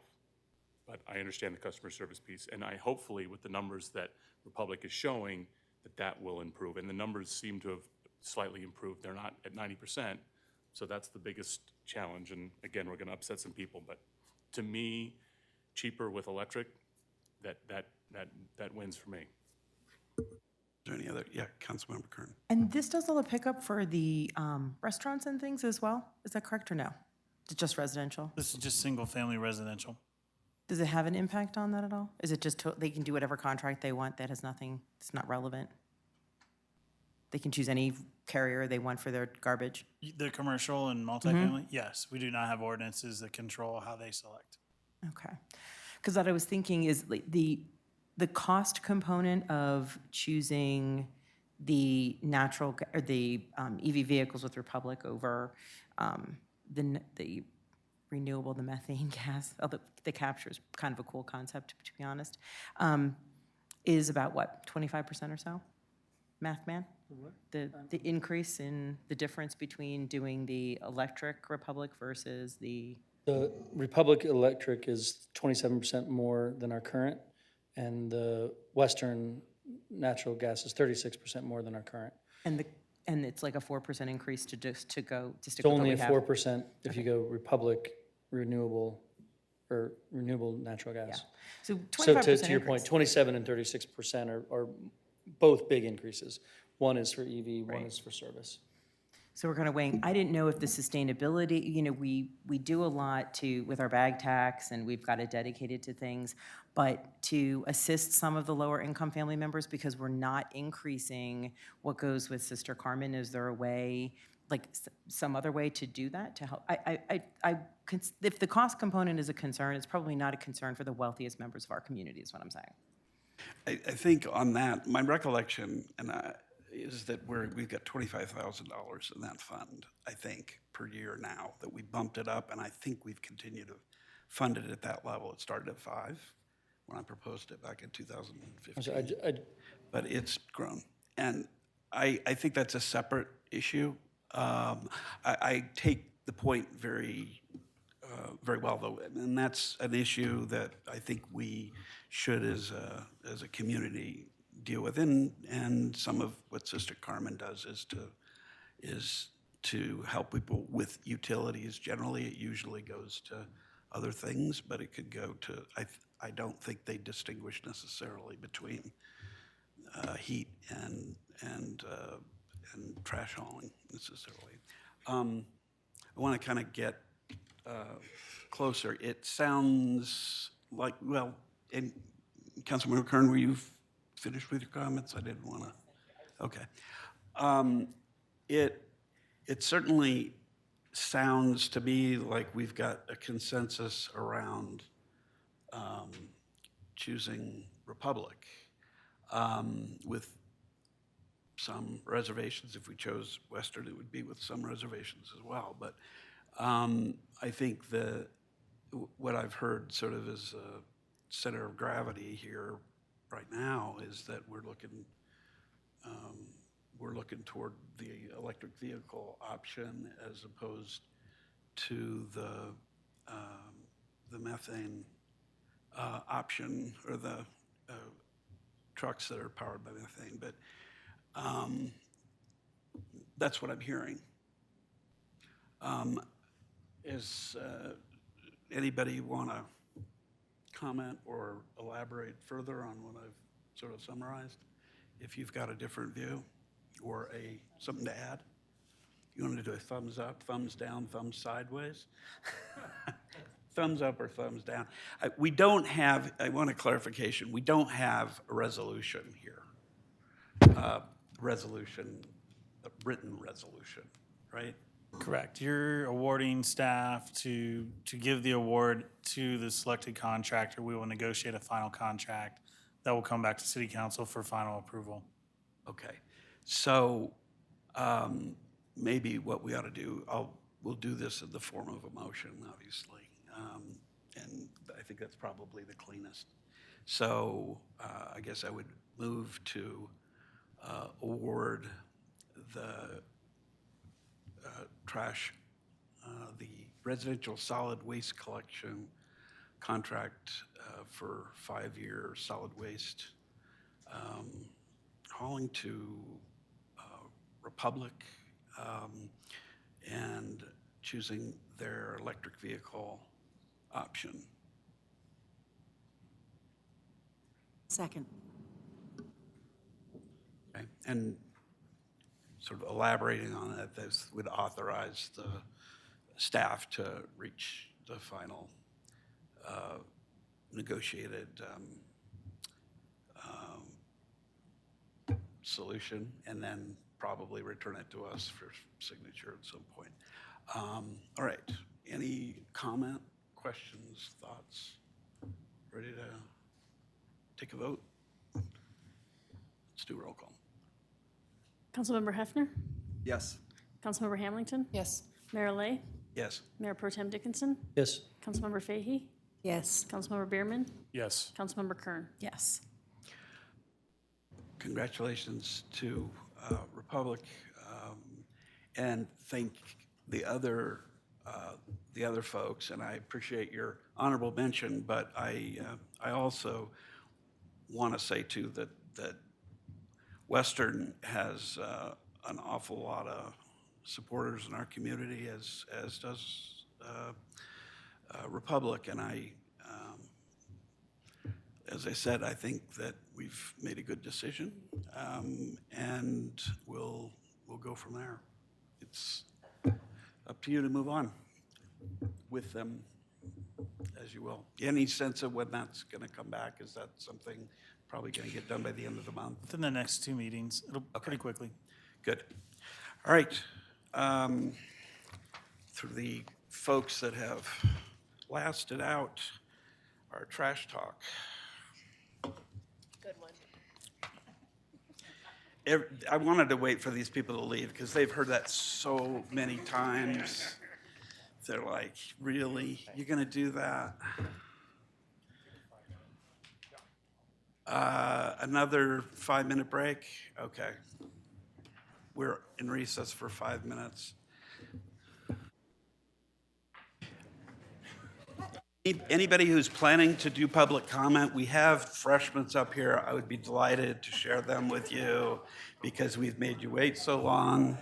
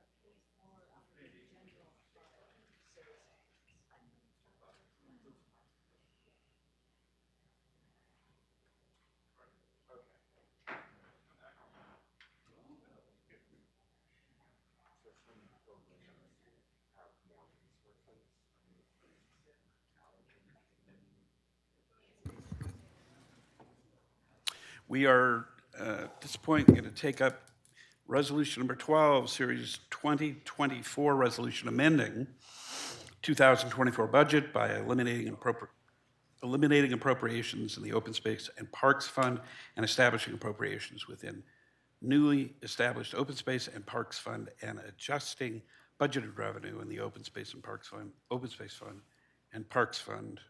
Public hearing that's been advertised in Daily Camera on February 25th, 2024. I'm going to open the public hearing and ask for a staff presentation. Thank you, Mayor.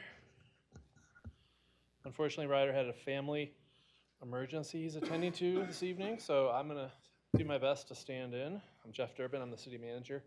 Happy to have Mahir Matsurabadi with me here. He's our tax auditor. Many of you on the finance committee will remember him as our resident sales tax expert.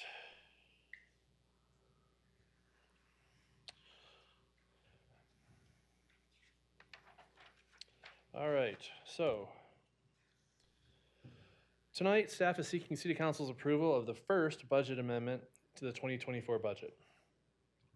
This budget amendment has two primary purposes. The first is to bifurcate, I'm trying to be Ryder here, bifurcate the existing Open Space and Parks Shared Fund, which is 201, into one Open Space Fund 210, a new 210, and one Parks Fund, a new 211. This is consistent with ballot measure 2C from last year and City Ordinance 2023-1856. There's a secondary purpose of this budget amendment, which is to propose immediate personnel appropriations for open space necessary to begin implementing a variety of asset management and other open space needs. Resolution 12, Series 2024, is the mechanism by which you would be adopting this budget. This is Ryder's timeline that he's been through with you many times. I'm just going to point to in the lower left is where we're at. March 5th is tonight. This is where we're at. And there's a lot of work yet to do. And I'll talk a little bit more about that.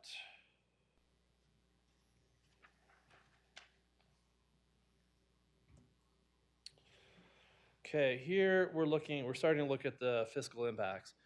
This slide is talking about the expenditure or appropriation side of this budget amendment.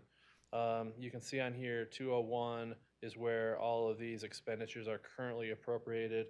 And this budget amendment would create that new fund 210 and 211, moving those current appropriations into the two new funds with a net change of 0 between the two funds.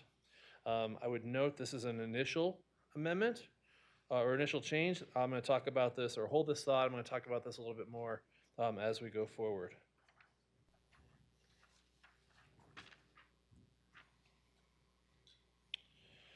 On this slide, we're really talking about the revenue side of the budget amendment. Here you're seeing the revenues currently adopted in your 2024 budget going into Fund 201 and how that revenue stream would be split between 210 and 211, along with an increase of a little over $1 million per the increase in the sales tax measure that was approved last fall for open space.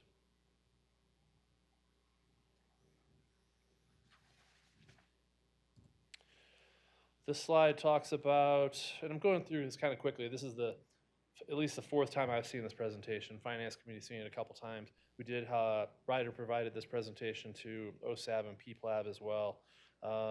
So feel free to ask questions along the way, Council, if you would like.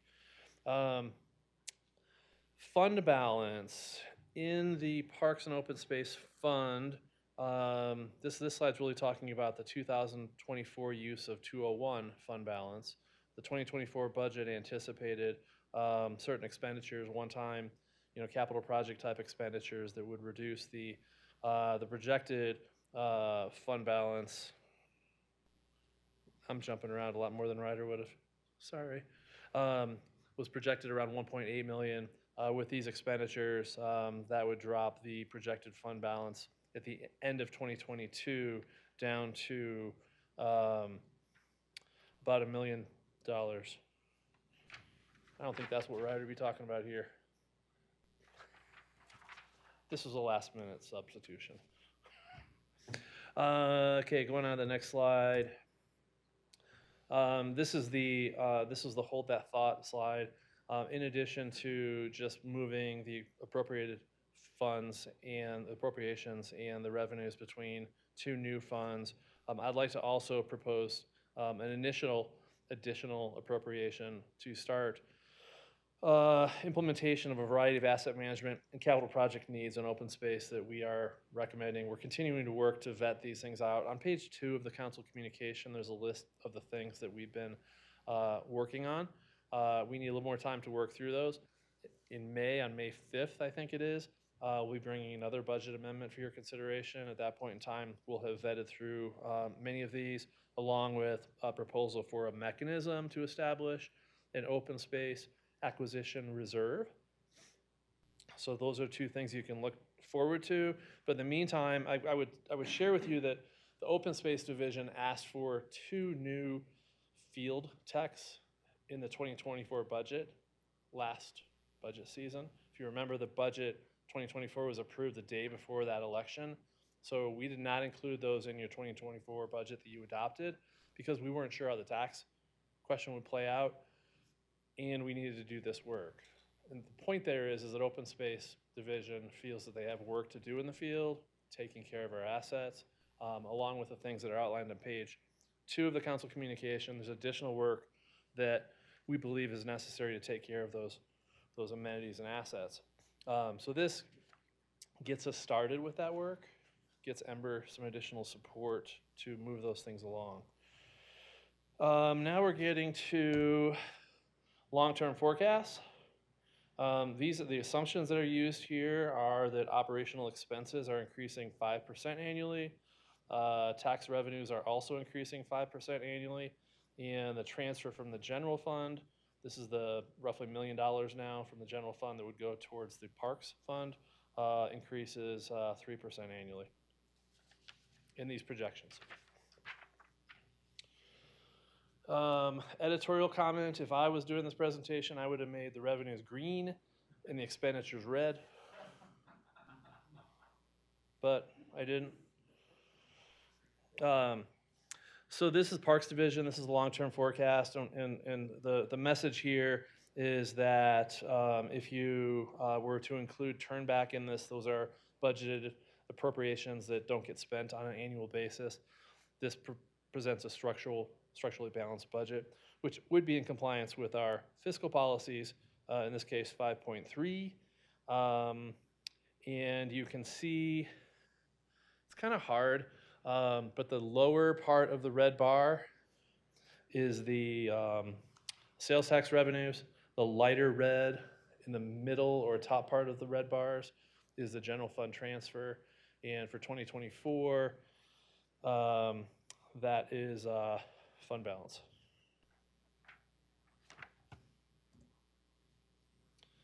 This particular projection is for the open space fund. It says division, but this will be the open space fund.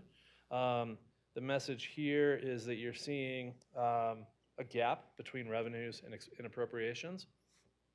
The light blue is that $250,000 proposed appropriation for additional staffing. You can see that there's still a gap between the top of the blue and the top of the red. That's the gap we'll be coming back to you for further discussion on in May and ongoing.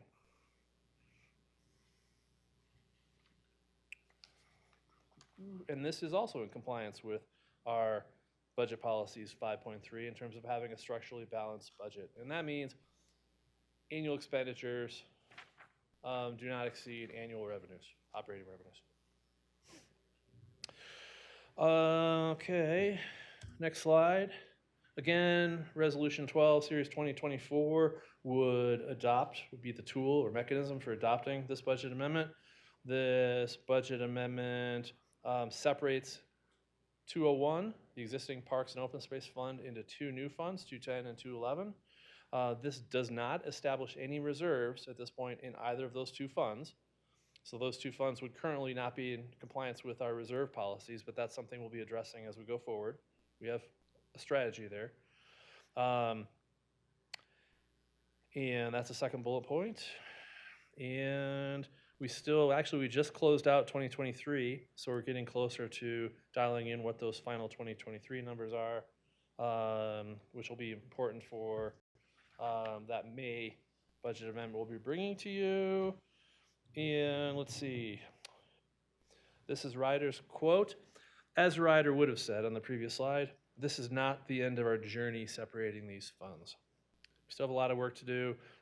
This is an important accounting piece as far as allowing or enabling staff to allocate expenditures to the right fund in the right accounts. And we still have more work to do as far as vetting additional projects, programs, expenditures. We believe we have a lot of work to do in open space, and I think your advocates feel the same way. Your open space division feels the same way. And let's see here.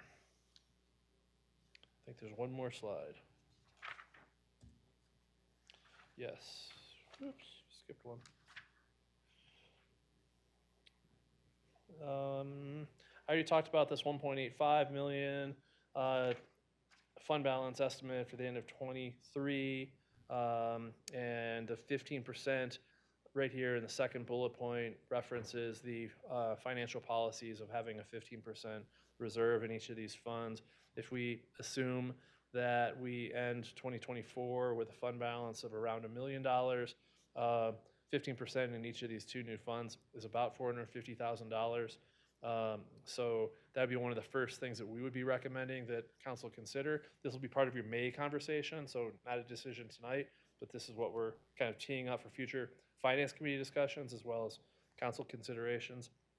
There could be a strategy to get there over a period of a couple of years if that's where you want to go, but it's something that we do need to have some conversations about. Reserves are important because rainy days do happen. Let's see. So I mentioned this this presentation was provided to OSAB, PPLAB, Finance Committee, and most recently at the February 22nd Finance Committee. Would like to clarify that there was a last-minute addition to the Finance Committee conversation of the additional expenditures. That was not in the Finance Committee packet. This was kind of a conflict of two missions. One, Ryder's accounting team really working to make sure we're coding things to the right place, and me and the open space folks and Adam really trying to move the ball forward, move the needle on open space asset management.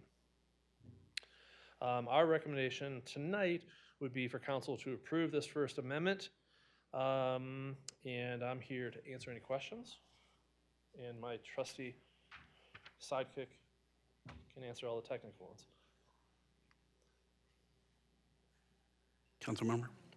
Council members, shall I turn to the chair of the Finance Committee for thoughts?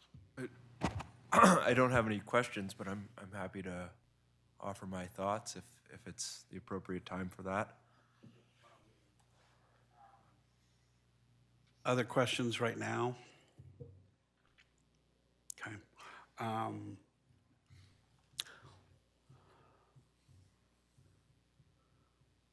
Why don't we, so we don't seem to have any from the dais here. Why don't we take public comment? First is Cynthia Korn, and on deck is Matt Jones.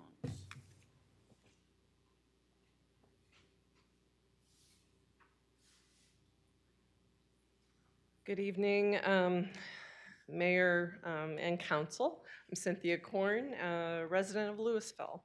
So I'm speaking tonight as a citizen, and I'm thankful to our community for getting the tax passed so holistically, and also to the campaign committee who was behind that.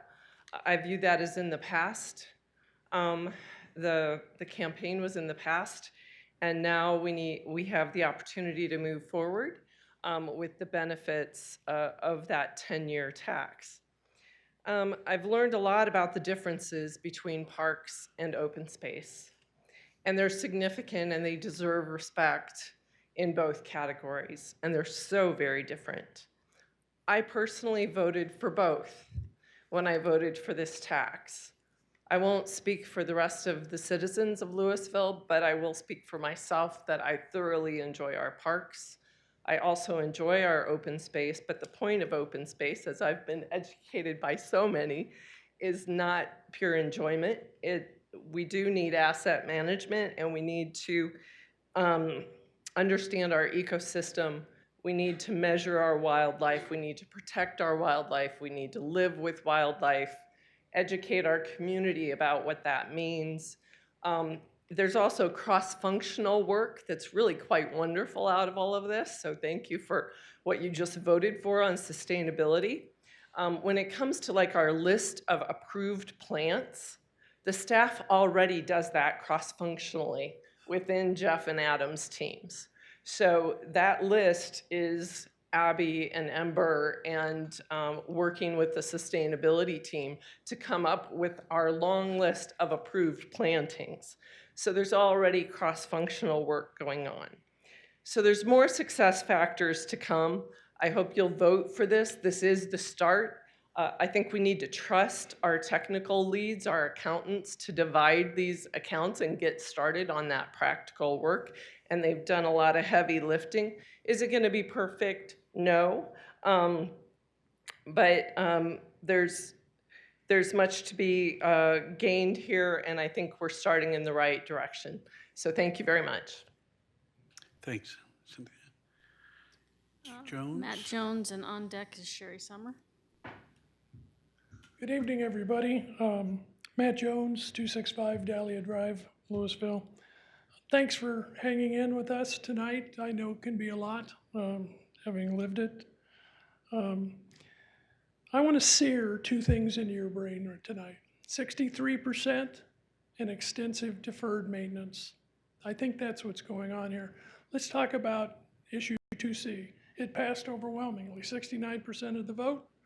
And what did it do? It took the 3.75 tax, divided in half, one for part for parks, part for open space, equally, and added 1.25 to open space.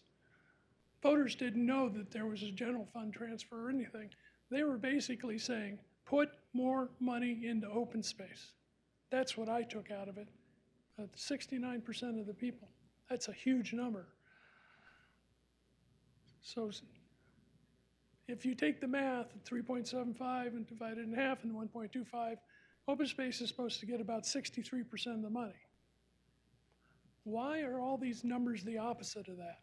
Why is it instead of 2/3, 1/3, 1/3, 2/3 to parks? Everything's backwards from what the voters said. These transfers, the fund transfers, everything have about 2/3 of the money going to parks, 1/3 of the money going to open space. That's not what the voters said. Also, if you look at the bar graphs, they have different scales. And the other question I have, if the voters said that, why on parks are we putting in $3 million operating budget and $2 million open space?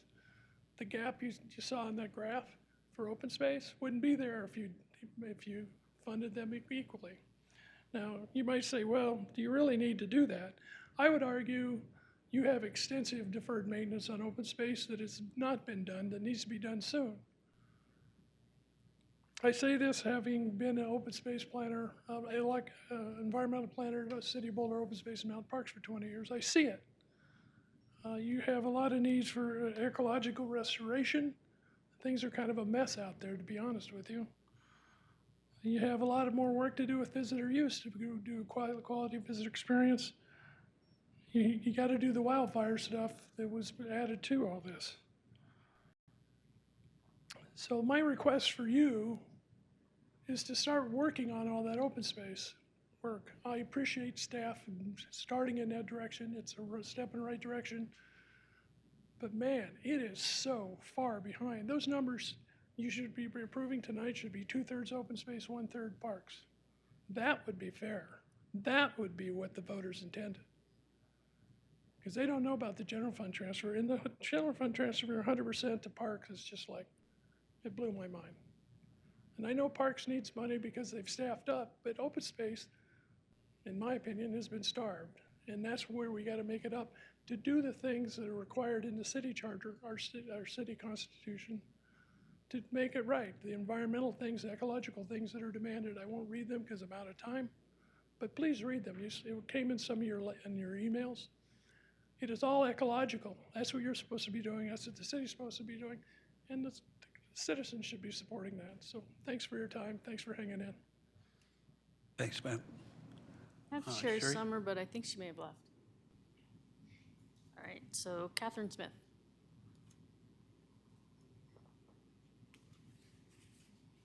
And on deck is Helen.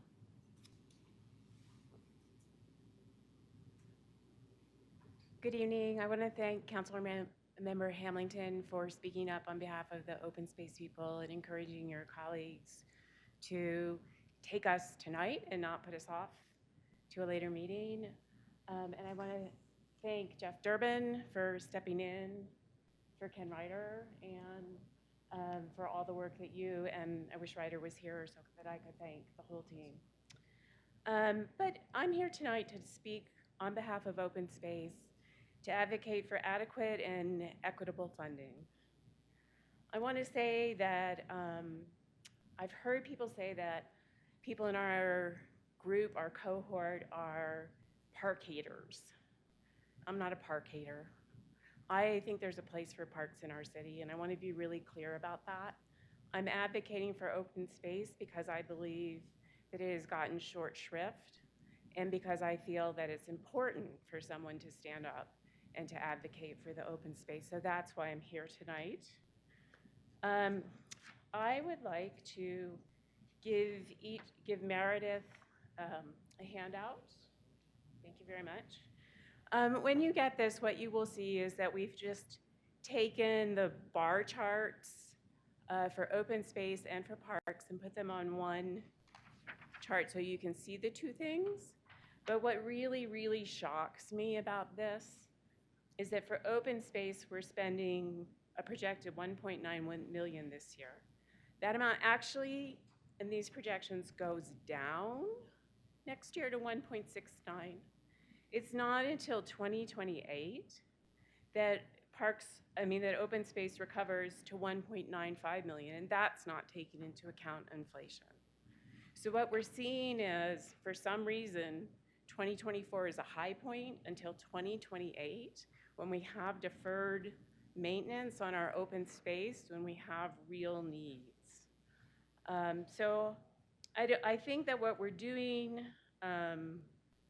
is not setting the open space program up on a good firm footing to do what it needs to do. The city charter, which has been mentioned already, specifically says that the established management standards should be consistent with good stewardship and sound ecological principles, preserve and promote native plants, native wildlife, and their habitat. We are failing to meet the standards that have been established in our city charter.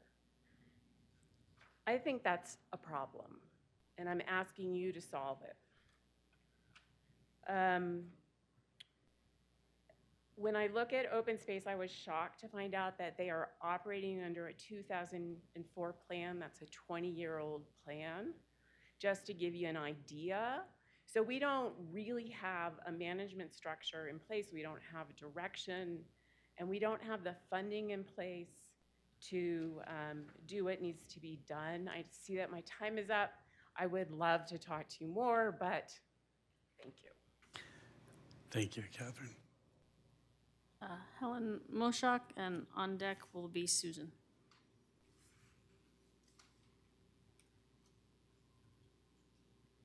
Hi, folks. My name is Helen Moshak. I'm a resident of Louisville, and I was just participating in the library program. It's the city open space education program on American kestrels tonight. And we, along with the 20 other folks, we learned that populations of our smallest falcon are declining due to lost habitat and human impacts on their prey. We learned we can make a big difference by protecting their habitat, monitoring their nests, and educating the public. But to do this, open space needs funding. It's very disappointing that most of the fund balance money in the old combined open space and parks tax fund account and all of the ongoing 1 million general fund transfer will go to parks. I hope that pattern ends with the closing of that account and we start investing in open space today. We're glad that city management and council are proposing an increase of $250K to this year's operations budget for additional staff. This is good, very good, but it's a relatively small, slow start considering we have over $1 million in additional revenue thanks to 2C.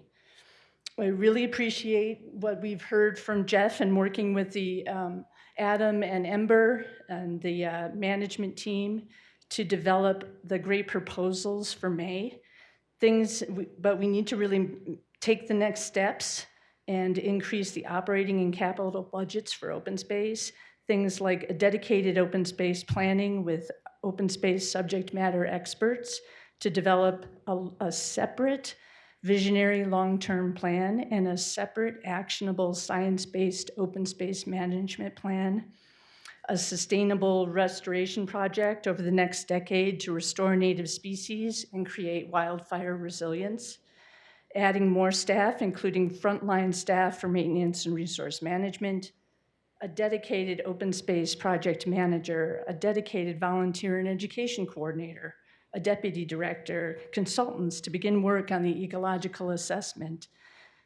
How about wayfinding for our 7 major trail corridors in 2024 and wayfinding on the other trails that add up to our 33 miles of trails? A Hecla Lake restoration project complete with fencing, signage, planting, and dedicated water rights for Hecla Lake. An acquisitions fund reserve and policy. A lot of this is being talked about now, and our expectation is that we'll see a lot of it in May. We kind of can't wait. We're glad we're starting with the 250. The next opportunities are the capital improvement projects budget later this spring, and then the May Second Amendment process that Jeff was talking about earlier. We want to thank you for starting this process to budget to protect and preserve open space. Watch your email. I'll send more information about the wayfinding project soon. Thank you. Thank you. Susan McEachern, and on deck is Josh Cooperman.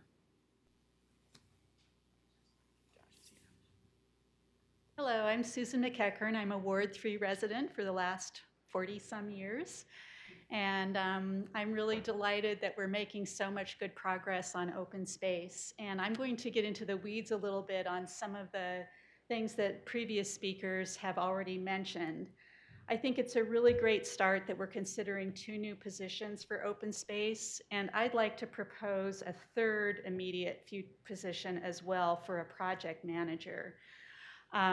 Brian does a great job, but he is so overwhelmed with projects outside of open space. And if we're really going to capitalize on all the deferred projects that we need to dig into, I think a project manager devoted specifically to open space would be just an essential element in that process.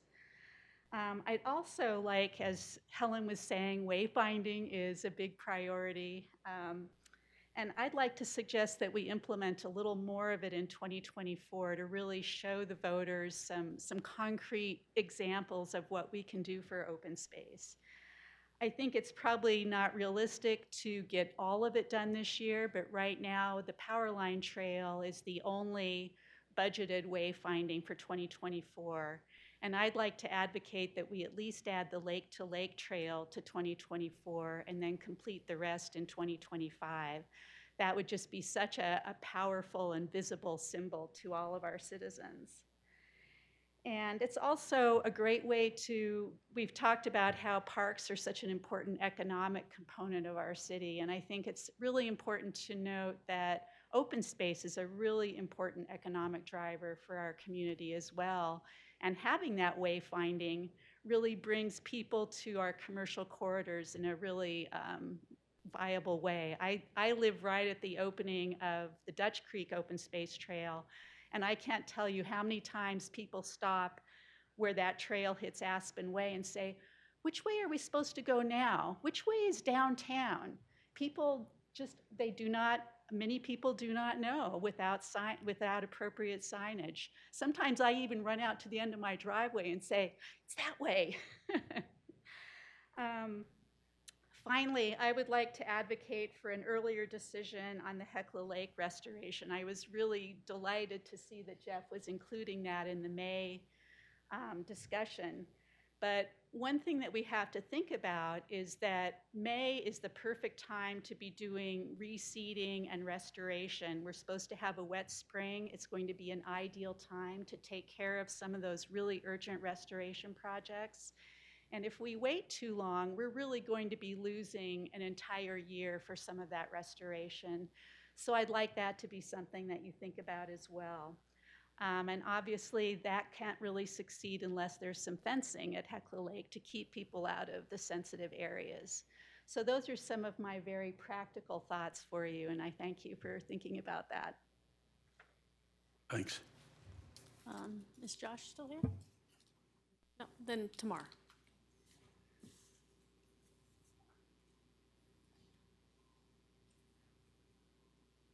Hi, I'm Tamar Krantz, and I live in Ward 3. And thanks for taking my comment. Thanks to City Manager Durbin for involving us and helping us understand how this has evolved and sharing the evolution as it goes along.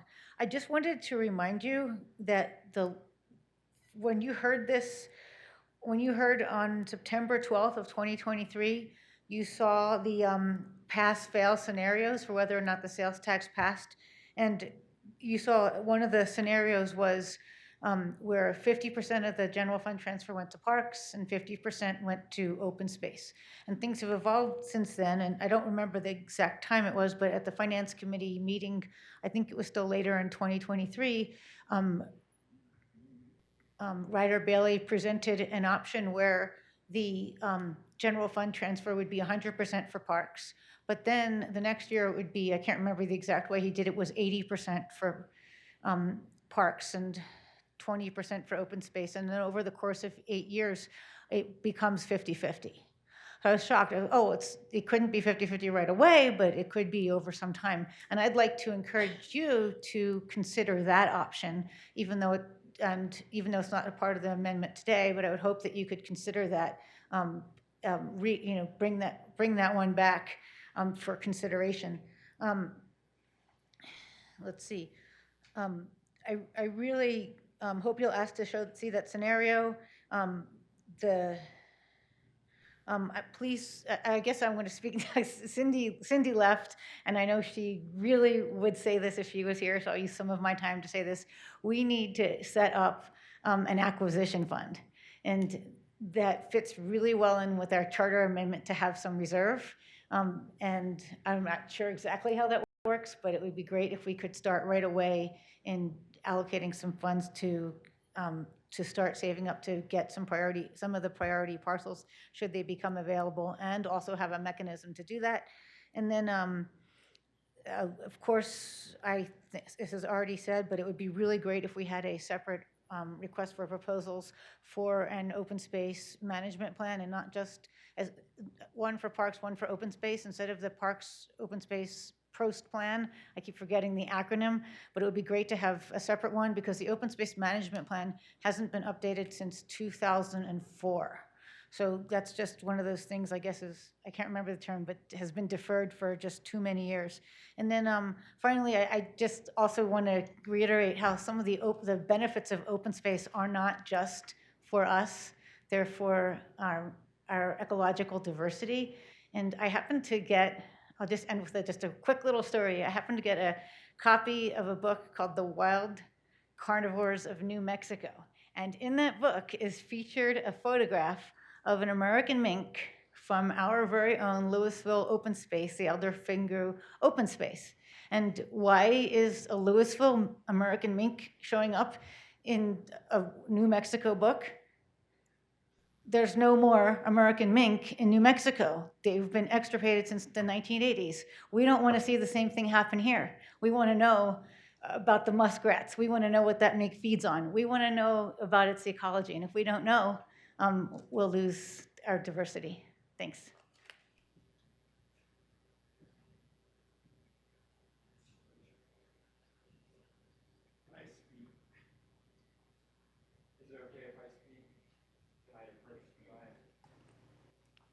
Of course.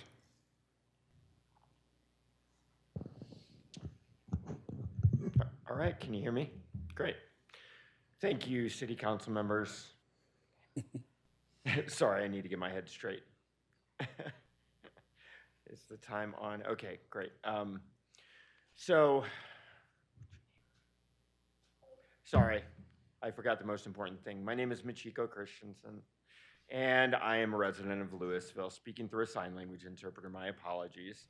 So I just wanted to speak about the fund transfer of the money that's in the fund right now and the balance that's being split.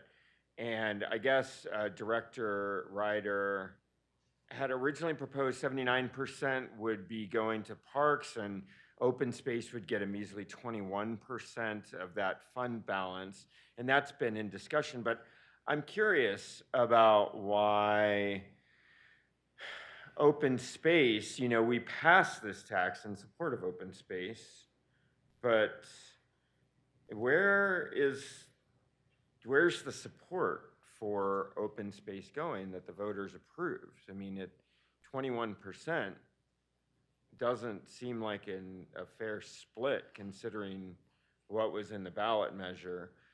And I think that money should allow us to roll up our sleeves and get to work on not only providing more open space, but also providing more programs for our open space and more maintenance for our open space. So I hope that you can look with that kind of an eye to the fund balance and the split therein and, consider that before we make any decisions.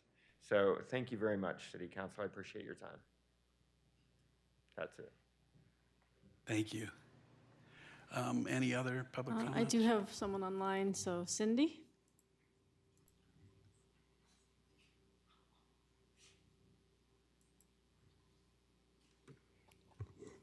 Yes, can you hear me? Yes. Oh, hi, this is Cindy Bedell. I'm a Ward 2 Louisville resident. And I just wanted to say, yes, we need to make acquisition a top priority through an acquisition fund. And also we need to find a way to streamline the process so that when properties become available, we're ready to move, because we've lost several opportunities in the past that would have been really important for our open space program, excuse me, and we haven't had any acquisition since 2017. I'd also like to remind us that we could really stretch our dollars by partnering with others. For example, the Conservation Fund, GoCo, and that's great that Louisville got a GoCo grant this year. It's very, very good news. Other municipalities in Boulder County. So I think if we're creative, we're organized, we have an acquisition fund, we're ready to go, and we prioritize acquisition, that we can really move on that now. And I just want to say it's especially important because property values are going up rapidly and things are getting purchased and developed. So if we want to preserve land and or add to some of our visitor land, The time is now. And as somebody in my 60s, I'm thinking about the next generation. So it's not just for us, it's going to be for future generations, this legacy that we could be creating. Thank you. Thank you, Cindy. Do you have any other public comment? Okay.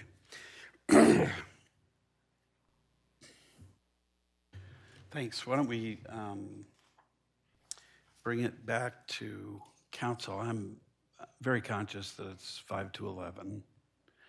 And I appreciate the public for hanging in there to make these public comments, but why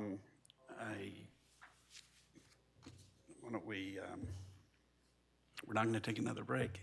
Council members, comments to make on the resolutions? Yeah, please. I just actually had a question for Adam. So is there information somewhere for us that that's not in this packet that talks about the two new hires that you're doing and what their role is going to be, like whether that's helping with mitigation measures, whether it's helping with, we'll take the example, the Kestrel, like checking them, helping with the space. I just don't know how that's being utilized. Yeah, we're still working with HR on the specifics of the positions. There is, through feedback from some of our public commenters tonight in previous meetings, it's been pretty clearly stated that we could use some administrative support as well. And so it's an evaluation of frontline maintenance staff along with a potential administrative type assistant, number 2 in command, if you will, to help Ember run that and allow her to think a little more strategically. Okay, good. Thank you. Other comments? Yeah, I'll go briefly. The Finance Committee and really Director Bailey worked hard to try and get this done as quickly as possible in the beginning of 2024, recognizing we had, pretty clear direction from the voters on how this new money should be divvied up in terms of the new tax dollars coming in. The story is a little more complicated on the interfund transfer and the fund balance, and I know we've heard some thoughtful public comments about how that could have or should have been done differently. I'll tell you, I'm enormously thankful to Director Bailey and his team for coming up with a proposal that fully funds our adopted 2024 budget that we've already adopted and voted on, including parks, and there isn't a whole lot of wiggle room in terms of funding the parks budget. They need those dollars unless we're going to make substantial cuts to the 2024 parks budget, and that's not an option, at least on Finance Committee, that I think any of us were interested in pursuing. The other way, obviously, that you could do it is make those changes and then find the money elsewhere, come up with a new general fund transfer to prop up parks. And that wasn't an avenue that we were terribly excited about either, given the nature and tenor of the discussions we had in adopting the 2024 budget and some of the difficult choices we had to make in order to get that budget to a structurally balanced perspective. So I could speak, and if there are questions, I'm happy to speak to the specifics of the reasoning behind the fund balance and the interfund transfer, and why, at least from a Finance Committee perspective, we feel like this is giving effect to the ordinance that was passed on the ballot. Given the late hour, I don't think I necessarily want to go through all of that unless there's particular interest. But sort of long story short, I agree with Ryder's comment that City Manager Durbin read out loud, which is this is the beginning of a process, not the end of the process. And no matter whether you look at the handout we've got in front of us or what was in the presentation, there's a lot of projected revenue going into open space that hasn't yet been appropriated. I am confident we will find a way to appropriate all of that come May. I think the challenge will be balancing all of the many needs against the additional $1 million of funding coming into the open space fund. So, I'd say there's a lot of good stuff to come, a lot of program and staff expenditures to come. This is the first step. This is starting to pull apart the funds and give effect to the ordinance, which, again, we were excited to do as quickly in the beginning of 2024 as possible so that we could move on to the exciting next steps of figuring out how to spend the additional money. So for what it's worth, that's where I stand. Mayor Protem? Yeah, I think I appreciate the work of the Finance Committee and Ryder Bailey and all staff. It's super complicated. And, I think one thing that is a little bit frustrating for me is it's referred to often as like the open space tax, right? And that's not what it was. It was a parks and open space tax. It was that. It is this, but the marketing for it was definitely vote yes on open space, right? Vote yes on open space, vote yes on open space. So I definitely think that is a narrative that is true and exists, and I think a lot of people were voting to support open space, but it was a parks and open space tax. And I agree, there's no contention at all. 100% of the increase is going to open space, but clearly, so we got the 50% of the old, 50% going each way, and then 100% of the new increased taxes going to open space. True to the ballot measure, and that's happening perfectly, but clearly there is frustration around the balance, the current balance not maybe being split 50-50 or even more, similar ratio, and then also frustration that future general fund transfers aren't matching that 50-50 or even lopsided open space. So I hear that pretty clearly, but I think as a voter of that, like when I voted on that ballot, if I were to find out that the parks budget was gonna get decreased after I voted to increase the parks and open space tax, that would make me very upset, right? That like, how are we decreasing our expenses or our expenditures or our budget for either one of those things? So, it feels to me that all of the increased tax revenue is going to open space, which is good. But again, I think I understand why, not being on the Finance Committee now, I understand why we need to put a lot of the fund balance in parks in order to fund the current budget. And then moving forward, we've had like this 65-35 parks open space ratio, right? And so it's been heavily parks and not so much open space on a yearly basis. And then there's like a purchase. And so over time, they've been more equal, like over a 10-year period. But year by year, the budget is way weighted on, if you will, weight, if it's heavier, it should be. Anyway, but way more money for parks. What I see moving forward is basically a 51%, 49% allocation of revenue to these two accounts. Basically a 50-50 split of revenue, but not a 50-50 split of expense. And I think that's the part that's maybe confusing. And when I look at this, we see this big gap between the blue bar and the red bar. So we're like, have all this revenue for open space, but we're not spending it, which again, I think is acquisition reserves potentially, or maybe we need to spend more of that. Maybe that expense line needs to go up, and as we do our budget. I think that's for a later conversation. If we want to increase our expenses because we have some really important things we want to do in open space right now, and we're increasing by 250, but do we want to increase by more? Or do we want to hold back because we care more about acquisition and we want to have a bigger reserve?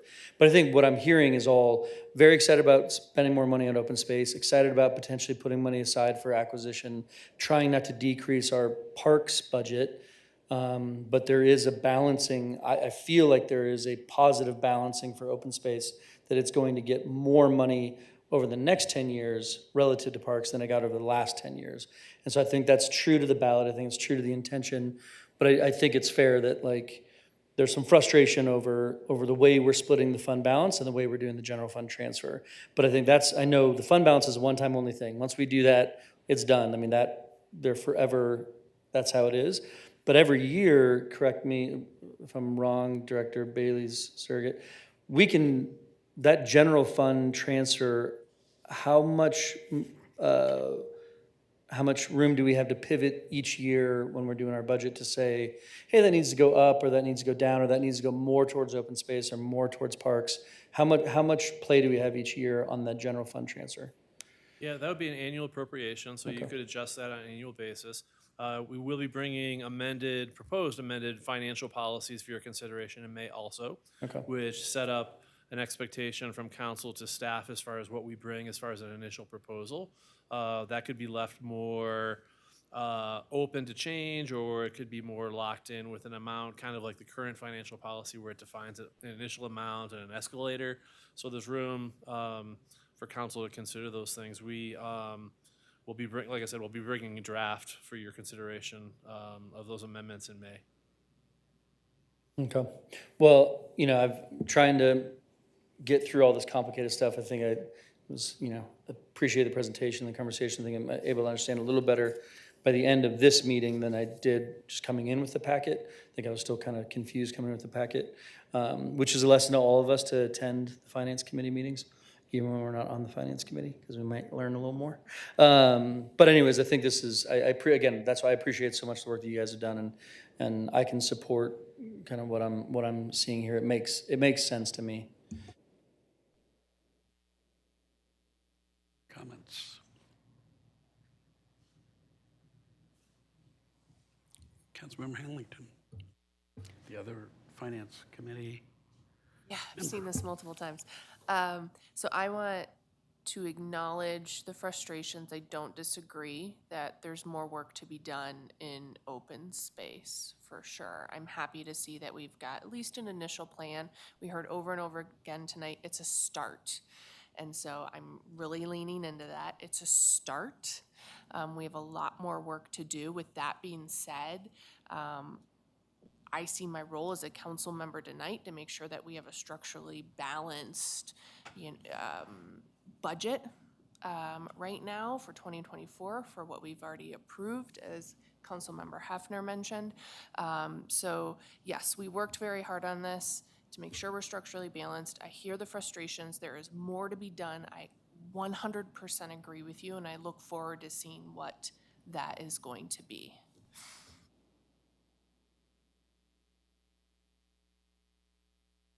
Not a lot more to say. I appreciate the work that's been done by Finance Committee. I appreciate the work that's been done by Director Bailey and City Manager and others on this. I think the most important thing for me is we need to be true to what the voters passed. And getting there is, as everybody has said tonight, not the easiest. It's not something that can be done overnight, and yet, we need to get this worked through as quickly as possible. This is a step in the right direction. I very much appreciate all of you who've written into us and talked to us about this, because, many of whom are here tonight or have spoken in public comment about this. And I think we all share some frustration, but I think we appreciate your frustration with where we are right now. But we will get there, and that is our role. I think Councilmember Hamilton just said it. I mean, we all have the duty to end up with a structurally balanced budget. So, and we need to watch as we go on to the year how we're doing it. I think there's plenty of, or there's a heavy lift when you come back to us in May, and I think a lot of people are going to be expecting a lot of progress. And I know that the Finance Committee will be meeting at least twice in the meantime, right? Before May? Twice. Twice. Yeah. So that will be a good chance to, I think, probably put this through a good test before it gets to council. So thank you. I guess the one thing that I wanted to find out is, the chair, as chair of the Finance Committee, do you support the resolution? Yeah. Could I please move the passage of resolution number 12, series 2024? Mayor, would you care to close the public hearing? Closing the public hearing. Go ahead. You want me to say it again? Why don't you say it again? I move the passage of resolution number 12, series 2024. Second. Any discussion?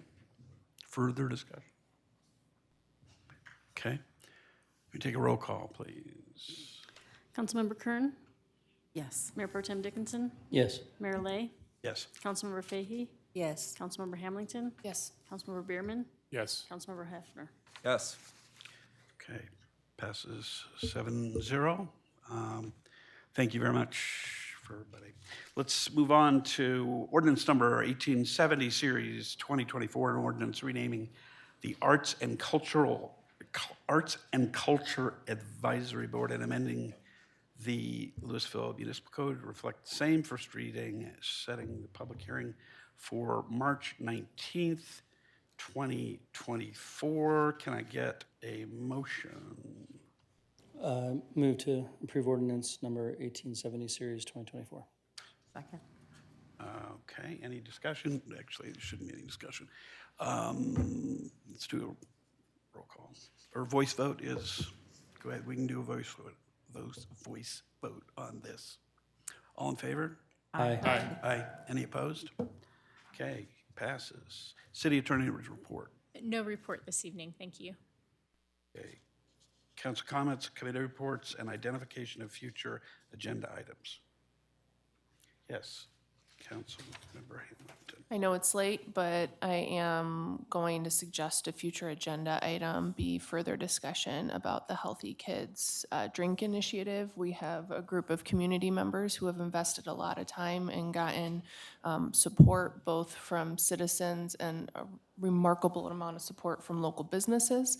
And I think it's our duty next to do what's needed to get the chain restaurants on board as well. So I don't know exactly what that would look like. I'll leave it at that because it's late tonight. Okay. Did you have anything that a long, that's not a long list? Nothing further. Okay. Honorable All right. Mayor. Anybody? I'm not honorable. I'm just the mayor. Is there anybody else that has anything for council comments, committee reports, identification for future agenda items? No. I